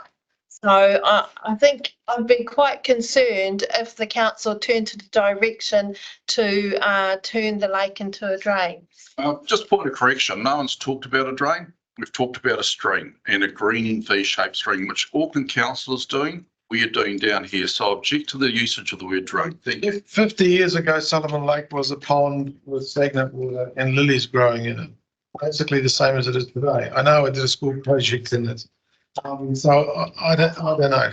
I mean, I think we have to get off the subject at the moment. We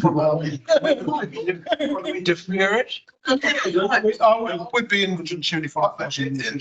Since we have no permanent solution at the moment, why not wait and consider putting it on the next annual plan or something like that? Is that a possibility? Staff coming back with some suggestions on the funding. Defer. So I just asking, what are the implications if we don't invest $175,000 next year? Lilies are going to keep growing. It's going to keep smelling. It's just going to get worse and worse. Well, I didn't smell anything when I was there.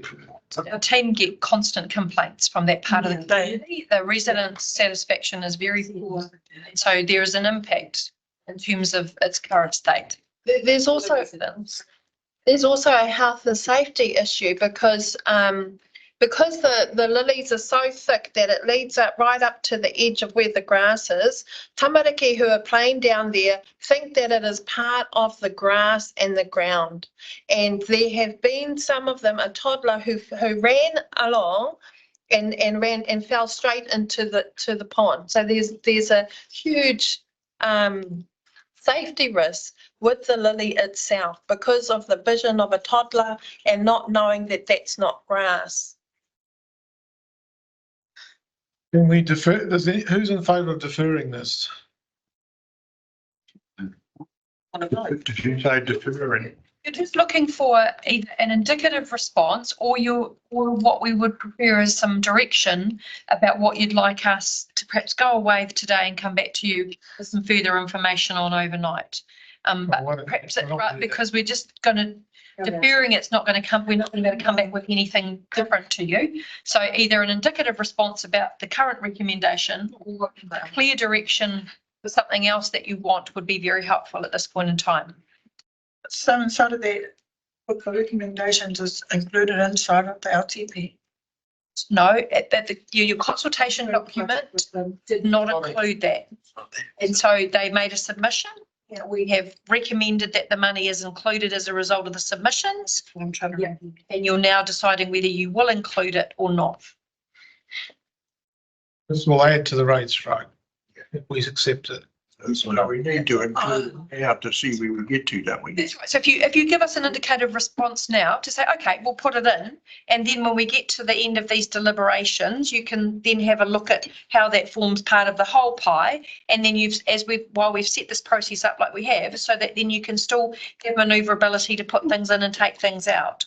So it's not the final decision today, it's just an indicative decision. And you should say, please asterisk that one. So when we come to look at the final number, we know that that one's an option.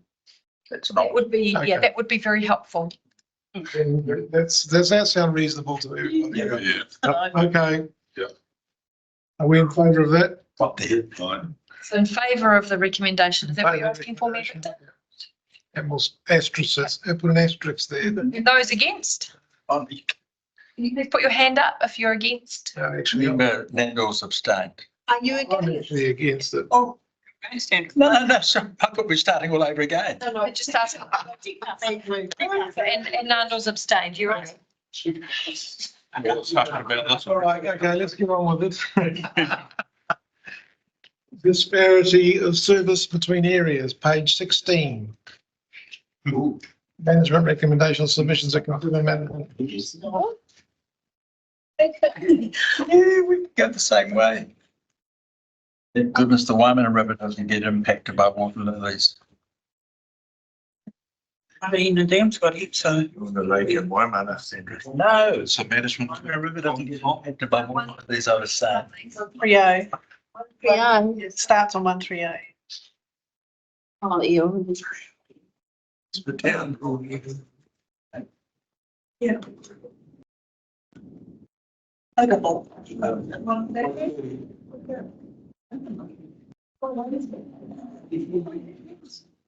Heavy people. Noting their comments. Mm-hmm. Hey.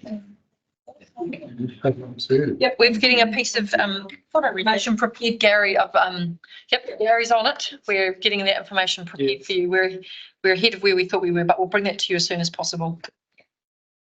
Rural urban split in terms of investment. Yep, just saying that we've got that piece of work coming. Yes, I'm humble. I just like to say this, it's obviously about perception. You know, all these things are about perception. And we do need to acknowledge that council staff work really hard in places like the TTECO, Evers Park, and put a lot of effort into that. Well, it didn't cost, we got a lot of money off Lotto and things like that, but their time was really invaluable. But I think the obvious one is, and it was mentioned in here, is like, say, things like footpaths. And that really is glaring. So if we can look at that and I think the what's said in page 22 or wherever it is, that management have noted the concerns. I think that's pretty good, you know. Any further discussion? Comments? Wow. It will always be ongoing.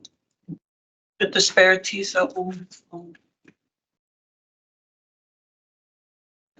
I do note of concern that we're going to look at redoing up Marae Totara playground again, and it's one of the flashiest ones in the district. And I know that a lot of tourists love playing into Hopi, but a lot of the other playgrounds get a lot of use too.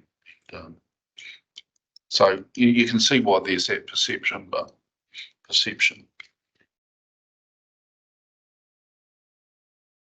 Boynton? I mean, I noticed there that Tane Atua is mentioned. I was looking for Waimana, but also too, I noted that some of so Murupara and the Ranataiki, they've had investment from funding and also community development. And I just wondered when that kind of activity would be happening towards the Tane Atua rohe. I know that has to do maybe with the community board, but if there's been projects or funding sought for those areas, is it likely that energy is going to be put towards the more Taneata Rātoki Waimanawai? I just noticed that they're not. Because again, I would say that again, as a councillor and as a community, I'm lobbying for those communities. And I was rather proud to see that neither of those names appeared in that, because again, over the years of being on council, we've shared the love. I mean, one of the first concerns was you came into Whakatane and you saw all these beautiful parks and gardens. We now have those gardens out in all our satellite towns. And again, that's something that a lot of our people feel, that we are part of the Whakatane district. So it's something that I guess as a councillor and as community boards, we've been working on this. And I know that Steph was getting a grant prepared as to the spend pro rata on urban versus rural. And all along I support. I think we get a fair slice of the cake and we get listened to. Oh, well, that's good. I was just checking, making sure. When we talk about disparities, I'm not exactly sure what we're talking about, because you've got the population normalisation, and you've got 70% of people here. Yeah, I know. So, and obviously the weighting's here because more people are here. I don't even know. We're probably even doing more out in the outer communities on the basis of the population that is there. So what are we really talking about? But Lainey, I think you have. Harvey first might explain what we mean by the disparity and what was coming through in the submissions, but then I might invite Steve, just prepping you were out of the room, to comment on what has been included in terms of that capital funds in the rural centres, because actually you recall that is actually already in there. So Steve can just confirm that. Go Harvey. Yeah, so disparity of services in that context, it's the perception that some members of our community have that we do more Whakatane as opposed to other places within the district. That's right. Perception. Yeah, that's perception. That's true or not? We're still working on the analysis. While we're doing the analysis. Yeah, that's what we're doing. Right, so that's the question. Provide some data. You as a group decided to do, I believe, pre-consultation was actually reduce the capital fund for Whakatane Town Centre, but keep the rural at the pre-existing level. Steve can probably confirm this. It's an example of one of the things that we've done there. Yeah. That was seen. We happy chappies. Mr. Chairman, can I throw another curveball into that? Just, like I've noticed some of the comments on social media, etc., about the town hall meeting we had here on the Tuesday as part of the LTP deliberations. And some people did say that it was actually really good to listen and hear what people were saying, and it actually helped some people understand a bit better and change their views, etc. So once again, this perception thing can be beaten by communication. And should we set up a series of town hall meetings out in the districts? We've done. That's what we did for. Excuse me. Yeah, we did Excuse me. I'm talking about going forward. Going forward, maybe once every 3 months, go to Taneata, once every 3 months, go to Edgecombe and have town hall meetings, just so that we're actually seen to be going out, communicating people and actually telling them what we're doing, where they're going. I think Councillor Dennis, as councillors, you're welcome to go and interact with your community anytime you want. And I do think that that's actually the role of the community board. You've got community boards that are very well supported. And certainly in my time, we've added a general manager and a senior staff member, which all requires staffing, time and resource to contribute to your community board meetings and make sure they're well connected. And they meet regularly as the connecting point for those communities. So that is, and to your credit, all of you continue to advocate for community board chairs to be engaged in training and opportunities that you have. And effectively, that's the governance structure we have. Beyond that, public engagement is happening regularly and often. And I would encourage you absolutely within your respective wards or collectively to have public meetings that require, or, that you think are beneficial. All good. Thank you. I can make just a quick comment on the pilot project that was proposed in the long-term plan. The genesis of it was from two things. One, that there is a perception that more is spent in Whakatane than in the rest of the towns and the other districts. Rightly or wrongly, I'm not sure. It sort of depends how you calculate that, but there is a perception. That perception exists. It is quite likely true because when I've been in other places around New Zealand, the city or the large town in a district tends to attract more of the funding. That's often where visitors go, where things happen. You know, there's an efficiency of having things close to a large group of people, whatever it might be. The second part of it was that there are a number of projects that come out of touch points with communities through mechanisms we already have. Long-term plans, but actually before that we have annual planning and consultation. We have the partnerships team does community plans. There are emergency plans in some places. There's lots of different engagements with the wider district, but actually there was no fund in place to ever fund projects that came out of those. Often they're quite small projects, but would make a big difference in those communities. So the other opportunity here was to create a fund where, as these things arise, there is actually a place where those communities can go and seek funding. Now, we have to set up that process, but we're waiting for it to get approved as part of the LTP process. So there is that part of it as well. There are a lot of ideas actually out there, and you would have seen coming through the LTP hearings and the submissions, people are putting ideas in their submissions, and a couple of us have been sitting around going, actually, that's perfect for the wider district regeneration fund. You know, you could fund those things. So, yeah, I just thought I'd share that. Just thinking of, you know, I think I support Gavin too in terms of maybe not having an extra community hui because you can use the community boards, but whether or not the council itself would consider having their council meeting at least to move around the district as an idea. I know we've got the chambers here and we've got technology here, but being able to connect with different communities where you've got the full council, being able to be held in each of the wards or rohe, I guess is, and it's a meeting we have to have anyway.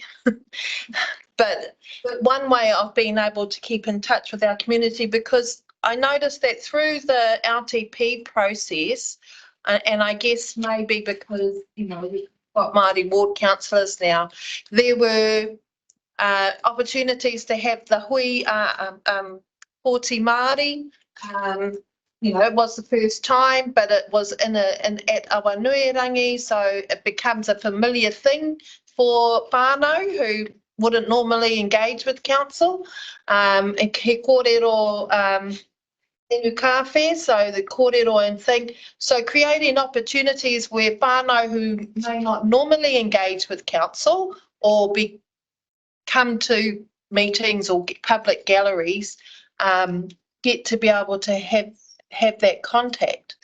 And I do believe that there were some that you know did feed into the submissions that were there. But also too, if there is more of a ākanohi in those communities as a whole, council as a whole, then whānau are going to be more likely to have input and feedback and make that normalised. I know that would also be supported by having some form of civics education as well. We at our inaugural council meeting, which was held in the marae, we said we were going to do this sort of thing, but then the construction of this place started and we were from one place to another. But yes, it's on the agenda. But anyway, we're sort of a bit straying from what we're supposed to be here. And I think that, are we ready to make a call on this one? Yeah. Thank you. All those in favour of the recommendation, please put your hands up. All right, well, with that, then we'll break for afternoon tea for 15 minutes. So back here at It's just your coming. 5 minutes half. All right, we're on page 16 at section 4.3.10, Maori relationships. We have a recommendation. Request for funding. Any discussion on this?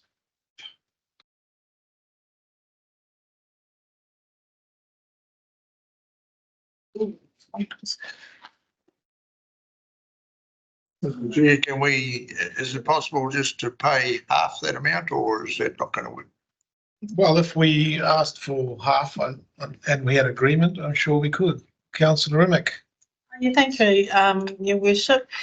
Yeah, just kind of following on from that, but I guess I was surprised to see a request for funding for the Tarawera Awa Restoration Fund. Like they received funding from the Crown as part of our settlement, and it was on my understanding that they had 700,000 plus for the Secretariat and for developing the aspirations document. So I was just a little bit surprised that this was popped in there. The aspirations document is done. Yes. The strategy document is on the table at the moment, but I'm not sure how much of that money has been spent. Well, on from that, Your Worship, I think the submission, Deputy Mayor said that whilst they got funding, they didn't get funding for this. Secretariat. So they basically haven't got any money, and I guess we haven't got any money either, but maybe we can find a middle ground. Would you like Paul to speak to that? Councillor James and then Councillor O'Brien. Well, I was just wondering, are they getting money from regional council? Because I was of the understanding they were. So, and I would have thought that's more of a regional project than our project. So probably just briefly, they got the initial quantum to go with the settlement. It was put through the regional council to fund it. That quantum is now coming to an end. Is that right, Paul? They've used it to get to this point where they've got to. They need further funding just to take the strategy to the next stage. And now, as I understand it, they've come to us. They've made a submission to the regional council and to Kawerau, so that all of the councils involved in the Tarawera restoration strategy have been approached for co-funding, just to be able to enable an administrator or a policy person to carry the work on. So that the settlement money has come to an end. Is that right, Paul? The 780 provided through the settlement. Could you pick up? Apologies. The 700 plus K that was provided through the settlement, it's an NT settlement, which has been spread out across the full iwi and all of the councils that have a touch point of that. Hence, Bethany Regional Council, Kawerau Council, Rotorua Lakes Council. So they have subsequently, on the back of their submission, I've spoken to the River Strategy Group and the multiple times that they entered these chambers and did submissions and said it's really important that we know that you're going to go and ask the other councils, because we're all shareholders on that responsibility of that river cleanup. They have instructed me that they have gone and subsequently made similar decisions, and they will let us know how that goes. I've spoken to you to consider a percentage. The 700K was to do the strategy. They never. The other thing also is we've got 2 river forums in this district. They were instructed at the last Langataiki River Forum that there was a high potential that the funding for the Langataiki River Strategy Group and the Tarawera, that funding could expire based on plenty regional councils cost pressures also. So hence the reason they have now gone out and said, look, we're now hamstrung and they need the administrator to carry on through to the implementation and to do some of those functions that have been detailed in the submission. I'm just surprised that $789,000 is almost gone. What we've done is we're at the aspirations stage. The aspirations document is done, which I couldn't imagine it would cost that much. And we've still got, I mean, the strategy document is probably a bit more complicated. So is it? It hasn't been expired, I think, correct? It's been allocated for all the other milestones across the way. Their breadth of engagement and strategy with all the partners is from Tarawera Lake, Tarawera and surrounds, because that's the catchment of the Tarawera Lake. Tarawera Lake, you didn't know, is the lowest of the Rotorua lakes. Everything in the surrounding feeds in, then comes down and trickles down to our district here at the river mouth. So all of those partnership groups, engagement and strategy stretches across there. So it's just been allocated elsewhere.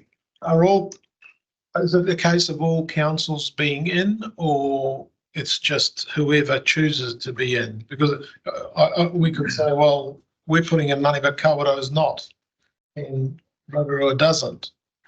Well, they have applied, as they have applied, so they have submitted to all the others seeking as well. And with the purpose being that they can seek funding from all four to pay for the first tranche and the second tranche. So same dollar value. Well, they've gone to them for consideration, and they were going to let me know if through deliberations, and It would be a huge amount of money for £70,000. well, no, that's not what they're seeking. That's the funding. They've come to us, but we have then responded. When they presented to us in here, we can back to them and said, "Have you find out and submitted to the other members of your strategy group?" They hadn't, but they have subsequently had. 2 days later, they submitted to Regional Council on the shores of Lake Rotiiti, and I know that they have also submitted to Kawerau and Rotorua Lakes. So they've done that. So if you decide on a percentage to represent your responsibility and your membership in that forum, I think that would be accepted. Do you think if they came back to us with a plan like that Rotorua Lakes was going to submit? Councillor Paula, could you speak up, please? Just I'm asking that at the moment, it seems like the group have gone out to 4 or 5 councils for 70k each. I wonder if they came back to us with a plan and said, well, can Rotorua pay this much and Kawerau this much and Wakatani this much and whoever else that much? Would that make sense rather than know what we're paying here? I must be to help if you guys did. Yeah, no, Sorry, councillor.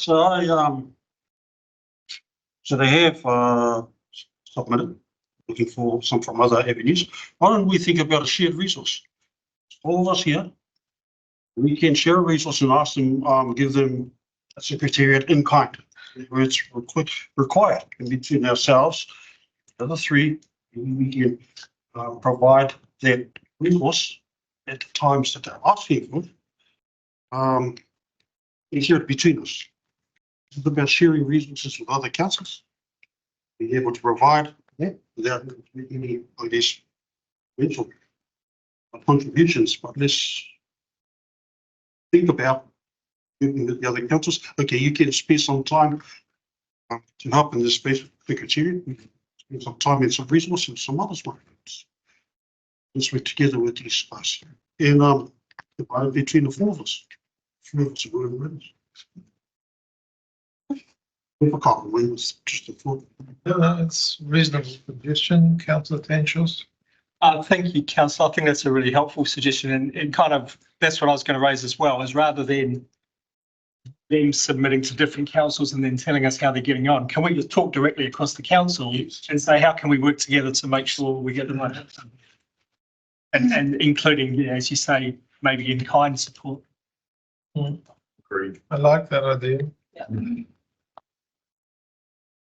Because, and I agree with that, because if the other councils say, get hit with that same figure, they go, but if they know that everyone's willing to split it, they might think, well, that's actually enough that we can all agree to say yes. So I think it's a great idea. But does that mean another FTE for us? We allocate someone who's already here. Just might be some allocation of OPEX funding that a person. Yeah, I mean, there is a following point in here with regards to food for. I thought as part of the summary there was something in there about support for an FTE in the Māori relationships team, was that right? That's different. That's different. This, Yeah, okay. apologies. This application from the group strategy group is for the project. Okay. So, when they submitted, we had follow-up questions, but we did not want to, I guess, influence their submission. But they have instructed on the advice that we gave them after they submitted. We led their submission as it is, for consideration, and we have subsequently gone and provided further advice to say, hey, it's going to be received well if you tell us that you've gone and applied for other. If you give us a directive today to say, hey, here's placeholder, and on the once we get the indication from the other councils, we can do that, and we can reach out to those councils and say, hey, this is for your consideration. So I will say that this role, this person's already currently employed and already doing work. So if we were to go to a shared resource, that person would then have to be released, who's been on the project for quite a while, and then be supplemented by one of our staff.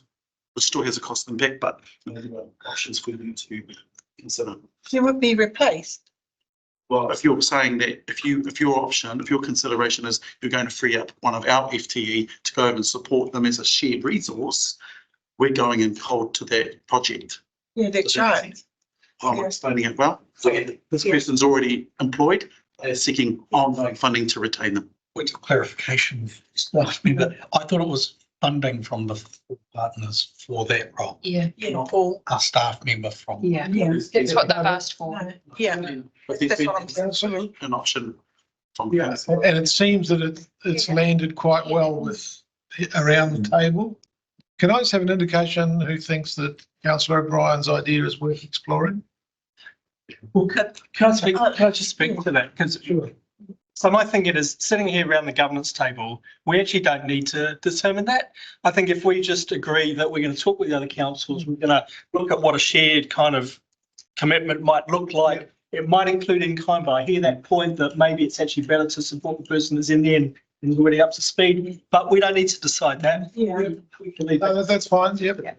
Yeah. Are we okay with that then, to start that conversation? Yeah. Do we need to indicate that a resource may end up going there?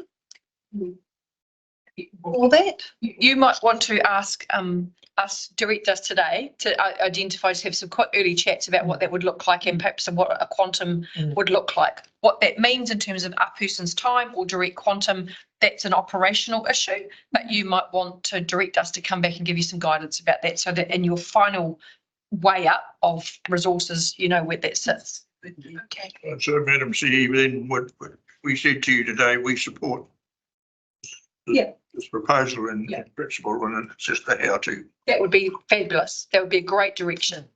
Okay, thank you. Well, Yeah, thanks. Does this set a precedence for any other sort of project that might occur across the district with our iwi? Well, we support iwi in ways that they ask us and which are appropriate for them. So we support Ngāti Awa in the ways that they ask us to do it. We're supporting Ngāti Manawa, Ngāti Whare in ways that they ask us. So it's all about being appropriate to what the iwi need. And in Ngāti Rangatihi's case, plus the three other iwi, this is what they've asked. mostly in kind support then, so it's consistent. Well, they're all, it's all a different, different horses for courses across the district.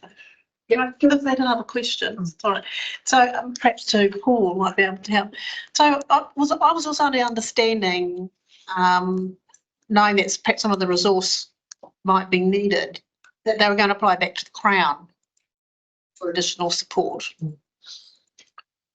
Under that strategy groups, I guess, approach, from what I can call settlement, and said, here is a quantum of money to progress a strategy in order to clean up, to bring to life the whole catchment. They also said, and Ngāti Rangatihi, and with the support of the other three iwi members, said that is not going to clean up the river. 700k is not going to clean up our river. This is going to cost millions if you think about the history of the Black Drain. Crown responded and said, once you get your strategy, the ministers will receive the strategy, and then here is Ministry for the Environment's contestable cleanup fund, which will be received welcomely when the strategy is complete. So they basically said there is existing tranches of money available through the ground for you to then go away. So the money for the cleanup wasn't presented in the actual settlement for 1980. It was to get all the iwi and the communities together to come up with a plan, and they could then go back to the Crown and push it through a contestable fund, which is, I recall, is the Ministry for the Environment $25 million contestable fund, as well as key partner of that river. And obviously, we heard very clearly one of the biggest things that you could do for Gatanes District Council is to progress the Manatā wastewater. If you know that has been on the lagoon. And by the way, Tasman, OG, etc., Kawerau, you've got a responsibility, and we'll come and see you when that time's right. So that's how the early stages and conception of that Deliberations strategy group was to progress in order to clean up the river. It's not just money, it's about getting all the partners to change behaviours and land activities. That's how. I mean, I was at the meeting the other day for the strategy group, and what's being talked about is quite involved. I mean, it starts from the monitoring of the state of the river, and then progresses on for that engineering design. You know, what could happen if you try and join up the parts of the two things. So the amount of money that's going to be required is going to be huge. This is just a drop in the ocean, really. And I just don't see how it's going to get them make the difference. They're going to need other money. But Councillor O'Brien, before he tells me off. Just to expand on the image comment. I just wonder, what about, as I see the likes of Ngāti Whare have applied for left hand, if you set a precedent here, they're going to ask us the question as to have we not considered an FTE. So I'm just putting it out there. Paul can talk to that because he's been having conversations with each of the iwi leading into the LTP. So, Paul, would you like to respond to that? In response to that, there's a reason why there's no recommendation there. And that's because there's another through our own LTP gateways, they're proposed to cover off those responses. So you don't need an additional request. We think we can deal with that request through existing. Yeah. If you approve of our gateways, which is another conversation to come, then many of these topics that have appeared will be covered off by those. And that is the alignment between the work that we did. Our consultation for LTP started months ago, so we were able to capture things that were coming through. So, for them, as long as they understand it, so I don't want any repercussions coming from. Consider them as well. Yeah, but if the gateways are not approved, then this conversation starts with them as well. Okay. So, we received, or we're going to receive, $1 million for our Better Off funding for our EV policy hub. Could we not use some of that money to direct to some of these so that it doesn't come off our OPEX budget? So we've agreed with the 4 iwi in the policy hub, what the work program is with that money for 4 of them. And that's around the requirement and the work program that we're putting onto them for spatial plan and climate change work over quite a substantial period of time. We're asking a lot of them in both of those work programs. So that's what's been agreed and signed up to with those 4 iwi. Is Ngāti Rangatahi one of those iwi? Yes. Yep. They're very limited in resource. So this is a limitation in resource, but they're very limited to be able to engage across our work program and anything that we're asking of them. This is asking for a resource to help that particular work stream. Just follow up. So would they rather receive 70 in this next financial year and 50 the following financial year, which is 120 of their supposed 250 for the policy hub? Would that be more helpful for them? We haven't asked them for that trade-off. Those are the submission under you pertains solely to the Talawera Awa Strategy Group, which you're a member of. Yeah. It's got nothing to do with Ngāti Rangatahi. Ngāti Rangatahi is a member. And there are 3 other iwi members and there are 4 councils. The policy hub pertains to spatial planning and climate change for the 4 members. So yes, the memberships are similar with the EB members, but they are specific projects and work streams. So this group mandated in legislation, the Settlement Act of 1990, with the membership of the other 3 EB. This is a project. It has no touch point to the spatial plan in future, but yeah, they're quite isolated work streams. Should not consider them as wider, as a broader set of can we shift this money over here? Those are dedicated work streams that have already been approved. And so to that end, I'm just saying, I think what Paul's identified is that, well, 4 councils are in with the iwi for the Tarawera Restoration Group. If you want to direct us, we'll go and have that conversation about what that could look like and come back before you finish your indicative, these deliberations and give you an idea of what that could look like. Is that fair and reasonable, Paul? Yeah. Knowing also that other councils that are in different stages of their LTPs. So that was a difficulty because we're not all at our normal stages, all running the same process. So there may be some tricky bits there, but we're happy to go and have a talk to the other councils and see where we might be able to land. Councillor Jukes. Oh, thank you. It's actually, Chief Executive was just said what I was actually going to say. I was just going to say, I don't feel comfortable giving any indication on this until I know what the results are with the other councils, because we all could be approving it, or we all may only need to be doing, we might only need to do 10,000 because the others have done their proportion. So I was going to recommend what the Chief Executive just said. That's what I was saying before. Either all in or all out. So I would rather not. You're just giving us direction to come back with some further information. Yeah, I think defer that. Yeah, I'd better do that. Yeah. If we don't get that if we don't get that information by the end of this meeting, we as a team need to know whether or not this is going to be in the LTP budget. But we may, yeah. So we'll go away and work that out, Lainey, and what we need to give as a baseline for councillors for that deliberation. It may not be this, we may figure something else. So I'm confident that we can take this away and work on it and come back to councillors. We don't know the quantum, do we? Oh. From what they're saying. Before the end of deliberations. Not today. Today.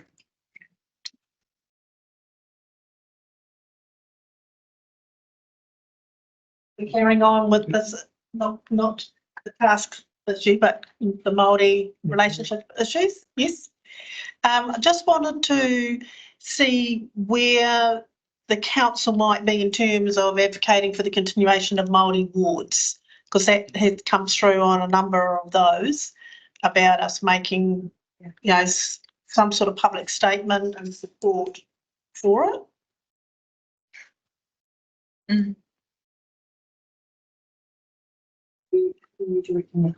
Well, I guess it's to ourselves whether our members want us to advocate and say something for or not.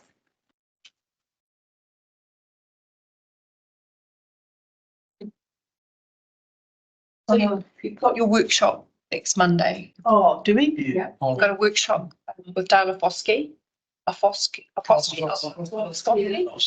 Monday, and what I might suggest to you then, just in the nature of keeping this meeting progressing, is that you have a conversation after that and briefing, and then decide what your next requisite steps are in terms of that issue, because there's probably a few steps, not least of all are public. If you wanted to make a public announcement, but there are some other steps that you might want to consider as well. So we've got a workshop on Monday. So there's quite a few things that are mentioned through there with potential and specific projects.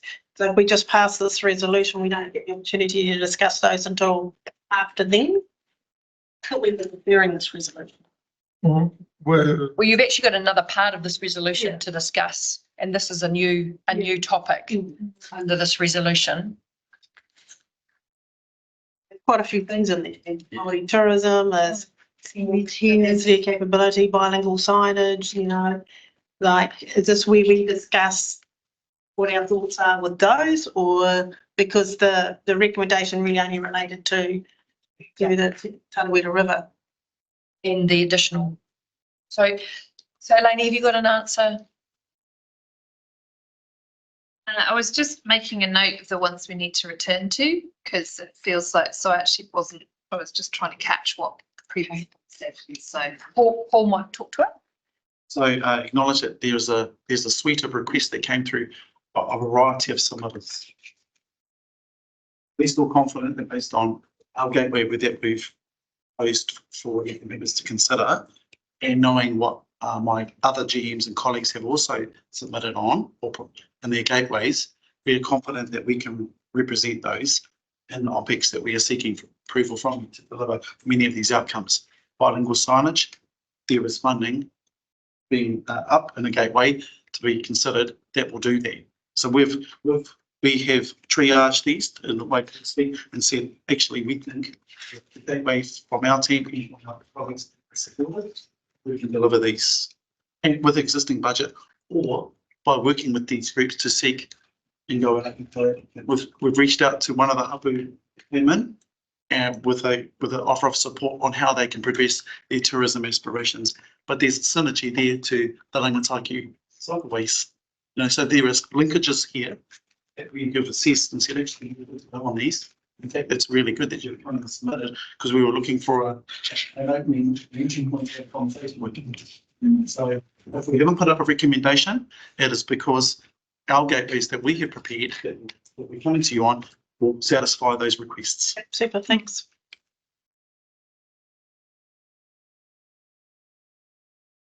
All right. So are we making a decision to defer any kōrero regarding Māori boards until after the session with Dale? I think that's the appropriate place to probably have that conversation about what steps you want to take. It's not necessarily a long-term plan discussion. Governance and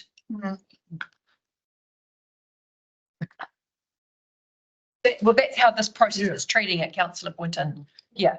It's already in. Yeah. No, that's all right. I mean, it is an important subject, obviously, at the time, and also across the country with other councils. So, Absolutely.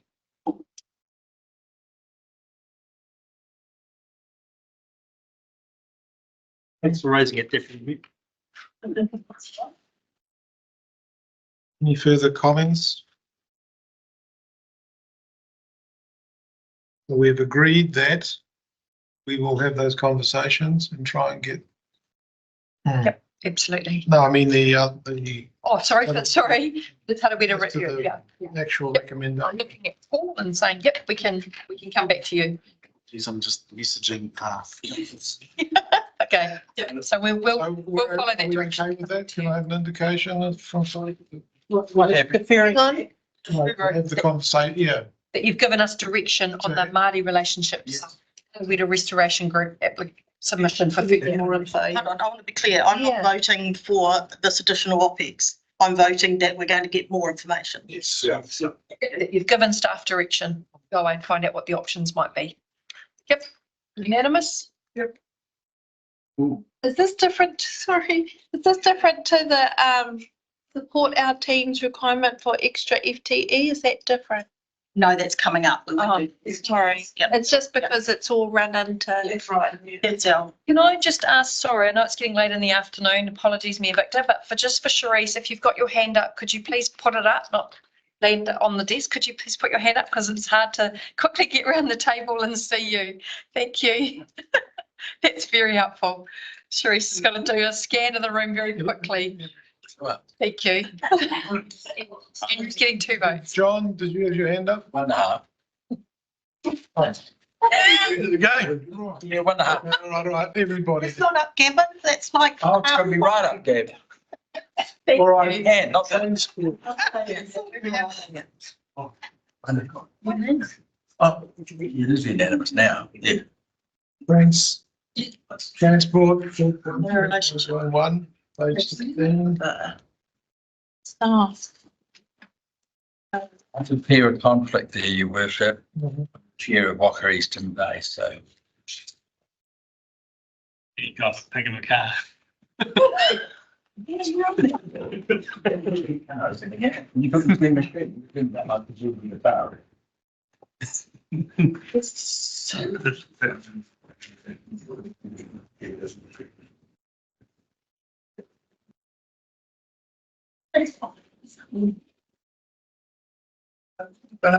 How I folk with this one? Deputy Mayor? Thank you. I'm just looking on page 134, recommendation. So where's the bus shelter plan that they're looking to develop?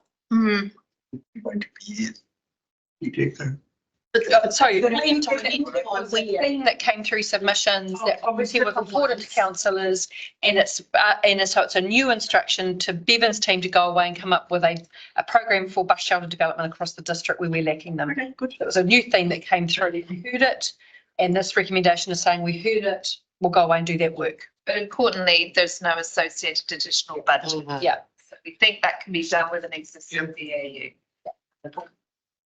Councillor Rangiaho and then Councillor O'Brien. At this bus shelter thing, until you've explained, I'll go, where's Marco's one? Still waiting, it still looks like that. Councillor O'Brien then? Just, did we not have a bus shelter plan previous to this? And we should. Definitely. So, budget doesn't permit. The discussion has so far gone along the lines of we think that the development of a bus shelter plan will be possible with an existing resourcing. But if for any reason it suddenly seems to blow out, the decision to proceed with the bus shelter plan would come back to you if any additional budget were. Context, sorry, these are generally for rural school buses, which generally aren't part of council's public transport, bus shelters. These are requests. Oh, okay. Thank you. And that's obviously think it's really important for us to go with our transport plan. Just, but on that page 133, there was that question from the WAG group about the crossings that we have. And so as that's written as part of recommendations and the queries on it, are we looking at removing all the red crossings? If there's some query about it not being actually legal, and replacing with proper crossings, zebra stripe crossings, as part of this ongoing plan. Some further investigation will be undertaken to determine what the best option is to become compliant. What Scott raised was that red crossings should be put in a 30-kilometre speed environment, and a number of them aren't in those environments. So we'll assess where they are, what speed they're in, and what some of our options are to make them compliant, whether that's zebra crossings or temporary speed areas. Thank you. Yeah, that's not the WAG group, it's the Y group. Right, sorry, my apologies. That's right. I thought it was a bit strange. Any other comments on that transport theme? Yeah.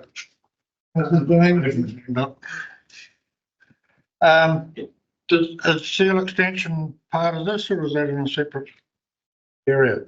Seal extension is part of the. Okay, that's going to continue. Yes. A review, that's all.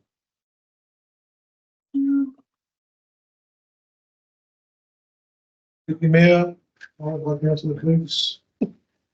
Just a question about, so there's no impact on the current LTP, and that's included that we don't have any funding allocated for mountain bike park support, correct? So in that 50. that's in the partnership. That's in the Georgina's area, in the partnership fund that sits within Georgina's area, that we will be able to fund any requisite work that's coming through on that to continue to pursue that. Yeah, council in an existing budget. But it has been reduced from 100,000 down to 50. Yeah, right. Okay. Councillor Dukes, followed by Councillor Boynton. I'll say that I wanted to give my continued support for the work that we are doing on mountain bike and cycleways. Probably been going to be discussed more. Sorry, can you please speak up? So the next theme is about community well-being. I think that's where I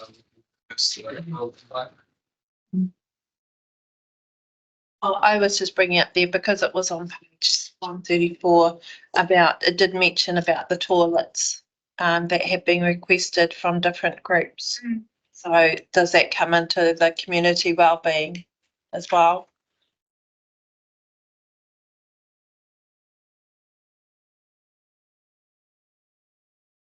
Okay. Is it in there? It is on the next one, sorry. Yeah. Thank you. Getting ahead of ourselves. Sorry. Councillor O'Brien. I just want to, we get through transport. Yeah. Yeah, we're still on transport. It's so Have you tiny. got a question, councillor? Comment, two? No, I just wanted to say, let's get through the transport one first. Right. So nothing further on the transport theme. So can I have an indication of support for that? Unanimous. All right. On to community wellbeing. Commentary, discussion.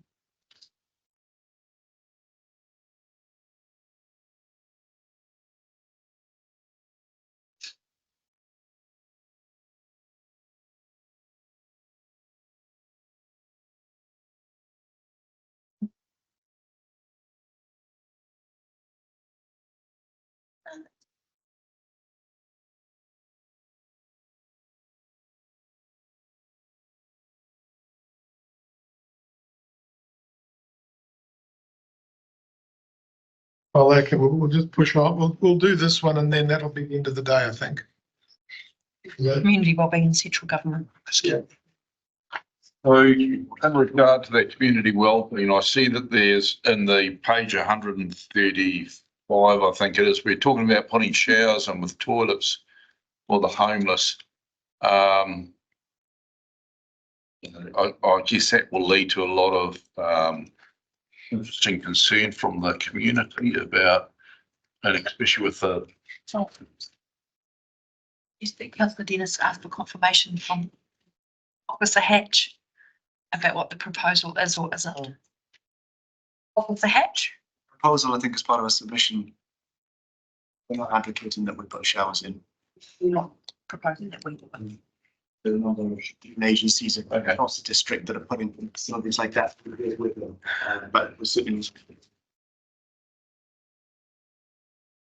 Thanks, Emma. With regard, just to clear a conflict of interest, board member of Disability Resource Centre. Yeah. Councillor Boynton.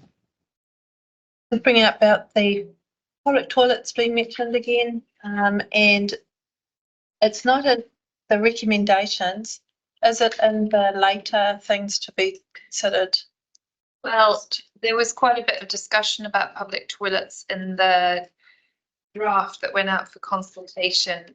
I believe Georgina essentially prioritised some over others, and there wasn't a decision made at that point to select certain upgrades but not treat it as a whole. Is that right? So it's what I'm saying is that it's already in, which is why it's not a management recommendation. There has been budget in the draft to upgrade some. There is allocated funding within the draft LTP to a program of upgrades to our public toilets. Draft budget that went out for consultation. And we can bring that program of works to a Living Together committee so that you can all see what the proposal is. Because we're talking about toilets that are being drive and all that sort of stuff, and evacuation things, aren't we? Yeah, and I think there's a couple up there. Deputy Mayor and Councillor. Specific questions, happy to answer, but There's something that came up through submissions that you would like specifically answered, then I'm happy to answer it. I mean, there was a toilet in Awakiri and also to Mitchell Park, the market lady who presented. Well, So in relation to the request at Awakiri, we will, in relation to the request for a public toilet facility at Awakiri, we will investigate that, and there were a number of people, there's a partnership opportunity there, and that is one of the projects that I think there's a long list of things that we will bring to you through the annual plan process. But it has been highlighted, and I understand that the directive from elected members is to investigate that opportunity. And there are a number of ways that that could be done, and it could be done in partnership with existing business owners. And so we will commitment to investigate, but I'm not suggesting that funding go into this long-term plan budget at this stage until we do further work. Deputy Mayor, followed by Councillor Mitchell. Sorry, Mitchell Park is already in the budget. Deputy Mayor, followed by Councillor Tanchel. That's why my question was actually about. Oh, sorry, Steve will need to answer in relation to Mitchell Park. It's not in the budget. We stopped the work program, but the capital was assigned in the last annual plan, so the capital budget is still sitting available there. And you didn't cancel the project. You asked us to go away and come back to the phase project so we could delay the drawdown for that capital budget. But the toilet for Mitchell Park as part of that wider program is still in the work program. And I didn't see it that way. No, that's where it landed. I remember we left the 500 in Port-a-Hope, and then the very next one was Mitchell Park, 500 there. And we talked about the drainage works that had to be done. And we talked about the toilet.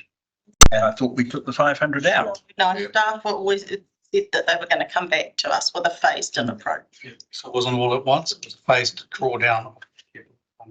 You had already budgeted. We didn't need to approve a budget because it was already. Bad. We hadn't drawn the money down, then that was the decision we'd reached. We hadn't drawn it down and we could take it out, and that's what we'd done. Well, you voted against it. We definitely went ahead with it. Councillor Tanchos. Oh, sorry, my apologies. I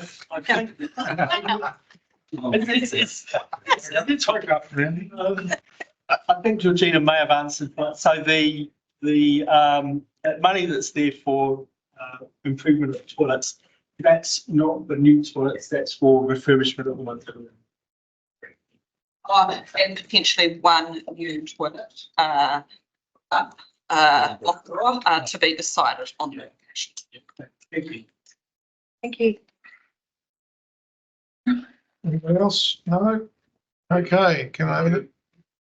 So in regard to the accessible playground at Seniors Wellness Park, I take it if we go ahead with that one, that's on page 135, am I right place? For your wellbeing. I take it if we go forward that will be mainly accessing funding through Lotto and things like that, but we'll just be assisting with the sourcing of funds for that, will we? I would have thought something like that would actually be quite easy to source out the funding for. A strong contender, Councillor Isles, for external funding. I could never guarantee it, but we will be seeking. Sorry, oh gosh, let's get it. Same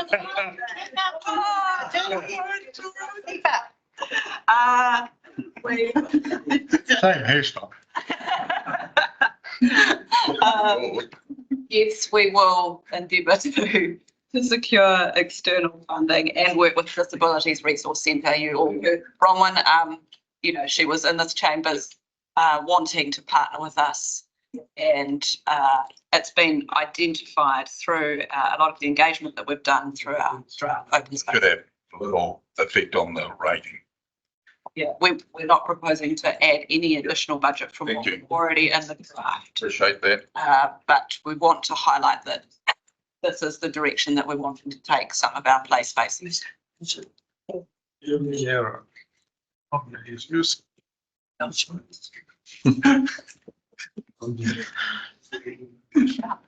Okay. No. You have something to say, lady? Well, only if the discussion is finished, just to ask a question whether we need to add any directives in there around, for example, their disabilities. I don't know, it might be too detailed, but just if there are other directives to staff that need to go into that regulation. I'm fine with the recommendations as the others. Yeah. Okay, so can I have an indication of those that support the recommendation as is? Please. Okay. Unanimous. So, I think I can see that we're getting to the point of the day where everybody's making notes in this. Well, speaking for myself. Central government's such a quick one. No, it's like- Yeah, it won't take long. Well, if it's quick, we can do. Well, it's only saying pushing back on Yeah, I know, it's nothing. central government, so Yeah, we've only got a couple more. really got that one. I think we're really. We've got a lot more than a couple. Got a lot to We've got 3 days. We've got 3 days. Oh, no. I think we'll do it tomorrow. What's the point? 2 minutes and 10 minutes long. We could do that, so. No, I'm making a call. We're stopping now. Thank you very much. That's it. We can close with a karakia, councillor O'Brien. Well. Tōnga manaki ta māku mea ngari ni tēnā tēnā mātou kia mai ai o maki ihi. A toi te kupu toi te mana. E toi ngā tikanga koe ia, te whakairi ia, e whakawatea. Tau mie. You're a turd.